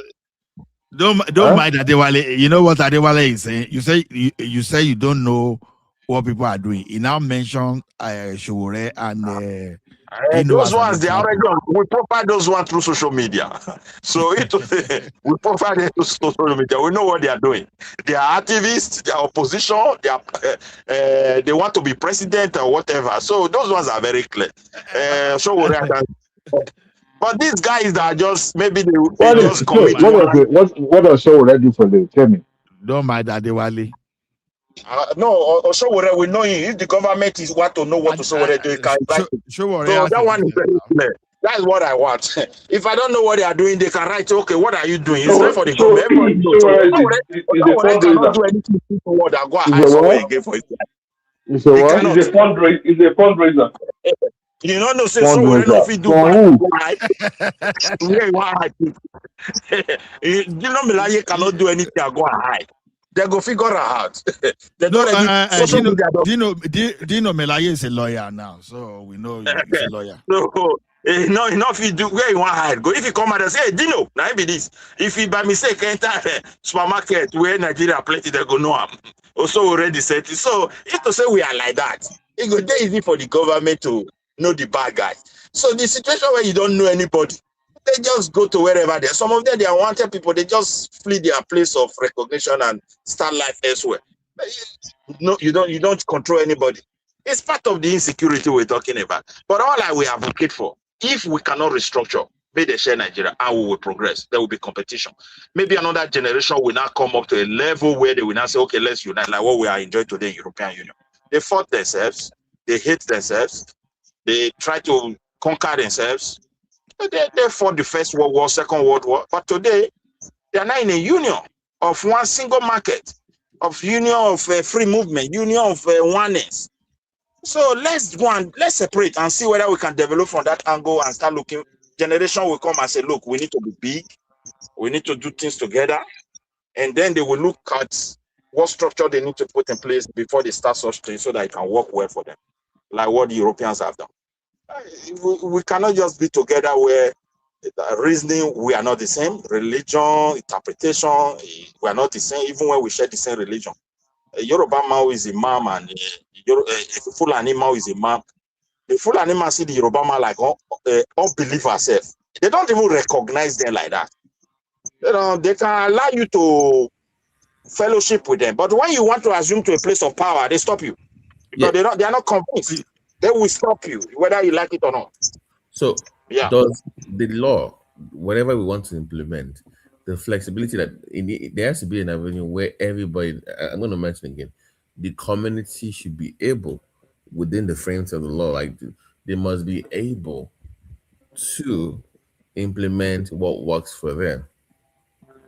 Okay, that's what my whole point. I don't want to my but I agree with you. When they do that, they will not submit you want to the OPC to be in your own thing. Bring OPC, but they go through the training. Maybe the police will be the one to train them. We must maybe adopt that. They must go through drug testing. Maybe we don't want anybody that is on cannabis that uses drugs. You know, if you have some kind of standards, right? You see what I'm saying? Some level of education, maybe high school. You cannot say that too. So if every day now that I use my gym to kiss my orishas and my ifa, and then I go to work, they smell alcohol. Are they going to tell me I'm drinking? No, I said if in the law they will stop you. My grandfather those days, they tell you don't do. You cannot work in any security and you use a weed or heavy drugs or the funniest is that if you announce local vigilante, now the weed people that go first of all come out. They know and then go first of all come out. So. No, Midwest, get it. Let me tell you one thing. I understand what you are saying that you understand why I'm making this thing popular is I want the traditional rulers to take responsibility as well, so that let them be KBAC. Because it's embarrassing when bandits now. But the law has to empower them. Call it Lelu now. There's so much you can just say because the traditional like there must be something on paper to actually go to enforce it. Adelaja, they can be creative about it. Let me tell you one thing. I heard something. Hold on. I heard something. I don't know. I have not confirmed it. You see all this Oni and Alaafin that they are keeping quiet. I actually heard that they have some security organized that going on that ground though. That I don't know how far it is true that there was a time that they say maybe Alaafin said some hunters group they should just comb the forest around that place. So what I mean is that the KBAC can go in a creative way. I want any the gray areas. Those are the gray areas. They want this one public. They want some public that you don't security officer now. No, but Olubadan na big. Exactly now. So what you are both security officer. That's why I said gray area. Let's just leave it at that. Don't let us go into details of what if you get what I'm saying, because we're on live program. But we know that we know that I'm on it. But I'm saying that the official channel, do you want everybody to visible to everybody? Can standard they might find on locals to want to meet. There has to be a standard. No. The thing is there are standards. You understand? So, but it's not. Then again, it's not something. They will also come out and be saying this is our standard for joining. When you're doing the joining, that's when they will tell you. I'm pretty sure they have standards. They have security force. I don't think when I don't think when it comes to Yoruba like that, there's Amogo like that. I mean, like mental health, like mental readiness. That should be. Well, there's a lot of people that are mental ready. As long as they get paid well, trust me, they have. Baba, this They one have you are mental saying, ready. we work with like you want to create like a real standard police. But if you want people that are really ready to confront this kind of situation, this kind of guys that are ravaging everywhere, the number one people that will stand in every community now those Igbo way you just talk yourself. They are the number one. No, not for Yoruba land. Not for Yoruba land. Midwest, We let me even don't tell have you. people like that. Let me tell you, those people in the village you are seeing, you understand? They are more responsible. See, Igbo people you are talking about, you find them in the city. You understand? We see all these hunters now that No, you not get Igbo where I talk. Sorry. I mean weed people, people when they smoke weed. People get way people like say their head not still there. That's what I mean. When and I say Igbo, I'm telling you, in the community that I'm even talking about, over time we found out that these people, they are responsible. Okay, you are in a community whereby these people, all these hunters, they have gone. But how many times have you ever seen that these hunters, they carry their gun to go and harm other people? Now, these are the people that some of them. The village community people are only hold on, sir. These are the people that some of them, they will go to on Ogun festival, this thing. They will go and carry this thing, they then go. You see, they have a way to organize themselves. Hold on. Let me lie. Hold on now. We do something. They profile themselves naturally. They know themselves, and so they are very responsible. Let me finish my point. Let me finish my point. Now, these people we are talking about locally, they are even more disciplined than they say, all their kings, somebody or their bear. That you see, these people are disciplined to their parents. All those local hunters we are talking about, they are disciplined that they can't take one another's wife. That you see, this hunter cannot date his co-hunter's wife. That's the level of discipline they have. See, when we are talking about this local hunter, all these other people we are talking about, they are so disciplined. They are not like all those Agbiru and all those people that are fighting for junction in Lagos. I'm not saying you should go and license people in Lagos because already you can organize those cities. I'm talking of the remote area where all these terrorists goes to. They don't go to the urban area. They are well organized, but the area where there are no police, and these people, they have gone. They even still the fact they have gone, they still come and attack them. They still don't fight because they don't have authority. And we are now saying that, okay, give these people power to fight. Where all these bandits go raid, people have gone there. They were not using it because they were abiding by the rules. I'm now saying that, okay, why will you keep gun inside your house that you cannot use it? That is where you need to organize. If you can't be hunter, and now the terrorist bandit will now come into your village and you are now running away, whereas you have your shakabula, then gone there that you at least do something before you run away. That's what we are saying. So already, people that we are talking about, they are already disciplined. How many times, at least I can talk of Ekiti, how many times have you ever heard that a non-tao, a carry gun, go pie inmate? Go try that kind of rubbish again in his life. So those villages already, they have a system. They have their clan control. So this one that we are talking about, what I'm saying is this: those gun they have. Look at what Ribaldo and what they did in Kwara State, talking that okay, they're illegal weapon. They were people. You could not protect people, and you say you were going to withdraw illegal people. Where are those illegal weapons? They were withdrawing all those shakabula, all those things from people. Why? Yeah, but so, that is what I need to them to answer, because on several occasions, especially the one that brought Igbo to limelight, I mean recently, I mean he's always been popular, but that really made him a household name was when it's the Igbo thing, when he said that people were asked to surrender their weapons, and then within a week the place was invaded. Exactly. So why is it that there's this correlation between people being asked to surrender weapons and next thing you have attacks? Like why do they keep asking them to surrender? There has to be a reason for them doing that and security. But nobody ever. No, they said they want to go and service the guns. Service so that the guns want to. Okay, how will you service shakabula for the person that have been using? Oh yeah, no. So they said they want to go and service the guns, so they now call all the hunters to drop the weapons and stuff. So what they look at but one thing is you see this. No, well, you respect whoever gave you the job now. That's what they did. But one thing I know is that these Fulani terrorists, they are cowards. They cannot fight. So, I mean, we Yorubas, we know the trick to fight these people, these Fulani terrorists. And it's very easy.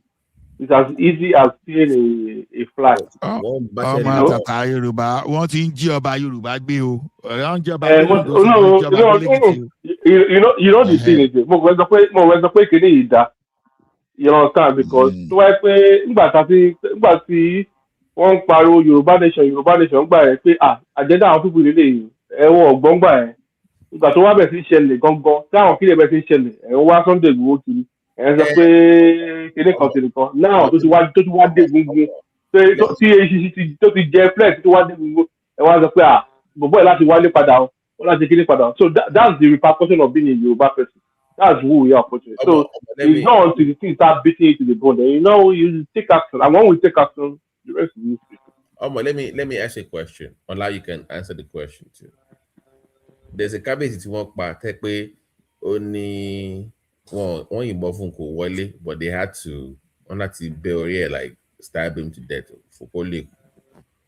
But in that àdúgbò, you have security forces, even within that community, I want to believe. So why is that? No. You see, most of these people here, let me tell you what it is. Most of them rely on police. You understand? They rely on the police system, these others.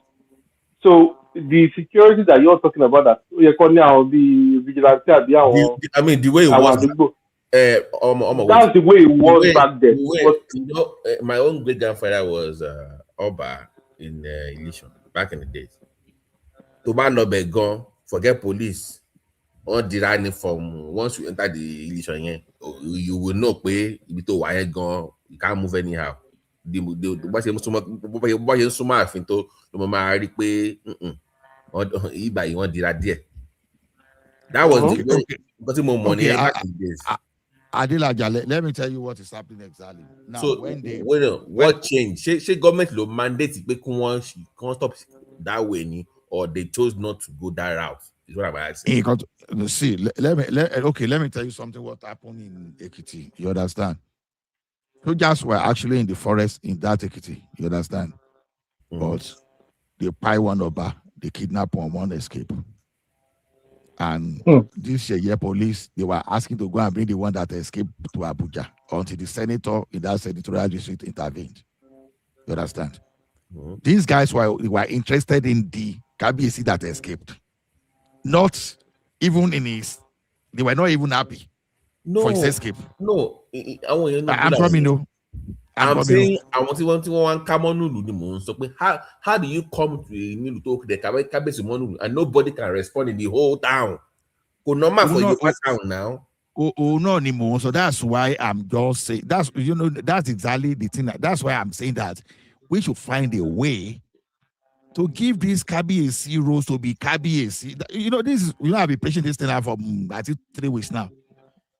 See, the problem is when the KBC fight fully now, the next thing, police the police people that have not been able to help you, all of a sudden they will be alive.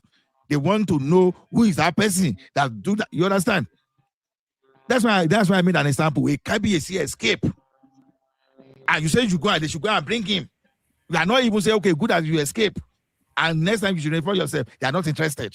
So they are interested in bringing someone that basically, how dare he escape death? Exactly. How dare you escape that you didn't wait for them to buy you see how that question, how dare you escape death, is because of where we found ourselves now, the structure of Nigeria. So, like I said, everybody has to shout. Well, you have to shout. Your local government chairman has to shout. Your senatorial district has to shout. Your House of Assembly people, they have to shout. And your representatives, they have to shout.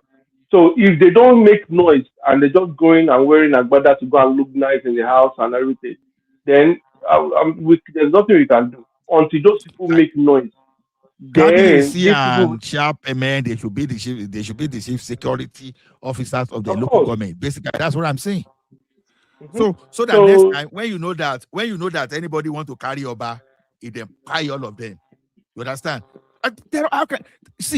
Do you know how many KBAC that bandits rode to? Some KBAC ran overseas, so some KBAC ran overseas. Understand? tí ògiri ò bá lanu alágbá ò lè wọlé náà so báwo ni wọ́n ṣe ní àyàrá ti kọ̀wé báwo náà ṣe rí àdírẹ́sì kábíyèsí.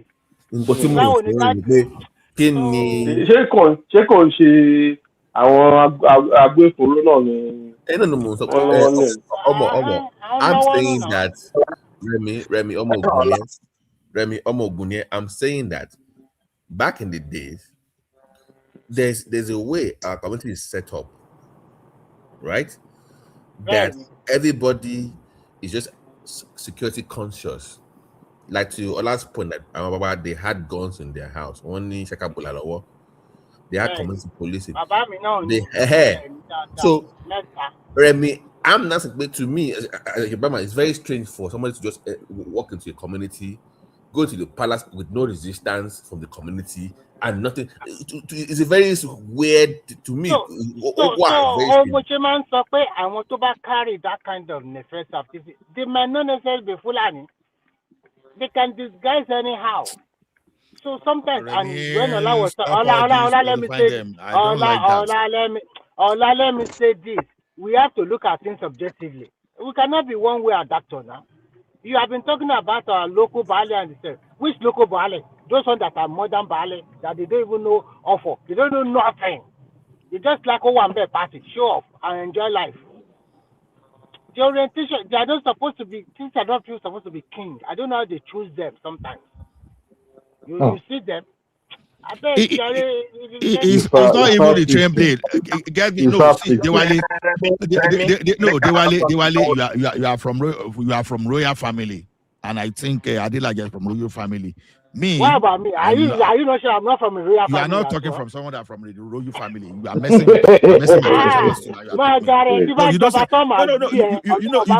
you don't know what you just did. Hold on, Remy. You don't know what you Hold on. You don't know what you just did. We are saying they should empower all those traditional rulers. But you are telling me that sometimes let us empower them now. The one that is unable to do, then they will show, the tradition of that particular village, of that particular city. They will use the tradition to replace. They need to replace the person. The question is this. Go ahead. You see what Remy just said. Nigeria, I can see Nigeria's syndrome is affecting everything because the way they place those our traditional leader, it is the past value that still give them the lead. I can say some levels of recognition that they still enjoy. So good night, guys. I need to go to bed. Good night. Good night. Bye.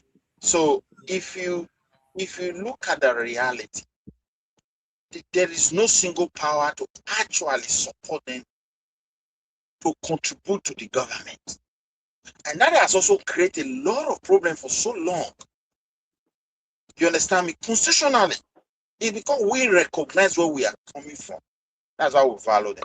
And then the way they have programmed, as you say, it's just like going to party, enjoy. But the society is no longer like that. They need to protect the people. But they don't even know what to do. But however, I'm not saying they are not doing anything behind the scene. They are worried about the situation. Every time they call the president, me and you were there, we know they call. But many KBC, they call president, they pick telephone, they talk with them. Many Oba, they call them, they talk with them.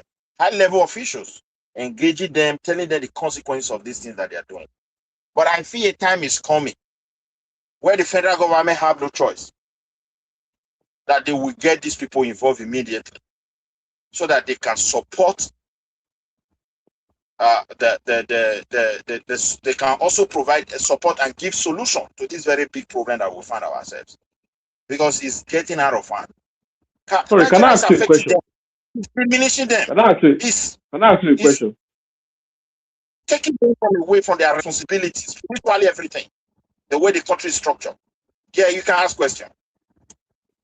Right. Hello.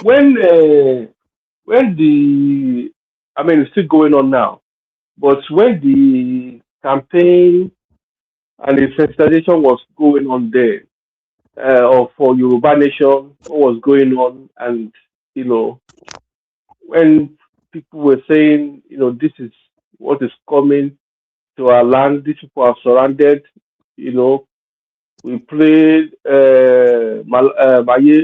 Malafia. We played his interview online.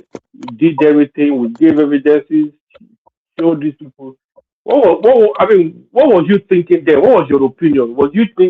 Did you think this thing go no fit happen that day? This thing a lie. When you see Yoruba people they shout, a lie. Nobody wants to take anything. Was that? No, What was your opinion then? well, let me understand you very well. That is, they did not support the Yoruba nation. Is that what you trying to drag out? They were not part of the people, or what? No. I'm just trying to think. What was your stance? Or when you were hearing this thing, or did you even hear it at all? When you were hearing this sensitization going, this self-determination going about For Yoruba nation? Yoruba nation.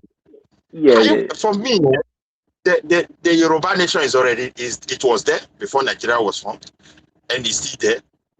So if people are saying What Yoruba I'm saying nation, is when Igboho was saying this is what we want, this is what we want, and this is what what was going on in my mind is that at that time, what was going on in my mind at that time is that I fully I supported that move personally, my own opinion.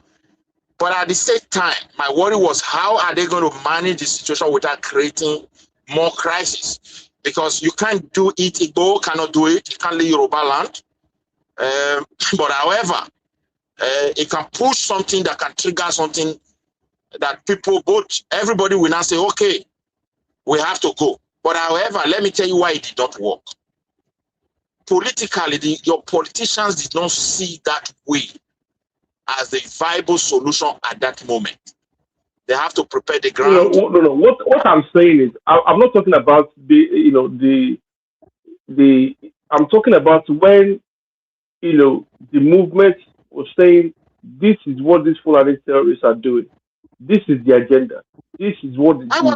This is where they I are. was happy for me when I see any voice that agitate and stand for the people. I love it. I think we are too quiet in the South. And these are some of the things. Because if we don't voice out, we don't have people like Igboho, most especially, there is no way these people will stop. Because we need to, what is going on in Nigeria needs confrontation. The day that confrontation will start, that's the beginning of solution. As it is today, it is one side that is buying the other side, and it has been going on for years. While the government is telling the other side, just relax, we will stop them. So basically, it took the Southwest, a lot of the big people in Southwest, 4 years plus to realize that this thing that the Yoruba self-determination people have been shouting about is actually real. So it took them 4.5 plus years or so thereabout to actually know that what is doing. Let me take your mind back to what happened in Ondo State. Do you remember when some Fulani or allegedly went into a church and killed everybody? Do you remember that incident? Yeah, in our massacre. It was in Ondo, right? Ondo State. Was it Ondo? No, the church one, the church one, yeah. The church, I remember, yeah. The Catholic Church. The Catholic Church, yeah. So my point is that, because when we have this conversation, people are always limited to just Oba killings on the farms. They're also going into other areas of the community to kill people too, not just the farmers or the Obas are going through it.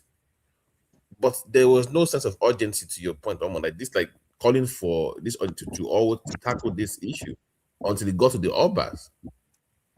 They've been killing people in the farm for a while. This is what the self-determination was. But this is what the self-determination was saying. The self-determination was saying then that, look, these people are already in our forest, and this is the agenda. And however, they have different phases, right? The phase is to infiltrate the forest kidnap people, kill the farmers.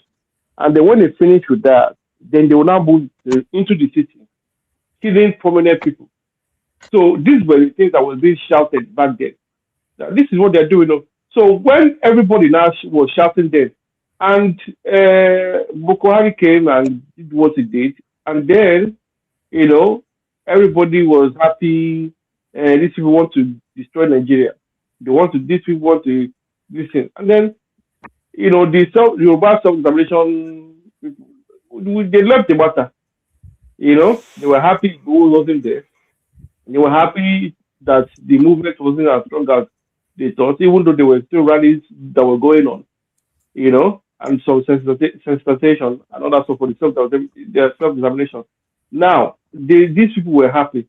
But when they now started, infiltrating some of the prominent positions in Yoruba land, then they now realize that, even to the point that this lady, Adeton, that used to talk online, what was her name? That was bashing governor of Ogun State one time. She came out to say, you better go and call the Igboho now and beg him. We need that guy. So these are the things that we are saying. So now they are not saying they need it. So thank God Omolodu Ode is around, is the president, and he has called him back.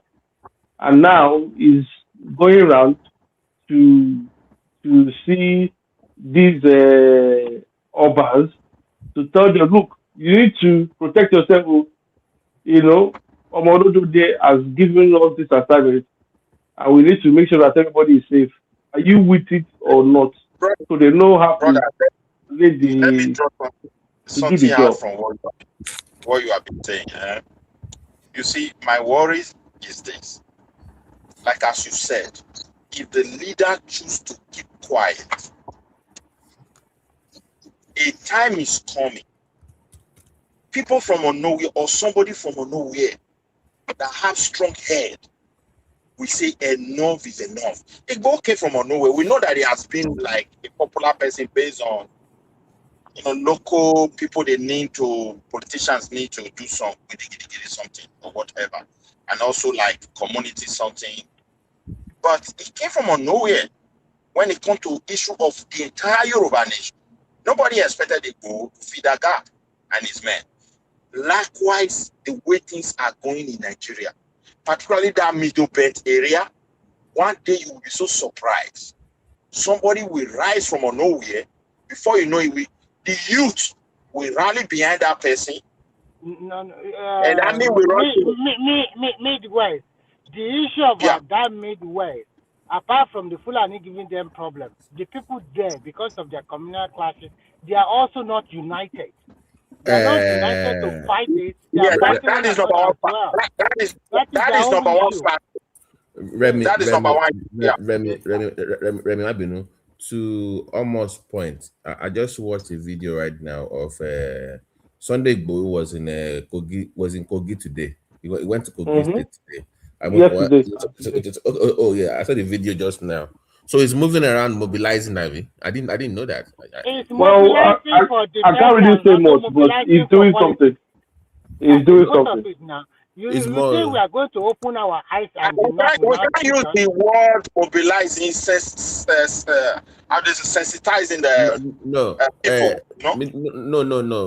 I mean, to Ola's earlier point, is going to the KBACs, to the kings, and to the ballers to mobilize them for whatever the government wants to come up when it comes to security.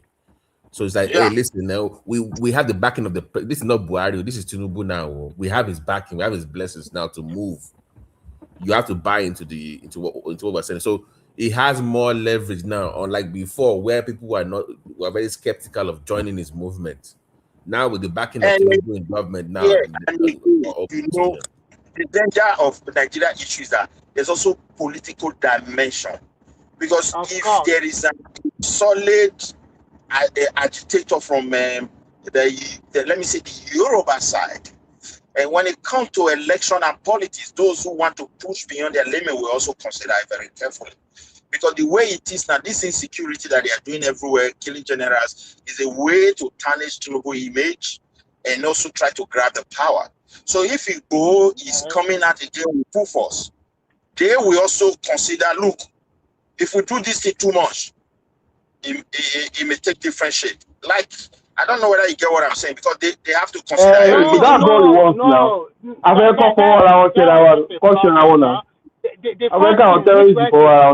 Midwest, the first thing is survivor.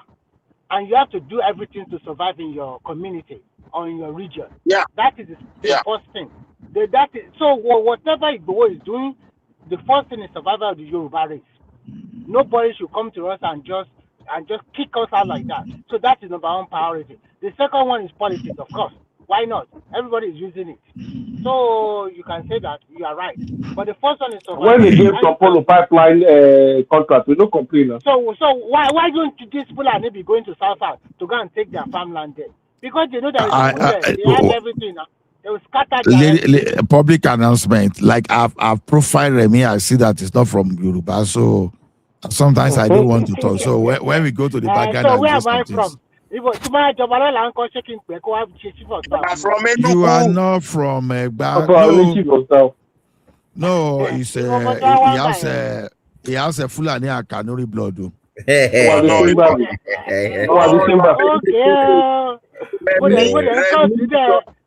He's originally from Enugu. Which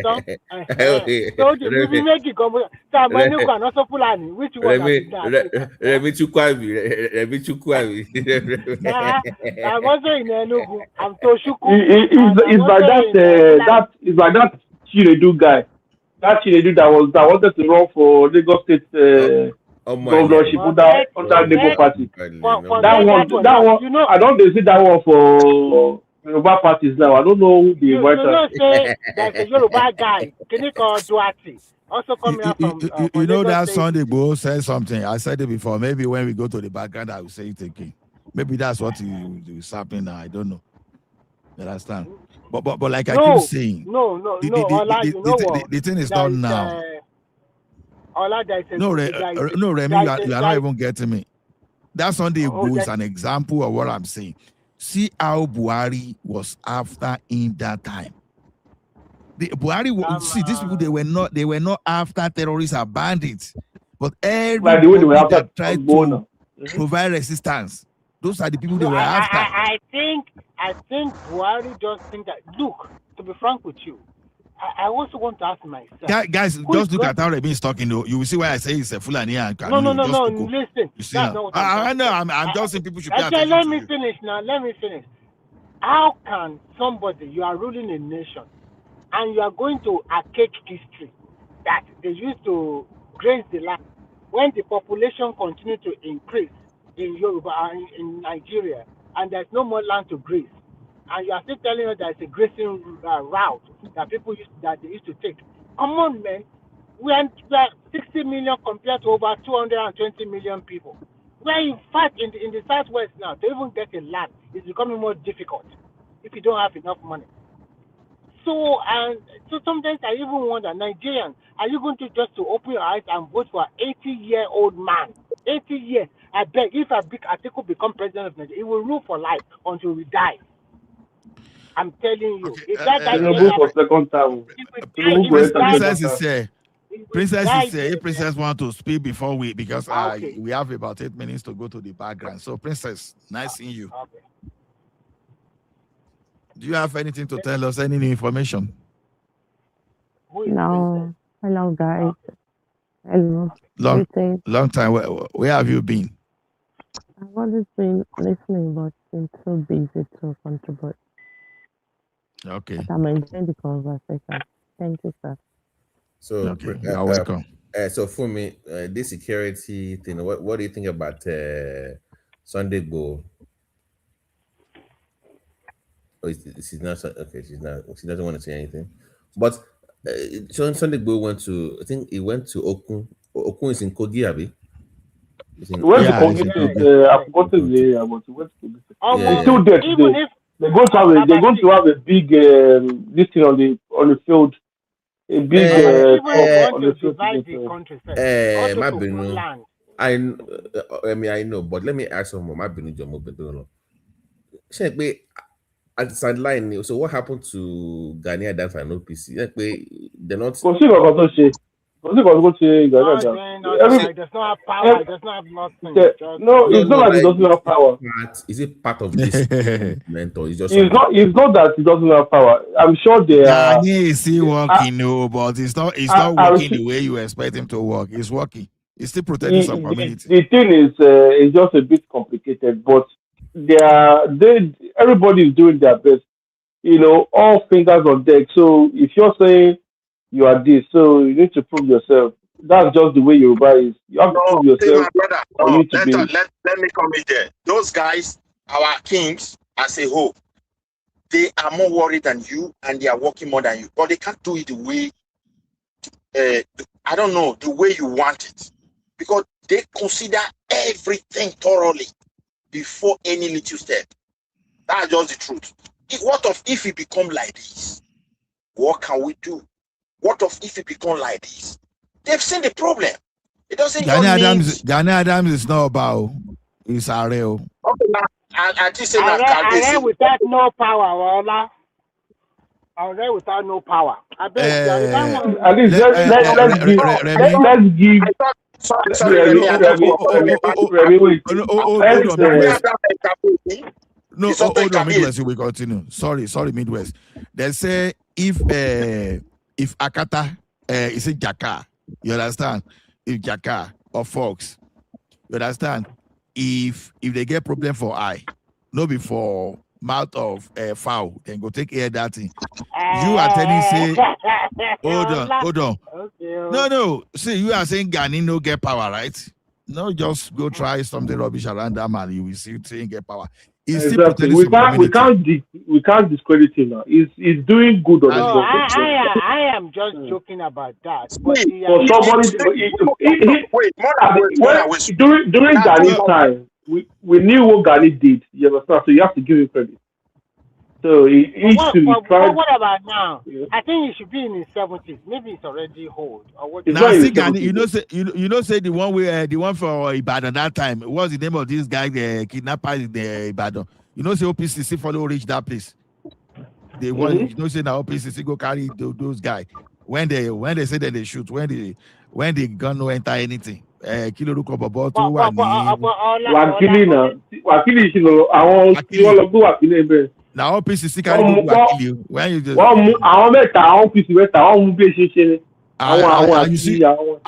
are you see waiting they show those OPCC say they get might go carry the wakili alone with your government too. So don't blame Gani Adams. So the thing is, and Buhari locked them in for 3 months. Locked those OPCC guys for 3 months. Release Gani Adams now. See now power day Yoruba side. How do you expect those guys? Look, politics is also there. They cannot start something maybe when it goes out of control. It's like that they destroy Tinubu administration. So let me. The president is still willing to say. I think Midwest don't understand what Sunday Igboho is really doing. Wait, let me tell you something. When it comes to an architecture like that, you cannot go out of control. Baba kan wá sí bàbá kan kò ṣe bàbá kan came to Agbalẹ̀tu's program. Ó dún ayẹta wò lórí ibẹ̀ yẹn. Ó tó kì ìbọn yẹn tó gbé fẹ́ di ẹ̀ ẹ̀dẹ̀ ẹ̀yàn ṣe kọ́kọ́kọ́kọ́ ní kò tí ẹ̀ rán. Jẹ́ ká tẹ AK-47. Ọláwọ́dà bọ̀ AK-47. Àgbọ̀n náà. Are you kidding me? Ó sọ pé kò sí. Wait, he told you AK-47 not. He told you AK-47 not yìí olóyè Sunday Igboho. Remy, ask yourself a question. Mi sọ pé wọn ní o. Remy, you say AK waiting. No. What I said was the one that was more than AK-47. The one that was more than AK-47 was what they sprayed in Oloye Sunday Igboho's house. So it's nothing new. Let me even give Remy something. You understand? I want to buy the caterpillar. Those people will go use agada go to lock caterpillar to lock instrument. Not be to lock AK. They can lock AK-47 now. Must not take AK-47 shoot. You understand? I'm not saying they don't have the power. Oh, Why can't they share the power with all of us? Fọ́ọ̀bù gan wà gan. Wàá yìnbọn ìwọ ló máa bà. Ṣé wọ́n ẹ̀? Ẹnu Rẹ̀mí nìkan lọ share kíní pẹ̀lú òun, ta ló máa share pẹ̀lú ẹ̀? Kódà mi ò lè share spoon lásán pẹ̀lú ẹ̀. But for me, we don't give that kind of thing to people. There is a lot going on. There are also strategic. If I get that kind of thing, now only 2 people have share with here. You understand? But Rẹ̀mí is not one of them. So take it one ṣé wọ́n á ṣàtẹ̀pọ̀ ọmọ awo ni wọ́n ṣé mo sọ fẹ́ pé 3-1 ló ń ṣe lọ́jọ́ ẹ̀ ó sọ fún wa pé mi ò kí ṣọmọ awo. Me, I'm telling you, say if I get, I no go kill you. They blame our Dira now. You said that Dira.